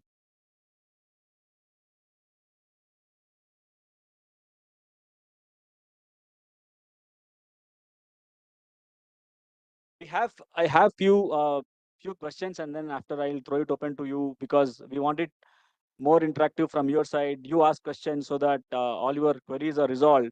I'm sure most of the companies are here are while they are listed. I see my companies, my friends from listed entities. There are also friends from unlisted companies as well. So they will be more interested, wanting to know more. So yeah, so uh, five to six questions I will ask, and then I'll throw it open to you all. So Prashant, this is a question to you. How do you assess a company's readiness from a financial and operational standpoint when it's coming for an IPO? Or what are the key indicators that a company is ready for an IPO? Absolutely. So I think this question is very, very pertinent, and it's a very, very important question. So I'm going to spend some bit of a time on this, right?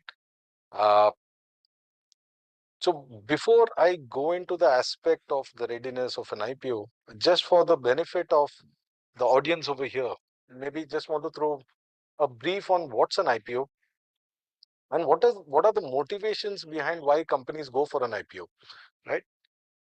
An IPO, as I'm sure everybody understands, is the first sale of shares uh, when to public, getting listed on a stock exchange. We have to remember IPO is just not a regulatory filing. It's a transformative event in the life cycle of a company. There are various motivations that situations where companies go public. So obviously you'll have fast growing companies that want to tap the capital markets for capex, opex needs. You'll have existing shareholders, let's say it's backed by private equity who want an exit and want to liquidate their holdings either in full or part. Then you'll have your family businesses. If you take an example of, let's say, Polycab, which was what 1968, these type of businesses want to have a succession planning, make the board a little more professional, make the employees professionalism someday. So hence they go for an IPO. And obviously there are such IPOs, you can see it on the screen. But there are several benefits to getting listed, right? So when you're looking at the benefits, what's the first benefit that comes into mind? Your stock is your currency. When I say currency, what do you mean? So tomorrow, if you plan some inorganic acquisitions, that acts as an immediate currency for share swaps. Yeah. The same thing when you're looking to unlock the value, whether it's for existing shareholders or for families, create a security net for the promoters themselves. That can be one of the major reasons for going public. So I'll give you, if you take this maybe 10-15 years back, promoter exiting or even selling part of their stake was a big red flag in Indian capital markets. Things have changed. People do understand the promoters have put in money and those monies are being circulated back into the company. So it's about time when they start what we call a sweat equity in terms of getting part of their holdings offered for sale in their IPOs. One very important aspect, and that's why you are seeing a lot of companies or IPOs which are going public are very consumption driven companies. The brand plays a very, very important and pivotal part. And I keep telling my clients, whether you like it or not, your brand will become public. Now, there are pros and cons towards it, but it makes a big difference. You look at Sapphire Foods. I remember this one of V-Guard. When I took him public in 2008, 5% of his revenues was coming from the northern markets. Today, after going public after a long time, they are about 18,000 crores in market cap, and 50% of the revenues are now coming from them, right? So when you're looking at all these, the motivation behind and the benefits of getting listed or a lot. Now, coming to the part on the readiness, right? How do we, as bankers, we have to, it's like a marriage. So we have to marry the investors and the companies together. Now, when you're looking at readiness, two aspects to it, financial metrics and the non-financial. I'll take the non-financial metrics first and then we'll come to the financial metrics, right? 50% of an investment decision by investors are based on the management pedigree, right? How, and I say this, I have this one for it, 3 I's: integrity, intent, and impact.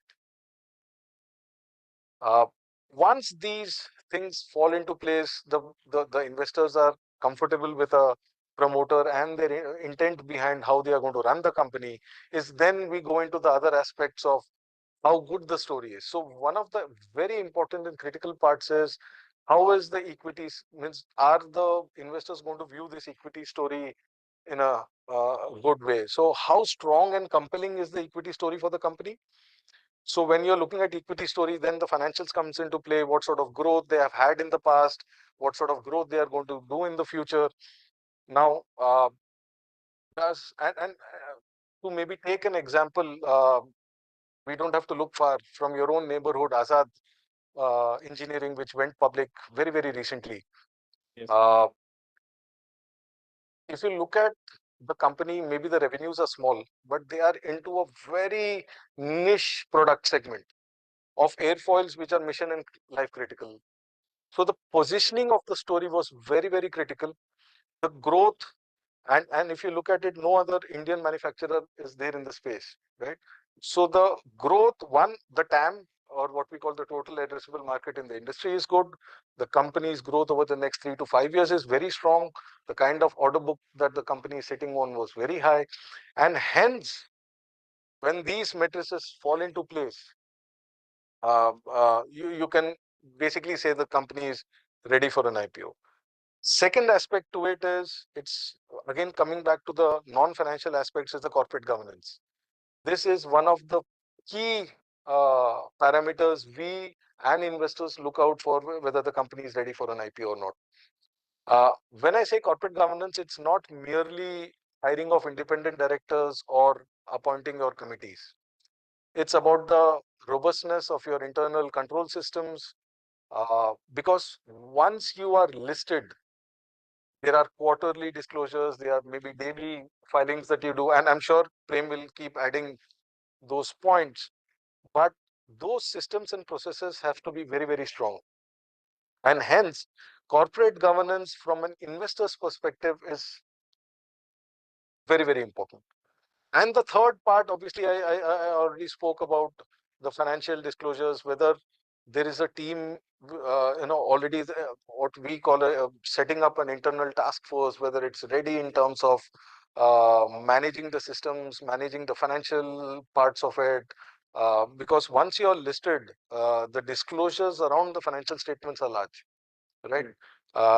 If anybody has gone through an offer document, it's a exhaustive, voluminous kind of data that's being published. So investors keep expecting the kind of data to be presented every quarter. So that sort of a robustness in the system has to be built.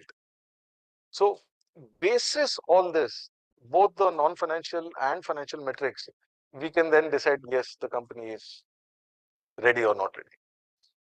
Yes, thanks. I mean, the motivation part, yes, you've touched upon a very fair point there, and also on the governance, right? But here, there are most of the finance professionals here are also represent MSMEs, unlisted companies, and small companies.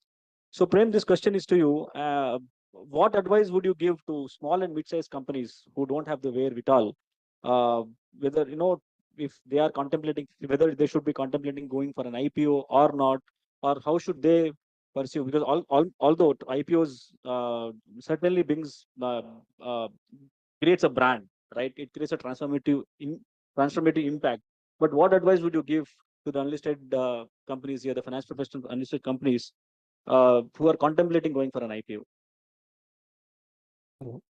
Hello. Yeah, it's working. Yeah, Anand. In fact, this point has already been covered by Prashant. First, there should be clarity of thought as to why are we going for an IPO. That is very much important. Are we trying to unlock the capital of the promoters, or are we raising funds to support our business expansion plans? So, are we raising the funds to discharge some liabilities? So once you have the clarity of thought, then you should start working towards your goal of taking the company for an IPO. So that is the first step.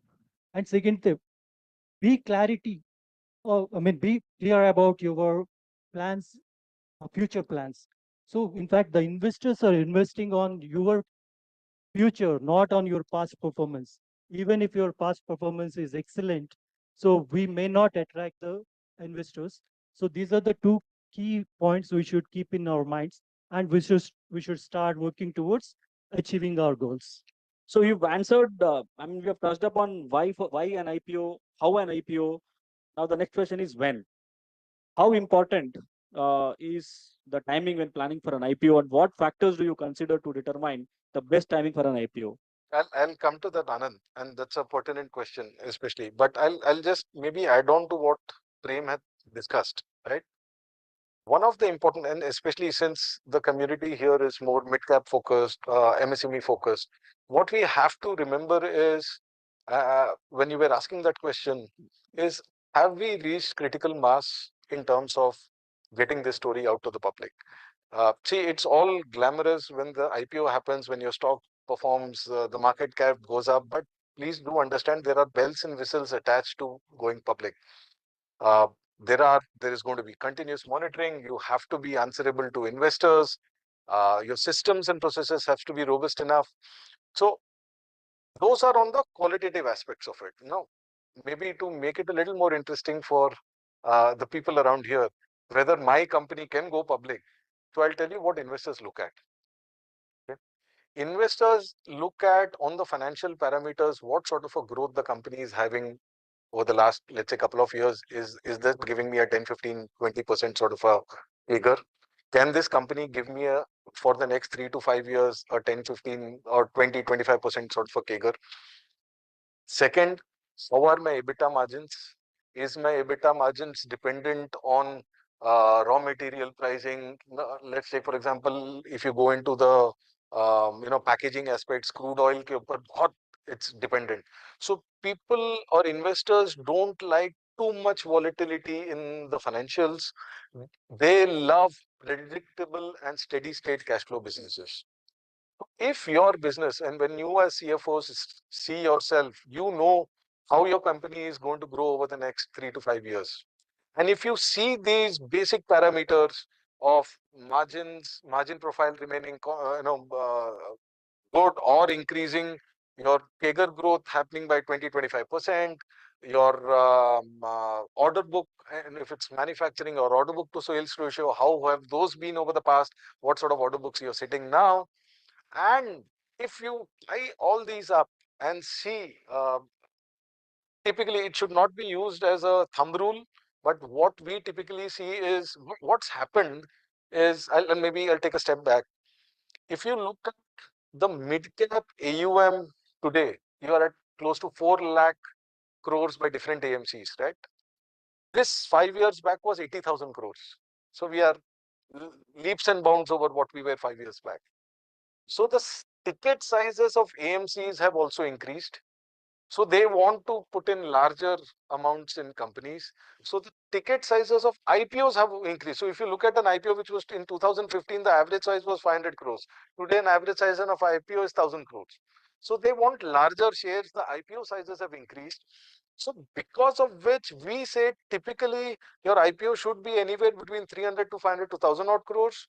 And your market cap should be in excess of 1,500, 1,600 crores to evince good quality investors. Now, when I say good quality investors are who are typical mutual funds, long-term investors who look at a story for the next 3 to 5 years and not flippers that I'll invest, I'll get a good 30-40% listing gain and I'll flip. So maybe just that. Now coming to your second, sorry, I forgot the question, Anand. When? Okay, that's a very, very interesting question. When? So in all these, so we as CFOs know, what are the successes. We spoke about the equity story being good. We spoke about the financial story being good. What are the unknowns? The biggest unknown in a IPO market is the market itself, the timing. We can't control the market. If some pundit comes and tells me, "Ki boss, over the next 3 months you should launch your IPO," then it's not believable. I can't believe that, right? I can give you it's an anecdote. So it was we did this IPO called J Kumar back in 2010, and I still remember one of the pundits of J Kumar had told, you open the issue on 23rd or some day like that. Okay. And that's when Reliance happened. The market tanked 1,000 points, and because the pundit had already given this one, we had to open the issue then. We had a tough time. We sold the issue, but that's what happens. So you can't time the market. So what you need to do is prepare yourself well in advance. Now, how do we look at the markets? We look at markets in different ways, right? Is the macros in place? Right? If you look at India's current situation, yeah, retail inflation in place, GDP growing well, A lot of money being pumped in by FIIs, domestic SIPs at 20,000 crores a month. All the macros are in place. How much supply of paper is coming out? If there is oversupply of paper, the smaller mid cap, small cap companies take a beating. So when you're looking at timing the market, you will have to look at various variables. And most importantly, the most important aspect is the valuation. I am sure you will have a question on the valuation, so I'm not going to go further on that. Get into the valuation aspect. I mean, how do you then balance this, Prem or Prashant, you can answer. How do you then balance the interests of the investors when you are setting up an IPO, the pricing of an IPO? I'll again, before that, if Prem, so Prem, we had a, so by the way, Bajaj Electronics. Here, Yeah. I would like to share my experience Absolutely. during the IPO journey. Before that, let me start with the journey of our company. So it was started way back in 1980 as a proprietary concern with a small retail outlet for consumer durables.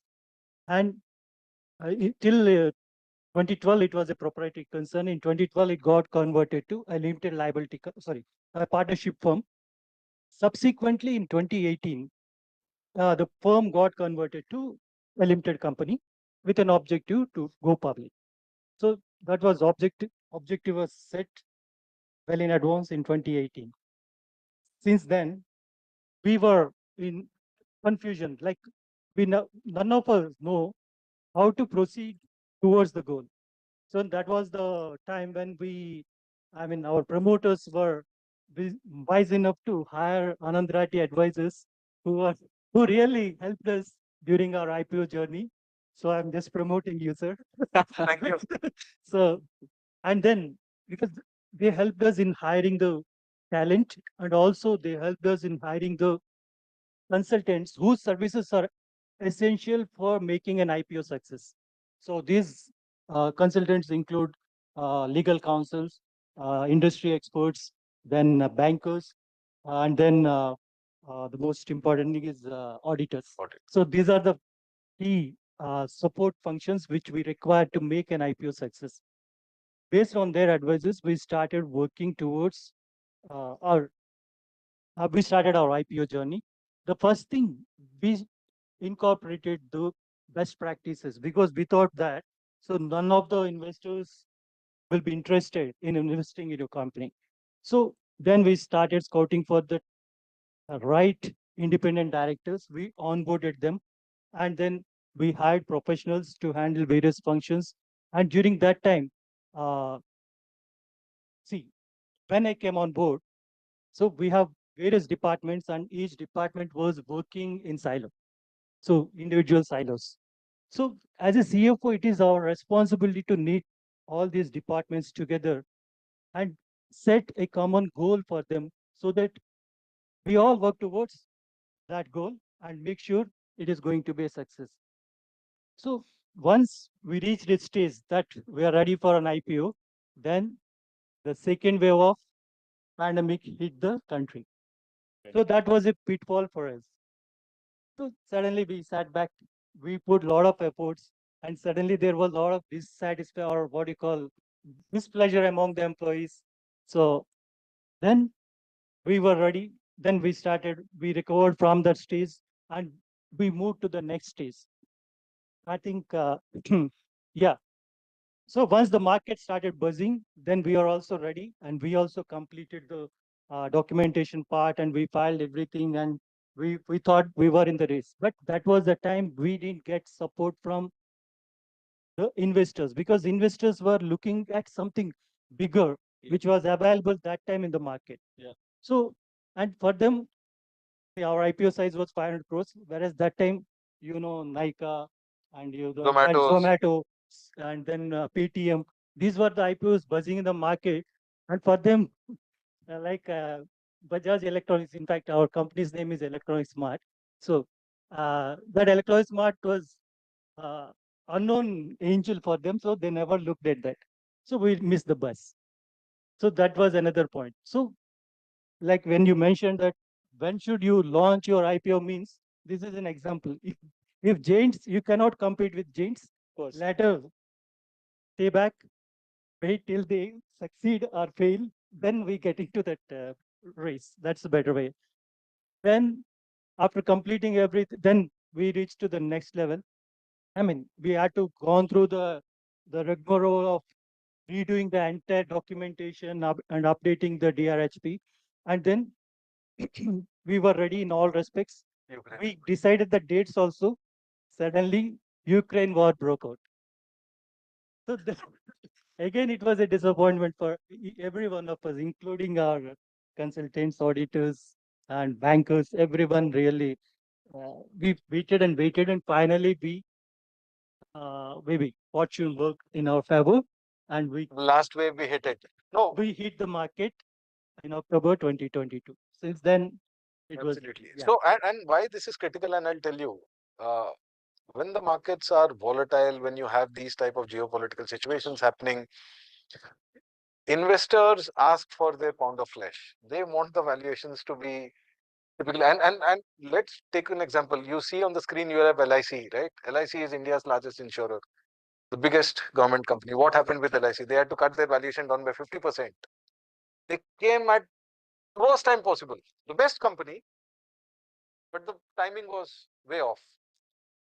And it's recovering, it's recovered, the whole thing. But what happens? Market timing makes the difference between whether you get that sort of a premium, the listing premiums, or what sort of cuts the investors want.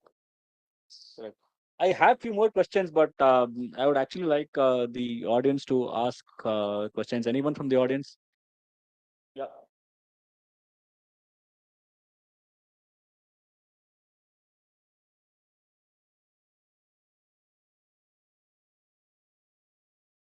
Sir, I'll tell you, when I was talking about the mutual fund industry, I was looking at the mid cap. Oh, sorry, please go ahead. Sir. No, what I'm trying to say is on Regus itself, what is the maximum funding we'll able to raise it in the IPO? Okay, so so when I was talking to you about the figure of 4 lakh crores, I am talking only about mid cap equity AMCs. So the overall number on the domestic side is far, far larger. But when you're talking about the Reg S, to maybe make people understand what a Reg S issue is or what a 144 is, Regulation S is basically, again, comes under the Securities Act, which says that you can raise capital through domestic sources or can go to foreign offshore accounts like maybe a Hong Kong, Singapore, but you can't go into the US and market your deal. For going into the US and marketing your deal, you'll have to go under section 144A. Again, too technical, let's not go there. But to answer your specific question, sir, typically we say if it's 1,000 crore IPO, which basically makes it a 500 crore QIB book, can be very well sold between the domestic markets itself. What we need to understand, sir, is what kind of an industry, what's the product, what are the services that you're offering. That will make it more interesting whether it should be a Reg S or let's take, for example, it's something very, very, buzzword for foreign investors. Let's say real estate. If you actually look at real estate and even real estate stocks, you will see almost in 70% of the cases, the FII holding or the foreign holding is more than the domestic holding. They understand Indian real estate far better than what the domestics understand. So every sector will have their own this one, but typically as a benchmark till 1,500 crore IPO, domestics are more than capable of getting your deals done. I hope I have answered your question. If there are anything else you want me to add, please go ask and.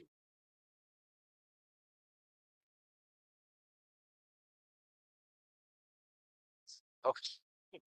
Sir, as I told you, there is, we just completed a deal which had no discount to, sorry, I didn't get your question. You're asking the discount to what?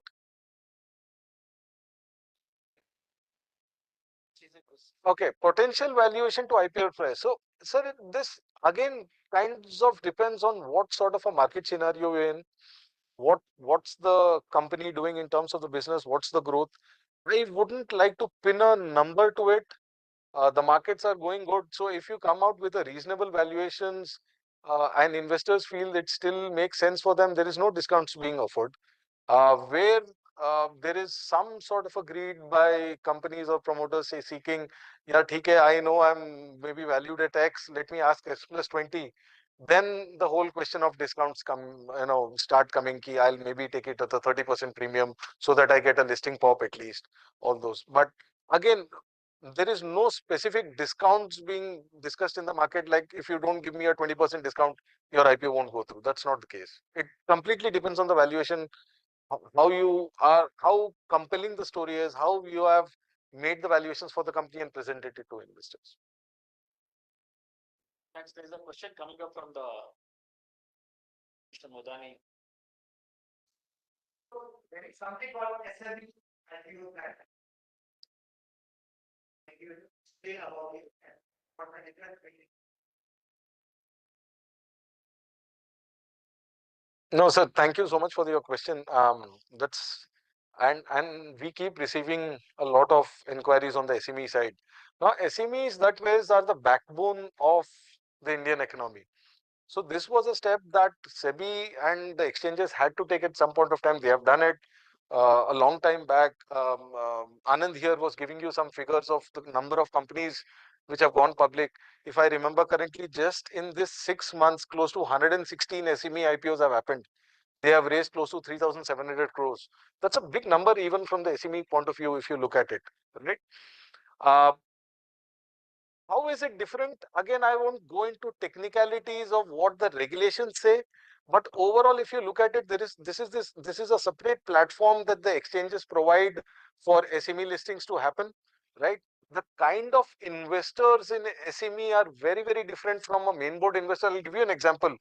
Let's say the top 3 AMCs in India, let's say HDFC or a SBI or a ICICI Pru, you would not see them investing in SME companies.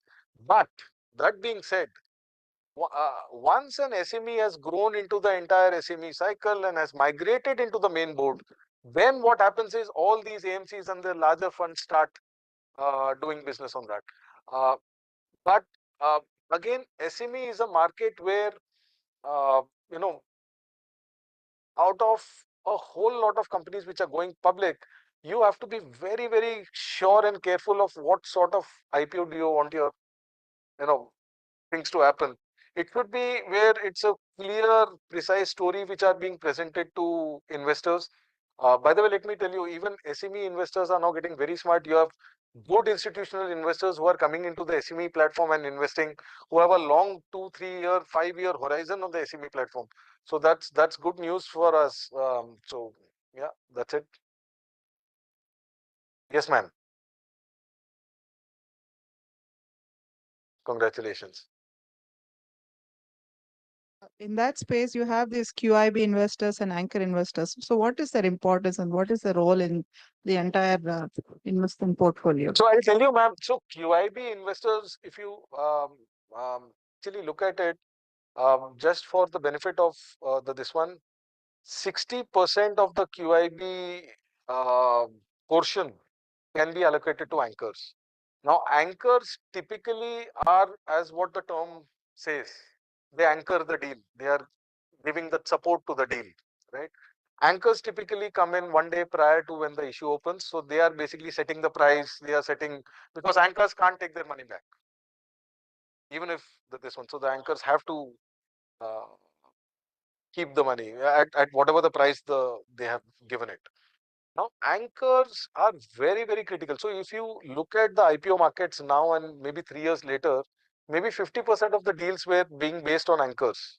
Now, almost 100% of the deals are now getting anchors in place, and then the issue is happening. Because now that gives credibility, support system to the entire IPO which is going through. So people get there is some sort of a trust which builds. Okay, there are some good set of names which have come into the anchor, couple of days prior to the IPO, and hence I can also put in that sort of amount. Price is already fixed in the DRHP, right? That's I mean, if ours is fixed price anyway. So which means the anchor will know the price So So I'll tell you why I was saying that anchors can't change price. So what happens is, touch wood, and your issue will go through. I'm sure it's being handled by. But sometimes what happens, markets fall. There is some sentiment problems. You'll have to revise your price. Now let's say you put your price at 100. You have to revise your price at 80. Anchors will be allotted at 100. They can't get it at 80. That's what I was talking about. you can have multiple anchors? Oh, absolutely, ma'am. There are again rules to it. If it's less than 50, you'll have to have a minimum of 2 anchors, and up to 5 or 15, something like that. Yeah. Thank you. Yes, ma'am. Thank you. Thanks. Any? Okay.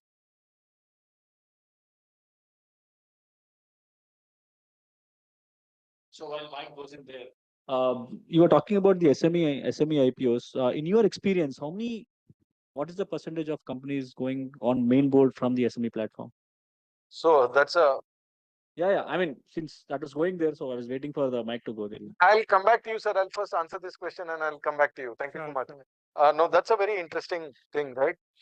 If you look at it, I just told my team. So in this year, out of 106, I forget 116 because there is a compulsory 2-year hold period. You have to stay in SME and then you can migrate. Yeah. This year, 5 companies have migrated to the main board. Last year, it was 22 companies. So it's not like these companies are, or before that it was 28 companies or whatever that number was. What I'm saying is the migration is decent, but not up to the mark it should actually be. So see, the whole ecosystem is evolving on the SME side. It's still developing. It's still taking a lot of time. Once that ecosystem develops, you will see quality issuances happening on the SME side and a lot more migration to the main board. So you see more and more companies coming on migrating to the main board in future than in the past? Absolutely. You are seeing the quality of issuances also improving. Okay. I'll give you an example. It's a very straight. The kind of the average size of SME IPOs, I'm talking maybe 5-7 years back, was 10 crores, 11 crores. Yeah. Now you're seeing SME IPOs of 100 crores. That was unheard of. So the quality of SME IPOs are also, SMEs are improving. Obviously, when the quality improves, the migration also improves. Yes, thanks for that.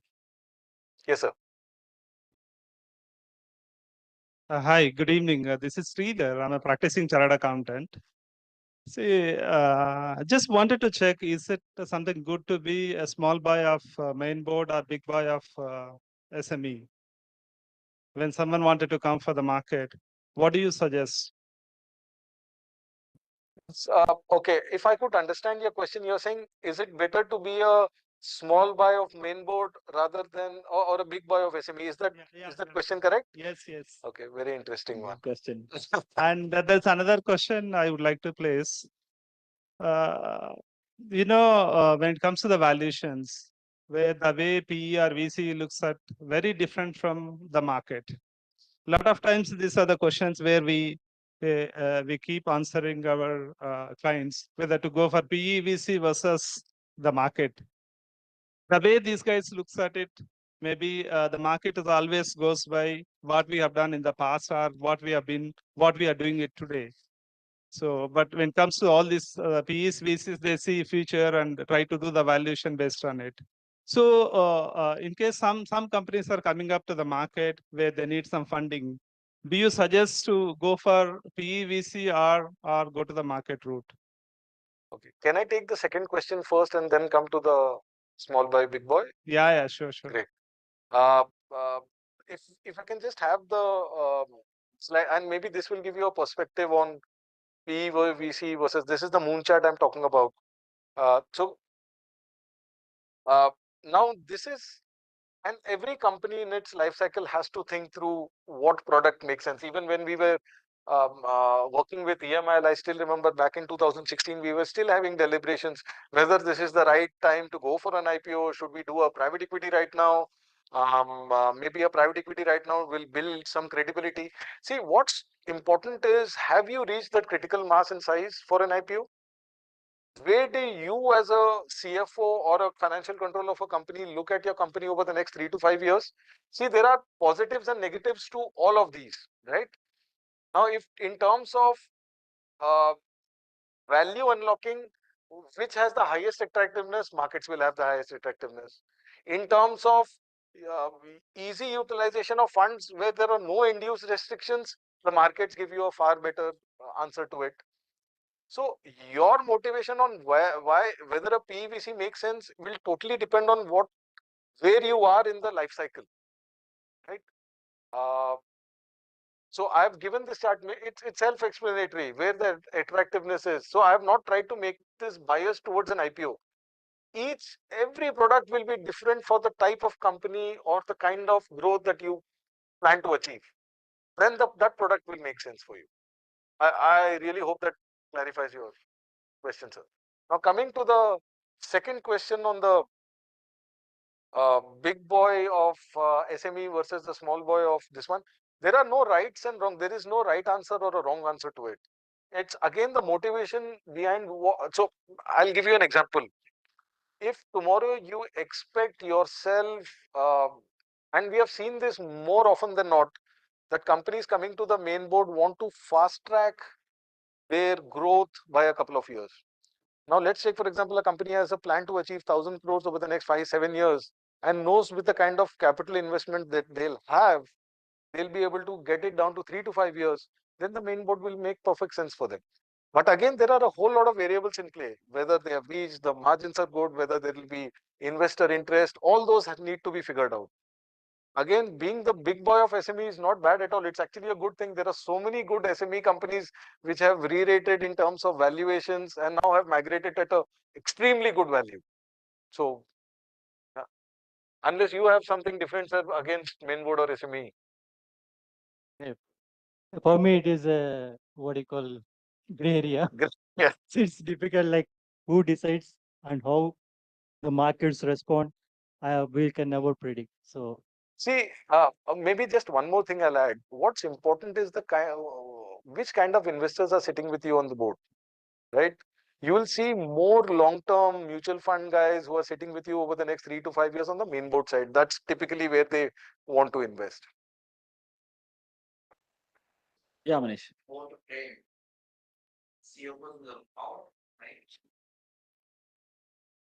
IPO is done, you got listed. The role of the CFO and the responsibilities of the CFO on the team, how much does it change and how has it changed for you? okay, one thing we all should understand that till the IPO or start of the journey of IPO, we are working in closed room. Suddenly, from the closed room to we are moving into glass chamber. That means we are opening up everything to the general public, and that public includes our competitors. So that is the care we should always take, like when we are working. And second thing, once the IPO was done, what happened? During the journey of IPO, it was for more than 1 year.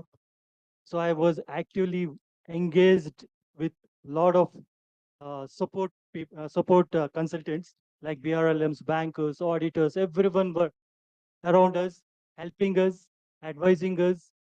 And once the shares are listed, so those people who are sailing with us just disembarked. So we became alone in the market. And unfortunately or fortunately, the CFO is the front face to the world. Of course, we'll have the support from the CEOs, but CEOs, no, generally they are salespeople. They'll talk big, but we should always talk sensibly, and we should always convey the right message. We should not create false hopes to the investors. So these precautions are to be inculcated within us. So this is how it changed. So, and I would like, yeah, for now, these are the things we should always keep in our mind. Maybe I'll add, and because I've worked with EML for the last 7-8 years, his life has changed. So whenever I call Prem now, he's with some investor or the other. So what happens is once you're listed, you reach a certain market cap, you will attract a lot of investors. Now, some are wanted, some unwanted.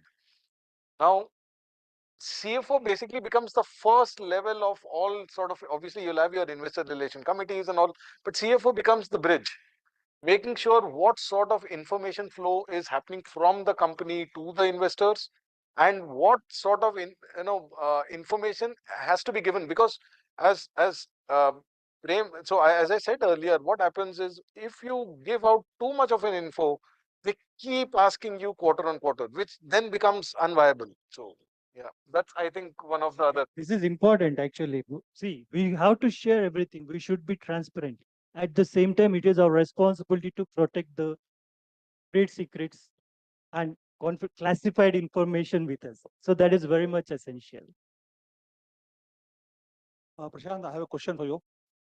For a company which is normally run by, let's say, a promoter who has been there for the last 30, 40 years, and suddenly you think for IPO and go for IPO, and then you face it, life becomes different. They say it's almost like being on treadmill. I mean, people keep chasing you. So what sort of challenges one has to face once you, I mean, go for IPO or for a company which is by and large run by promoters, a small group of people basically. So that is one fear always remains in the mind of people who are ready but not ready. So I want to know from you that what sort of pressures, challenges are being faced for such people who are going first time on this sort of thing. Sir, I'll tell you, and Prem gave a very good detail about what happened in his entire journey. And that's the role of advisors who are advising you, is just not to get the IPO done. That's just one transaction. Please do understand your shares that you are currently holding as promoters are at the end the asset that's going to go up, right? Hopefully go up. So it's the pressures are as in case of all companies, sir, because now what happens, you're answerable to investors. You give them a certain guidance, you have to meet your guidance. That's what investors expect at the end of it. When I say guidance, is in terms of revenue guidance, or in terms of margin guidance, or in terms of how the market is moving. So again, go by the Infosys philosophy. Be conservative, deliver better results, and markets will ultimately reward you. And I would disagree to people saying that IPO is a very strenuous and a rigorous process. Yes, it is. I'm not disputing that. It's a regulatory process any which ways. But till the time the intent of the company is to do good, no malified intentions, the business is going to grow on its own. There is, as I said, steady state, predictable cash flow. You are able to get a team in order to make sure your systems and processes are decent enough to run as a listed company. Then you should not be sitting on the edge. And if you have already reached a certain scale and size, and if your ambitions are to or is aggressive to decently aggressive, then IPO is one of the best routes where a lot of people, and I can give you tens and thousands of examples where people have really fast tracked their growth. You look at Imami, I took them public back in 2005 when it was a 400 crore market cap. Imami at its peak was 30,000 crores. I'm not taking away the fact that the company did well, the businesses did well. So all this also has to follow. So it can't be this one that I'll list, but I'll not follow the other aspects of it. Yeah, I will take one last question. Okay.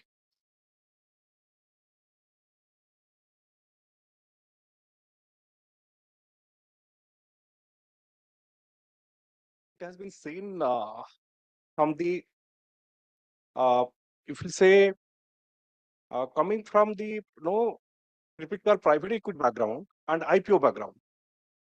So if You you are not see, unable to actually hear. you are not able to get me. Yeah. Yeah, now it's better. Little better, sir. Yeah.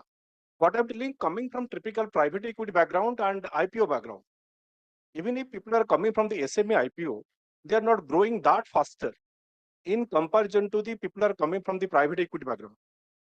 The industry's private equity background, they are coming and becoming the unicorn. But whereas people from the SME background going slowly, do you feel the regulatory is becoming a concern here to grow faster? Oh, interesting question. And there are mitigants to these also. So I'll tell you, EMIL was not a private equity backed company, sir. It's already a unicorn, right? So again, you'll have your type of Azad. So obviously there was Piramal on a structured basis. There was no valuation which was set by Piramal, right? But what I'm trying to say is that you'll find enough examples on this side of the table which people did well. I spoke about Imami. But yes, private equity does bring a certain kind of credibility and a valuation benchmark into the company, right? So people say, when you look at investors, they say that, okay, there is already a credible player who has already come in at a certain value. So he has done his diligence. He has seen all the parameters, whether financial, business, operations. And if he has invested at this value, means I can, and there is a certain period which has passed. So obviously there is, I can give a higher value to it. But what we are seeing these days is this whole private equity getting changed to pre-IPOs, where a lot of these pre-IPO fundings are happening 8-12 months pre the IPO, which is also basically setting the same kind of a valuation benchmark, but far smaller in terms of, because you're going public in the next 6 to 8 months. And there are several of these examples. When you see, they are almost giving 1.5, 2 times the value of what the pre-IPO happened is. I completely understand they came in as at an unlisted company, though they are taking that sort of a risk, so they are getting that sort of a discount. But these are good mitigating factors when you're talking about valuations, when you're talking about pricing. But maybe to answer your question, as I have already said, yes, private equity also does have its own charm to it, and the exits. But I won't discount SME or small MSME companies directly going public. I won't discount them at all. So they are also doing pretty well. Okay, thanks. Any further questions? You can meet Prashant post the session. He'll be here for about 5 to 10 minutes. Oh, absolutely. You can no worries. ask any questions and exchange your cards. So thank you, Prashant and Prem. We've discussed about how, when, why of an IPO. We've discussed about the role of bankers, the role of CFOs, and how the role of CFOs has changed post the IPOs. We have also discussed the pricing and the SME platforms. So thank you for that. Was very insightful. Thank you for your thoughts and experiences. Now I call upon Harsha to welcome.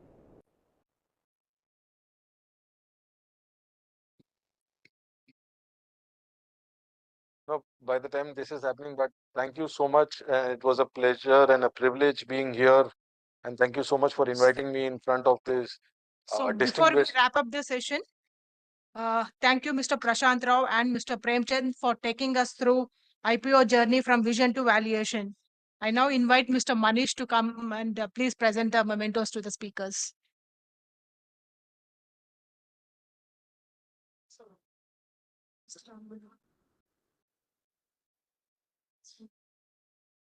Yeah.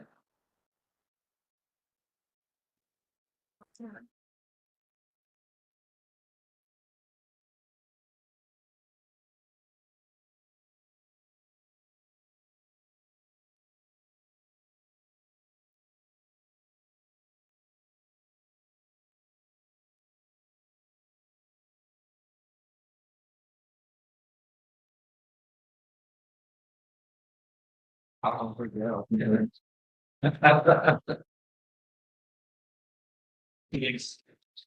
Couple minutes. One second. Control.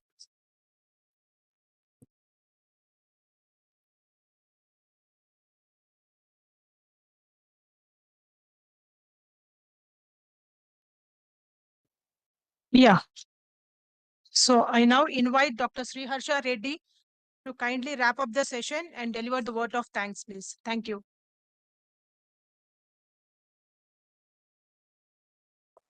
Good evening, everyone. MVN Garu gave me the ardent task of holding your attention for a few more minutes at the fag end of the day when it started at as early as 9:30. Just give me a few minutes. The CFO Conclave 2024 started with the welcome address by Sri Sai Prasad, highlighting the CII's focus on MSMEs, gender equality, and ESG. Sri MVN Garu set the context for the conclave and outlined broad themes of the conclave. Sri Rajesh Kumar, CGM SBI, in his special address, shared macro statistics on Indian economy in general and Telangana economy in particular, highlighted risks of geopolitical situation, rising gold prices, and interest rates. Our chief guest for the day, Sri Jayesh Ranjan, talked about the role of CFOs in bringing projects to the state and its impact on job creation and multiplier effect, highlighted importance of economic value and social value in CFO's decisions. Sri R.S. Reddy presented his closing remarks for the inaugural session.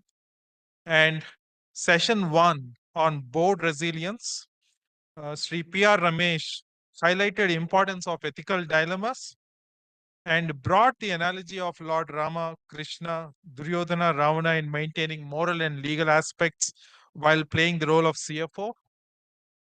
He highlighted compliance should be in CFO's DNA. Another speaker for the session, Sri Parag Agarwal, highlighted that CFOs should be role model and compliance is a zero tolerance activity. Here, I just want to share with the participants that Sri P.R. Ramesh was narrating about the passion quotient plus curiosity quotient should be more than the intellectual quotient. And he also highlighted that CFOs need to be future ready.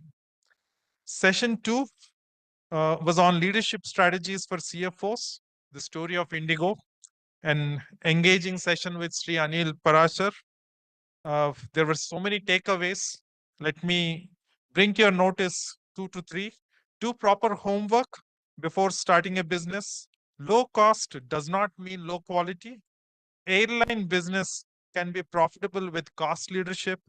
Cash is most important than valuation and profit in their business. These were the key points. And MVN Garu navigated the conversation extremely well. And session 3 was on AI-driven financial transformation, where Mr. Gaurav was highlighting 6S approach for digital strategy execution and AI in manufacturing and energy management. Mr. Siddharth distinguished between analytical AI and generative AI and impact of generative AI in automation, augmentation, and acceleration.